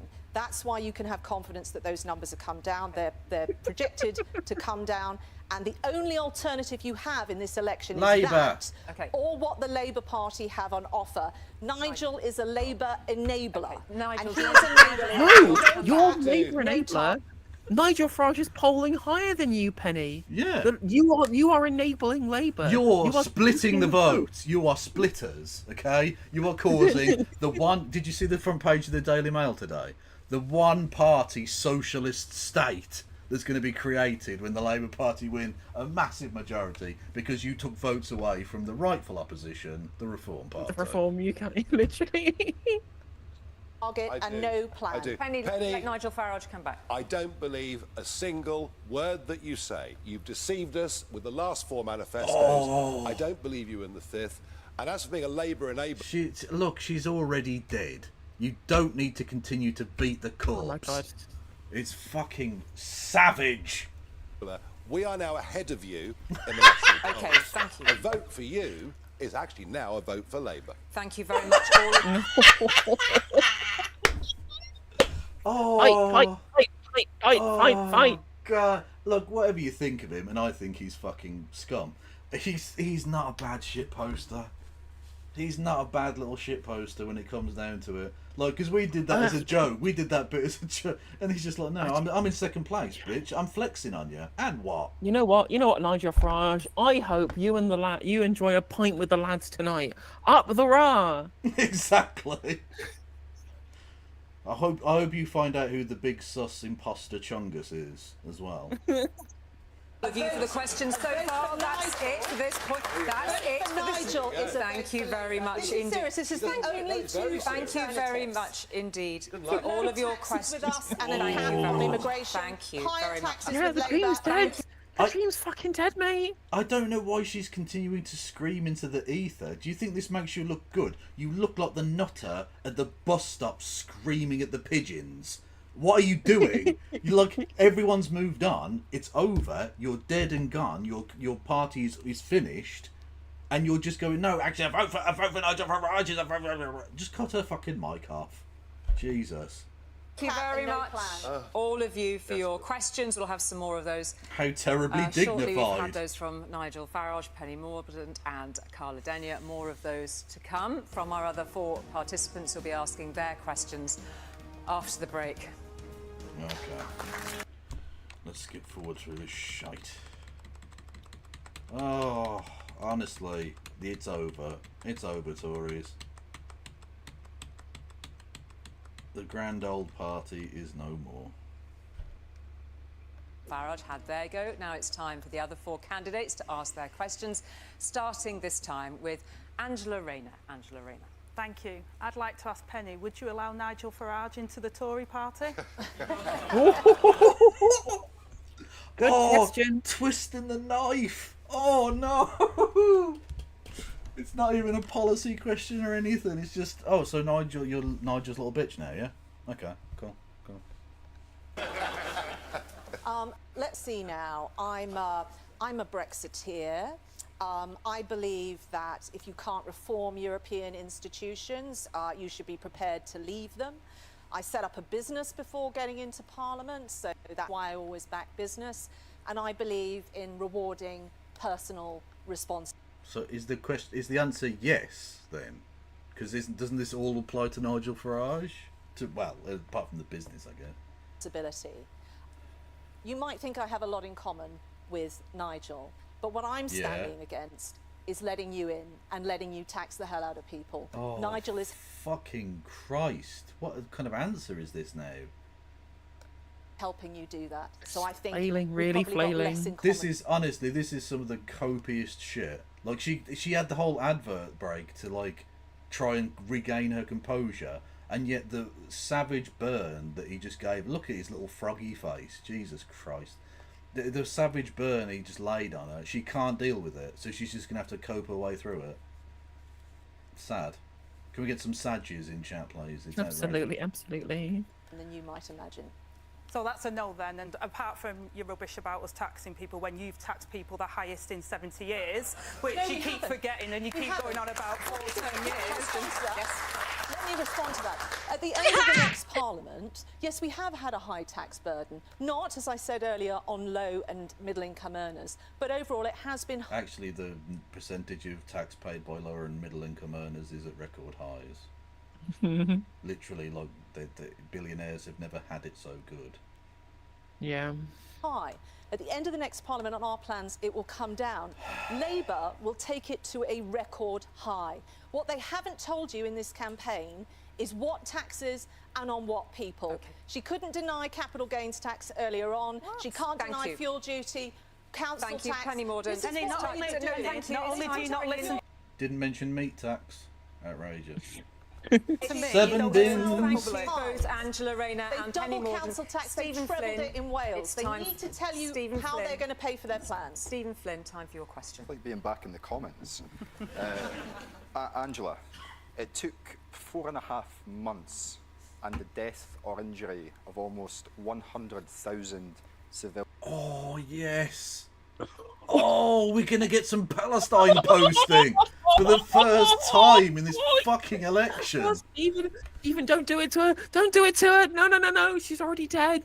Oh, this is, honestly, this is more savage bombing than the IDF get up to. It really is. Oh, it absolutely is. Absolutely. This is a war crime, Stephen. I'm with South Africa on this. Right, rewind. I need to hear the whole question. I need to hear the whole question. I need to get fucking clip of this one. Jesus. And also, for the first time in this entire election, it would appear, we're actually going to get a question about the most pressing foreign policy concern of our time. Brilliant. Well, yeah. I mean, it seems weird that we just didn't get it as a question for like the entirety of any of the other... Actually, we got it like once, didn't we? Where they in the first ITV debate, where they reworded the fucking question. Yeah. Hello there. Yeah. Look... Well, before we get into that, just for a second. Hello there, James from the internet and James from the internet Raiderinos. Much love to you. Everyone go and follow James from the internet if you're not already. And if you're not already, what the fuck are you doing? He is from the internet. Those are both things that are true about him, yes.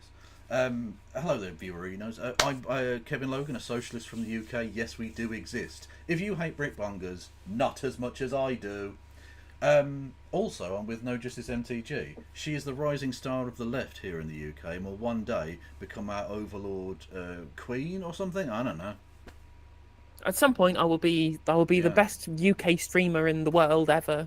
Yeah, she's like Ash Sarkar. I will be the. But oh yeah, sure. I'll be the British Hassan. I'll be getting 10,000 viewers or some shit. I don't know. Not 10,000 people who watch Twitch politics. So, well, you know. Well, you know what? Maybe you'll branch out. Maybe you'll start doing makeup tutorial. I don't know. What the fuck do people watch? I'm not really a person. Shit. Yeah. Oh well, during the Euros, playing video I'm going games, to be doing playing football watch-alongs as well, which no one will watch, and I will lose money. Well, I want to watch the game, so fuck you, chat. Anyway, yeah, go and follow No Justice MTG. We're watching. We're about to watch the SMP dumpster. Absolutely, Cumster and Dumpster, the future, soon-to-be probably deputy prime minister. Flynn, time for your question. It's like being back in the Commons. Angela, it took 4.5 months and the death or injury of almost 100,000 civilians in Gaza for the Labour Party to back a ceasefire. On day one of a Labour government, will you end arms sales to Israel? Oh, yes! An applause as well. Yes. I mean, come on now. Yes. Finally, the incoming government is actually being asked a fucking question about this. Beautiful. Also, can we get some anti-Semites in chat? Because he's clearly an anti-Semite. He didn't even condemn Hamas. Not even once there. It's an outrage. No. And you know as well as I do, what happened on the 7th of October there we was go. barbaric. And Don Israel Hamas has the right to defend itself. However, since then, the absolute loss of innocent lives, thousands of innocent lives, everyone in the House, everyone of all political persuasions have been pushing for a ceasefire. Does that include the Tory MPs who came back from a paid trip by the Israeli government, which, by the way, is sort of a little bit spy-y, but anyway, with IDF dog tags and wore them in the House of Commons chamber, literally besmirching British democracy? That then? Even then, Rishi Sunak talks about a humanitarian pause, not a ceasefire. They're backing Israel's war aims. Yeah. They hope they win, in the words of Rishi Sunak in conversation with Benjamin Netanyahu. As well as our international counterparts. But if we were in government, we would immediately review, as we've been asking the Conservatives, the legal advice on arms sales to Israel. Okay, but one thing you can do straight away, literally first day, recognise the state of Palestine. You could do that. Wouldn't cost a penny. Liz Truss's mini budget can't stop you doing that. You could also just suspend the arms sales immediately until you've gone through a review to ensure that at no point are you going to, whilst there is at least some doubt. If you feel so sure that Israel is doing nothing wrong, you will engage in a temporary suspension until it's figured out that they're not. To quote a convicted felon, what we need is extreme vetting. Okay, we need extreme vetting until we find out what's going on. We shouldn't sell a single bullet or gun or tank or anything to Israel until we find out what's going on. That's what we need. Bigly. And we will comply with international law. Thank you very much indeed, Stephen Flynn. You already haven't. He literally said, when asked directly about the cutting off of water, power and internet, she does have a right to defend herself. That's not really following international law, is it? Nope. Also, the fact that it took you 4 months, which he mentioned, that's not great. Your question about the horrific scenes we've all witnessed following the Hamas attacks of October the 7th and the Israeli military action in Gaza. since? Thank you for that question. Can Daisy I Cooper, come your back? question. Everyone else's. My question is for Penny Mordaunt. No? Okay. So it's about trust. The Conservatives promised to recruit 6,000 more GPs and didn't. The Conservatives promised to build 40 new hospitals, many of which have been make-believe. And since 2015, the Conservatives have missed their cancer treatment target every single year.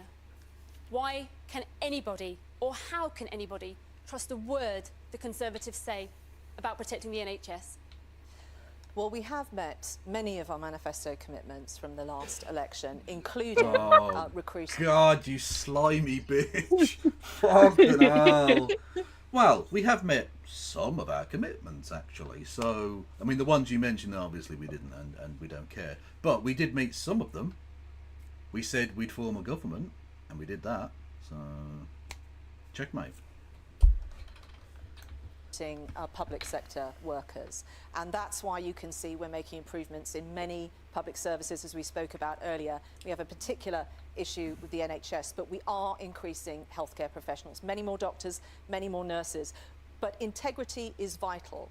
It is not right to say that you are not going to increase taxes and are. It's not right to say that you are going to support the nuclear deterrent. But Lib Dems are increasing. They're clear they're increasing taxes. Yeah, but it's just... The Lib Dems have been clear. Yeah, well, no, I'm not saying she's wrong there. It's just annoying to hear the same fucking sentence to everything.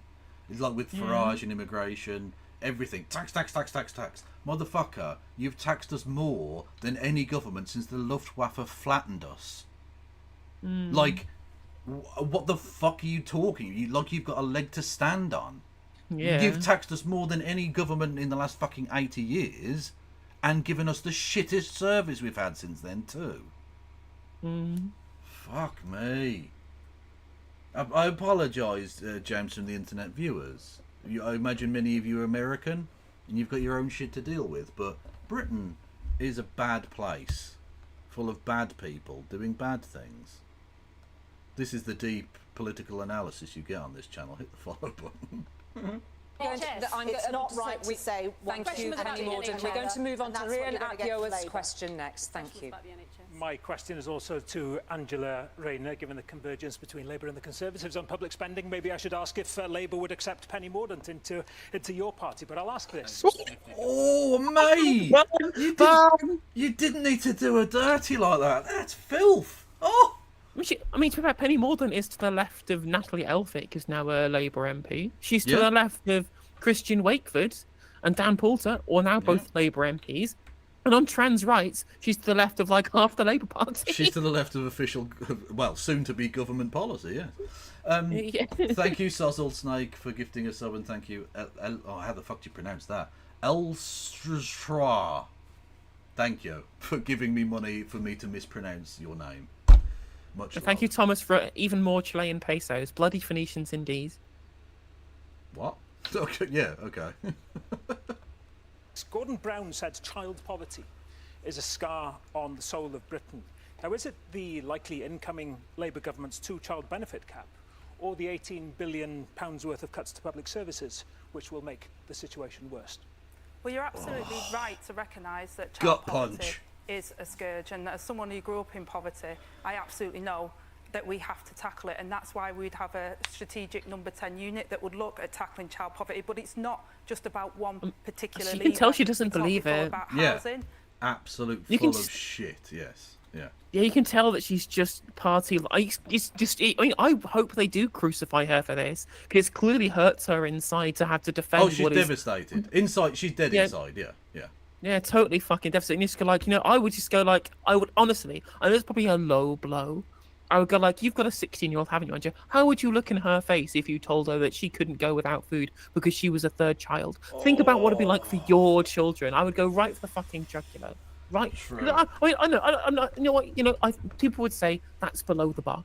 And maybe it is below the bar, but these people are coming into government promising to put 500,000 children in poverty for no fucking reason. And quite frankly, if they want to take that stupid and quite frankly ruinous political decision, they should make her feel uncomfortable for doing so. And I couldn't give a shit. Yeah, exactly. No, I'm with you, but like I understand why they do the respectability bit. There's only so, and also you've got to bear in mind, like I know it might seem like benevolent sexism or whatever, but they've got to bear in mind that if you go really hard attacking a woman, that doesn't look great. Bad optics, the yeah. vibes on that are not great. And actually, that's a problem that I think a lot of I remember reading Michael Foot writing about this when dealing with Thatcher, is that even though she was quite hard-nosed and ballsy, she was still a woman, and so it didn't poll well when he went really, really hard against her and started making it personal, because it just seemed like it was just a bloke like browbeating a woman. And that was Margaret Thatcher, who was basically, I mean, she was a woman, but like, well, anyway, I don't want to go into it. I'm not transvestigating Margaret Thatcher from beyond the grave there. But I'm just saying she was quite a masculine, stereotype or whatever. Or aggressive, whatever you want to call it. So look, he has to bear that in mind. You don't want to go too crazy hard. But that's where actually Carla Denyer could have done that. In a way, like you said earlier, she could have gone harder, and it wouldn't have seemed anywhere near as bad, especially because she's 2 feet tall. So, like, she's not a threat to anybody physically, you know? No. That is a problem for people. We've talked about employment. Insecure work is a problem for people, low wages. So we're going to tackle all of the issues that will help, and the growing of the economy will give us more money in our public services so we can do those things. But uncosted spending commitments is not going to help our economy, because the Tories did that and they crashed our economy. Okay. So our fiscal rules are absolutely cast iron. Thank you, Angela Rayner. Thank you for all of your questions directed across the stage this evening. We're going to our final question now, and this is a question on politics itself and the faith in it. I'm looking around. I know that Samran's here with your question for our candidates this evening. Samran. People have lost faith in politics. We feel disconnected from our representatives and sceptical that you will deliver on your promises. The public simply doesn't trust our system anymore. What one change can you make to restore trust in politics? OK, we're going to keep this succinct because we're running out of time, so 30 seconds if you can. Please, Daisy Cooper, one change, one offer. You're absolutely right that trust in politics is broken, and the Liberal Democrats have always said it's not just about who's in power, it's about what you do with power. So we believe in devolving power. What did you do when you were in power? Don't ask. Don't tell. Yeah. To local communities so they have more say over what they believe in, and we want proportional representation so that every single vote of every single person actually counts in a general election. Thank you. Angela Rayner. You're absolutely right to say about trust in politics. That's why when I've spoke on this panel, there's things that we'd really like to do that we can't do, and we've been honest and upfront about that. But I also think... Oh, old faithful mini budget. That's going to come in handy to do nothing for the next 10 years. We need our politicians who make the rules to play by the rules as well. So bringing back integrity and ethics into our politics, which is what Keir Starmer will do. What about lying? Is exactly what about lying, Angela? What about lying in politics? What about lying about what you believe? What about lying about the policies that you support? What about lying about internal process in the party? What about lying directly about words that you've said on camera we've all seen? Because Keir Starmer has lied about literally every single one of those things. Is that integrity in politics, Angela? Does that help build people's trust and faith in politics when people can just lie over and over and over again with complete impunity? Would someone just do that? Go into politics and lie? Surely I know, not. Right? No, because if they did, they'd be outed by the Fourth Estate. The media would out them as liars. They crucify them if they lied. Yeah. People cannot go around, as they have done, breaking the rules and think they can get away with it. The Prime Minister did, the previous Prime Minister to that has done, and I think that's undermined all of us as politicians. Penny Mordaunt. Well, we're at the dawn of a new Parliament, and I think if we want integrity back, then people need to be honest about their manifestos. The only party on this platform... And they're not being honest about £2,000 in tax. The audience knew what was coming and have laughed already. It's so over. It's so over. It's so over. Look, everyone's seen The Emperor, and his nuts are to the wind, okay? is going to cut your taxes is the Conservative Party. A vote for any other party will increase your taxes. Higher taxes, higher taxes, higher taxes, higher taxes, higher taxes, higher taxes. She's fucking broken. Yeah. She's like, she knows it's over. She's and it's malfunctioning. Just, her soul is broken. Yeah, absolutely. Also, it's not like being in the Commons anymore because the Speaker would have not have allowed this level of pointing. This is ungentlemanly conduct. Yeah, this is her real kind of stand up and fight meme moment, isn't it? Yeah. She's just fucking like, this is it's like the moment in Trading Places where the rich people realize that they've been swindled by Eddie Murphy and Dan Aykroyd, forgetting the names in the thing, and they're just like, we're ruined, turn the machines back on. Yeah, it really is. She's she's malfunctioning here. You're shit. You got no fans. Got you no want fans. some? I'll give it you.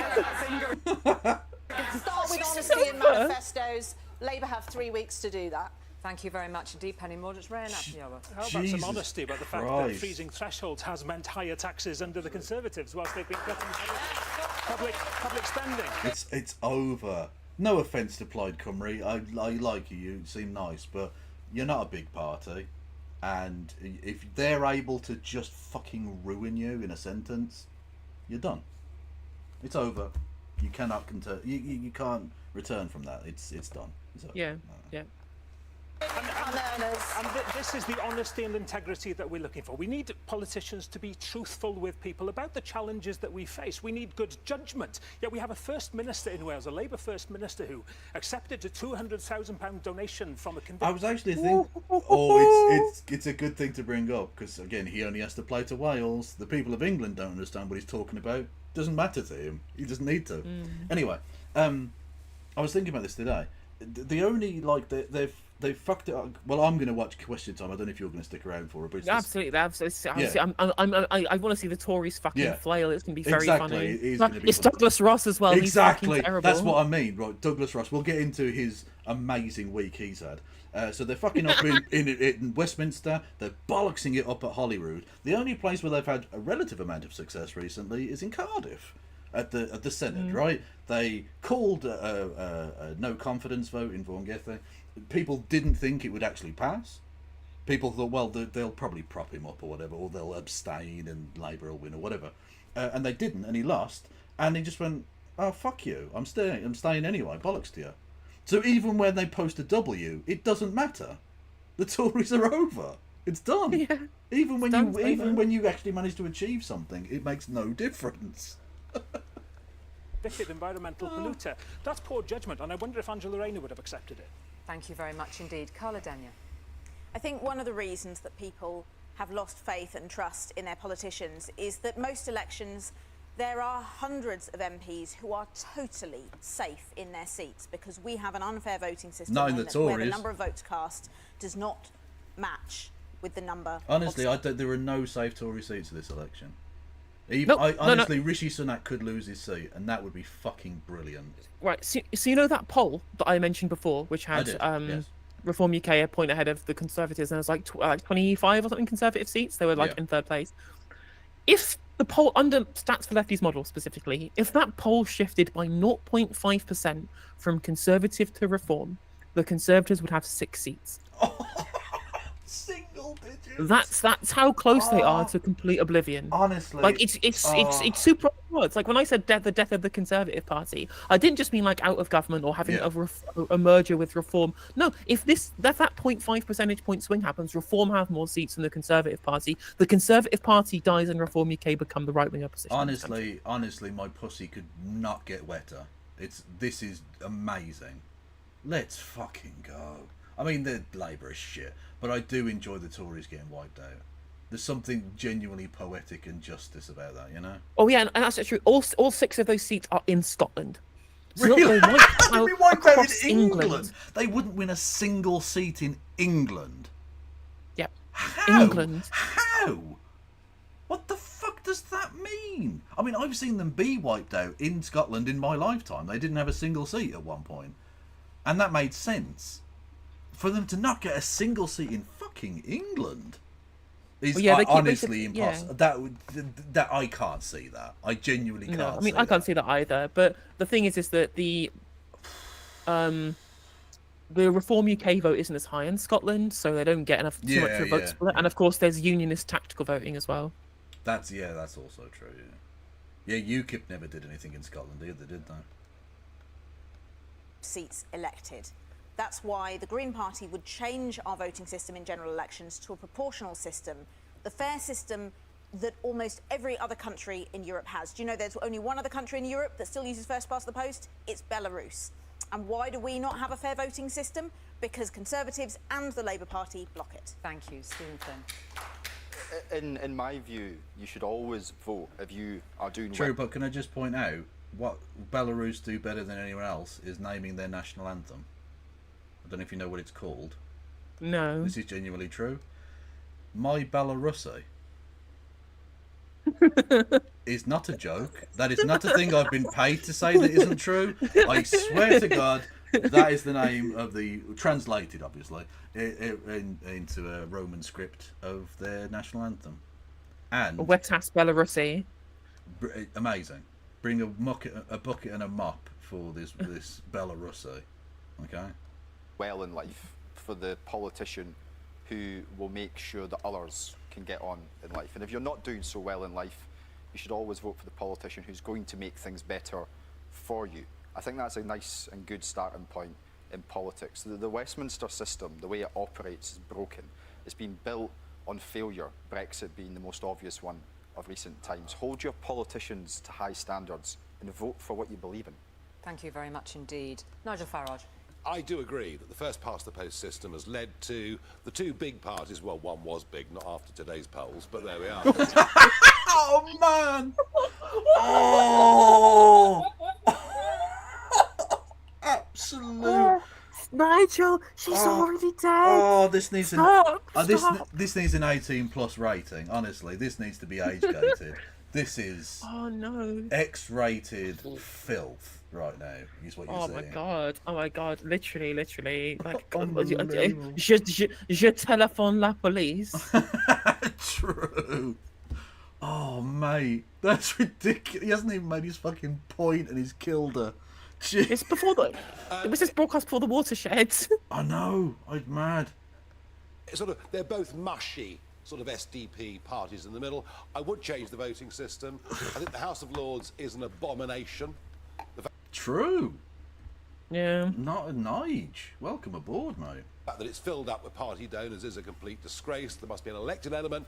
And finally, let's give the people the ability to call more referendums so they can decide the biggest issue. Firstly, it's referenda, if you're going to plural it, please, dickhead.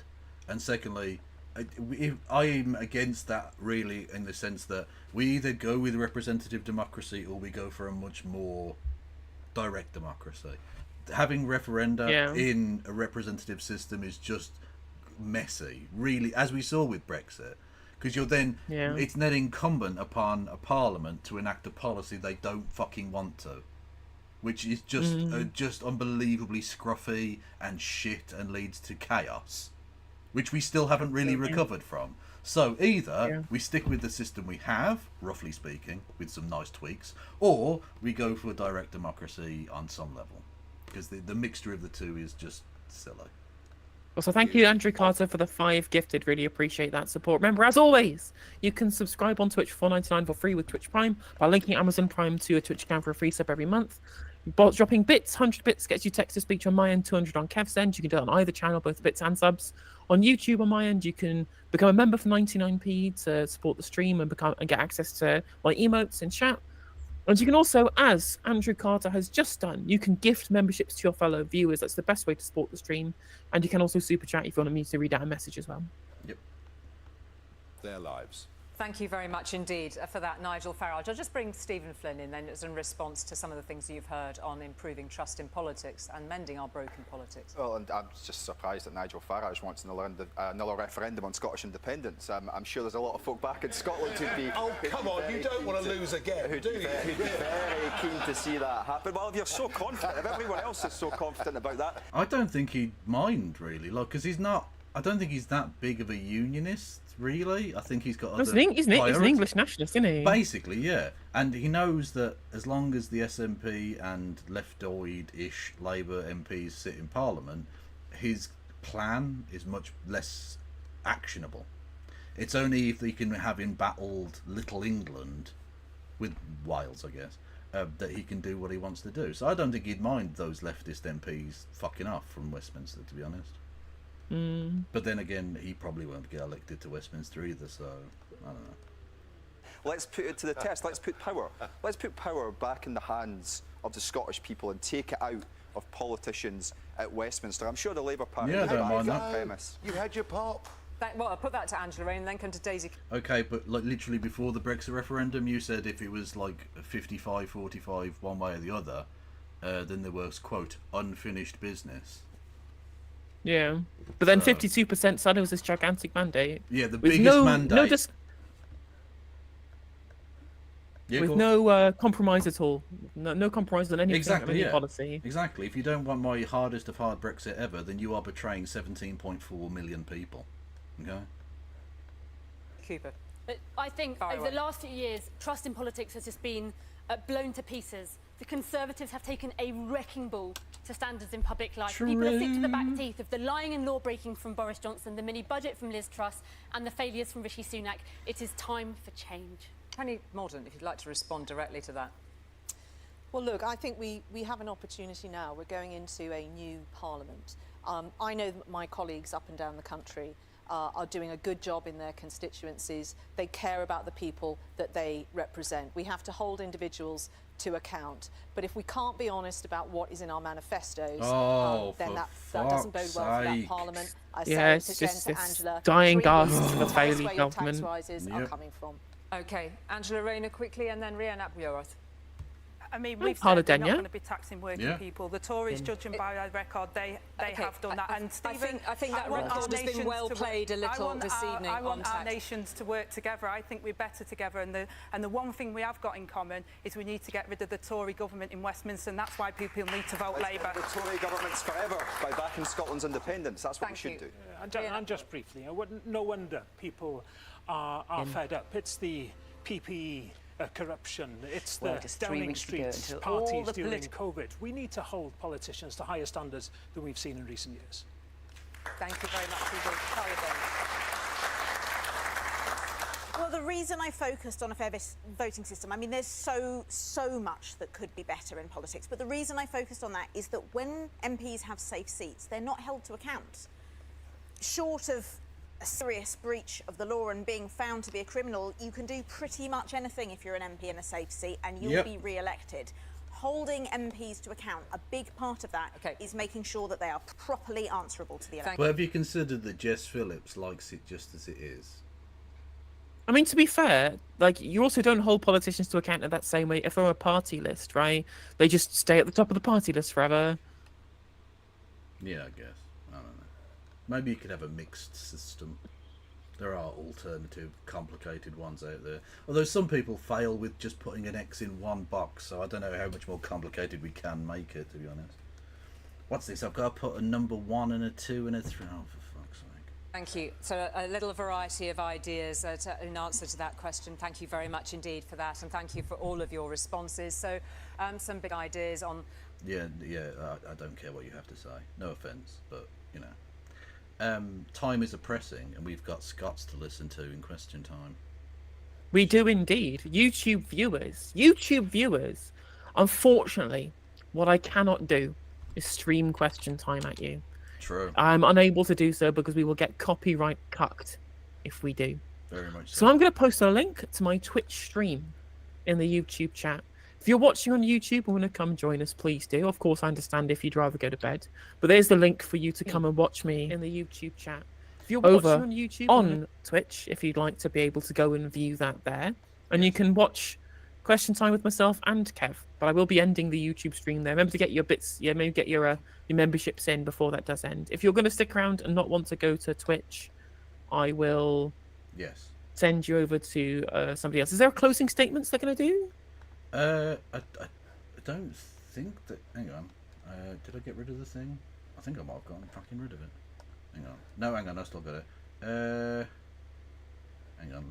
Let me. How we might change our... It is now just the Oh no, there are candidates closing close. comments. Sorry, I thought that she turned to the camera like it was over, so I just. Okay, well, we'll watch some closing statements. We'll watch some closing statements. Yeah. And then we'll go over to Twitch. You've all got the link now, anyway.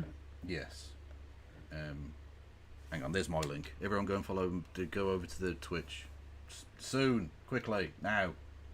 I mean, whilst we're doing the closing statements, it'll be the same stream anyway, so you might as well hop over to Twitch and get it in early. Yes. Closing statements, and our first this evening is with Carla Denyer. I'm going to be straight with you. The choice you make on the 4th of July isn't just about which party you vote for. If we look beyond the finger pointing and squabbling, politics is about choosing the kind of future we want for our children.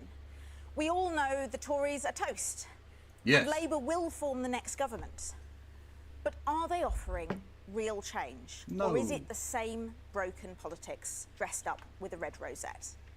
We deserve better. So as you watch this with your friends or family, think of who you want on your side in the next Parliament, making sure your voice is heard. The Green Party is on the cusp of breaking through in seats up and down the country.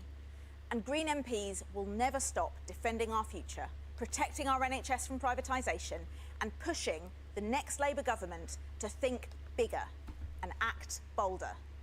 They'll tell you that's not how it works. They'll tell you you have to vote for more of the same. But a vote is a choice. And on the 4th of July, you can choose real hope and real change. Thank you very much, Good Penny statement. Mordaunt. Yeah, no, that's fine. Tonight, Angela Rayner has proved one thing. £2,000 tax. Taxi, tax. Not honest about Labour- the manifesto. Yeah. Will put up your taxes. There you go. Labour's track Bingo. record of economic hardship speaks for itself. The lesson of the last few years is that when Labour are in charge, unemployment rises and tax rises. They will do it all over again. They're going to tax your pension. They're going to tax your home. And They're going what you to need tax to know your from mum. tonight is that they are also going to push up your bills. These are hard truths, but better face them now than regret them later. It's your choice, it's your vote, and it's your future in your hands. So, if you value your pension, don't give a blank cheque to Labour. If you value your pension, vote Conservative. If you value your home, vote Conservative.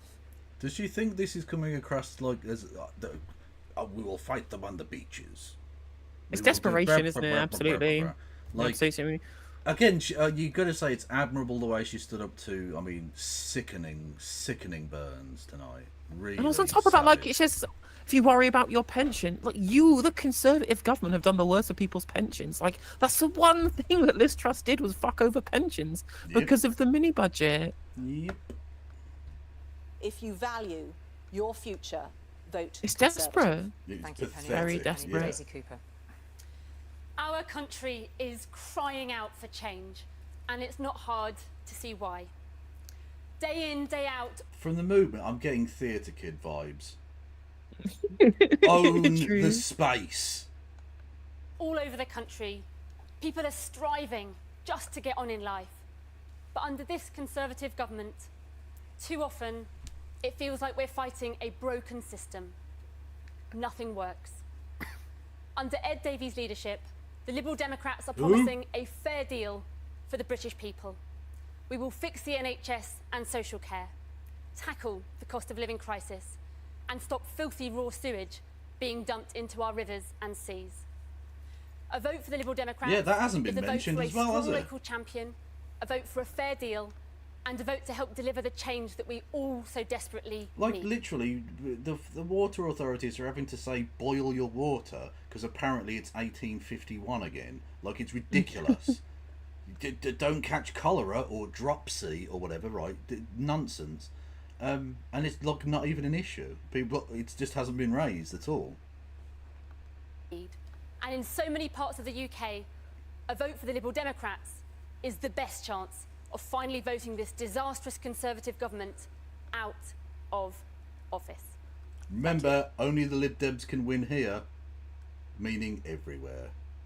I mean, there's a really my funny one was like the North Korea elections 2028. With a choice between Kim Jong Un or Lib Dems, only Lib Dems can win here. Exactly. The choice at this election is simple. More chaos with the Conservatives or change with Labour. Imagine waking up on the 5th of July. Would you say they're trying to create a coalition of chaos? And that you're offering strong and stable governance? Oh, hang on. I don't know why that happened there. 5 more years of a chaotic Tory government. Years of high tax and low growth, while everything gets more expensive. Crime going unpunished. NHS waiting lists getting longer. The Tories have left you and our country worse off. A vote for Labour is a vote to end the chaos. We know we can't tax our way to growth. Labour's plan for growth and wealth creation is about stability, investment, Strong and reform. stable. It really is. Economic stability is change. We will bring down NHS waiting times with 40,000 new weekly appointments, and we'll secure our streets and our borders with more neighbourhood police and border security command. Vote Labour for the change. Thank you, Stephen Flynn. Let's start with the good news. The Tories are finished. 14 years of Cameron, Clegg, May, Johnson, Truss and Sunak, that's finally coming to a close. I'm glad he mentioned Clegg in there as well, the Tory prick. So now our attention must turn to what comes next. And at a time when there should be hope and optimism, there is so little on display. Keir Starmer's status quo offers us yet more cuts and yet more Brexit. Well, in the SNP, we don't accept that cosy Westminster consensus. We believe in better investment in our NHS, action on the cost of living crisis, rejoining the European single market, economic growth by delivering net zero, Scotland's future in Scotland's hands. So on July 4th, vote for that future. Vote SNP to put Scotland's interests first. Stephen Flynn, thank you. Nigel Farage. Unlike the rest, I don't need a script. I've come out of retirement, back into politics with passion in my heart. And I'll tell you, Britain is broken, everyone knows it, and Britain needs reform. The election is over under our system. We know that Keir Starmer's going to win and probably have quite a big majority. The question is, who will lead the opposition? Because for democracy to work, there has to be a voice of opposition. And I put it to you that Ed Davey of the Liberal Democrats won't do that, because he actually agrees with Labour on most things. Rishi Sunak won't do it. Well, he'll probably be in California by then. Anyway. And the Tory party is split down the middle. And Again, it's decent bants. You got to give it to him. about to implode in this election. I say to you, up the raw. I will stand up against open borders. I will stand up and say here those we that come go. illegally across the channel should Stand be up and deported. fight. I will stand up and fight for the millions of men and women running. No, you won't. You'll lose, and then you'll spend the rest of the year in America with Donald Trump licking his arsehole. So, behave yourself. All businesses. I have the courage to take on the mob. Please join the revolt. Thank you. Rhian ap Iorwerth. I'm sure there'll be people who were thinking, why is this guy from Wales being invited onto a debate being broadcast across the whole of the UK? Well, firstly, Wales is a part of the country, and that is rarely taken into account, unfortunately. I hope some of what I have said has resonated with you, wherever you are, and that you agree we need to do politics in a different way. But the fact that some do think that reflects what Plaid Cymru is all about. We are here to offer a positive vision of what Wales could be, knowing that time and time again, our aspirations go unheard by Westminster governments, be that Labour or Conservatives. Now, the truth is, throughout the UK, there are communities who feel ignored and overlooked, and I hope you stand up for your community. And for me, it'll always be about standing up for Wales. Now, it's high time that the Conservatives were kicked out of power, but Labour will have to be held to account too. Yep. And Welsh voters can do that through Plaid Cymru MPs and their vision for fairness and ambition for Wales. Vote Plaid Cymru on July. Thank you very much. Yeah, you know what? I'm fine with them returning some Plaid Cymru peeps. They're generally pretty good, yeah. I mean, they all seem very nice people. And that brings us to the end. end. They are, yeah. They do a pretty decent job in the Senate as well, from what I can tell. Yeah. Absolutely. Right, we are now actually going to be moving over to Twitch again now. Let me just pop the link back in YouTube chat for everybody to go watch. Oh, sorry, that's the link to the. I did drop the link to the YouTube version of Question Time, so you can keep all of your scenes on OBS in the same place. Makes it easier for having to shift things around rather than using iPlay, which is a different format. Indeed. Okay. Okay, I'm going to turn off YouTube now. So go over and say hello on Twitch. I do not accept the excuse that it's late and you're going to bed. That is no excuse. There's 157 of you in YouTube. You can come watch on Twitch. We have animated emotes and bits, which is not as good as the user interface on YouTube, but it's still worth coming because we can watch copyrighted stuff.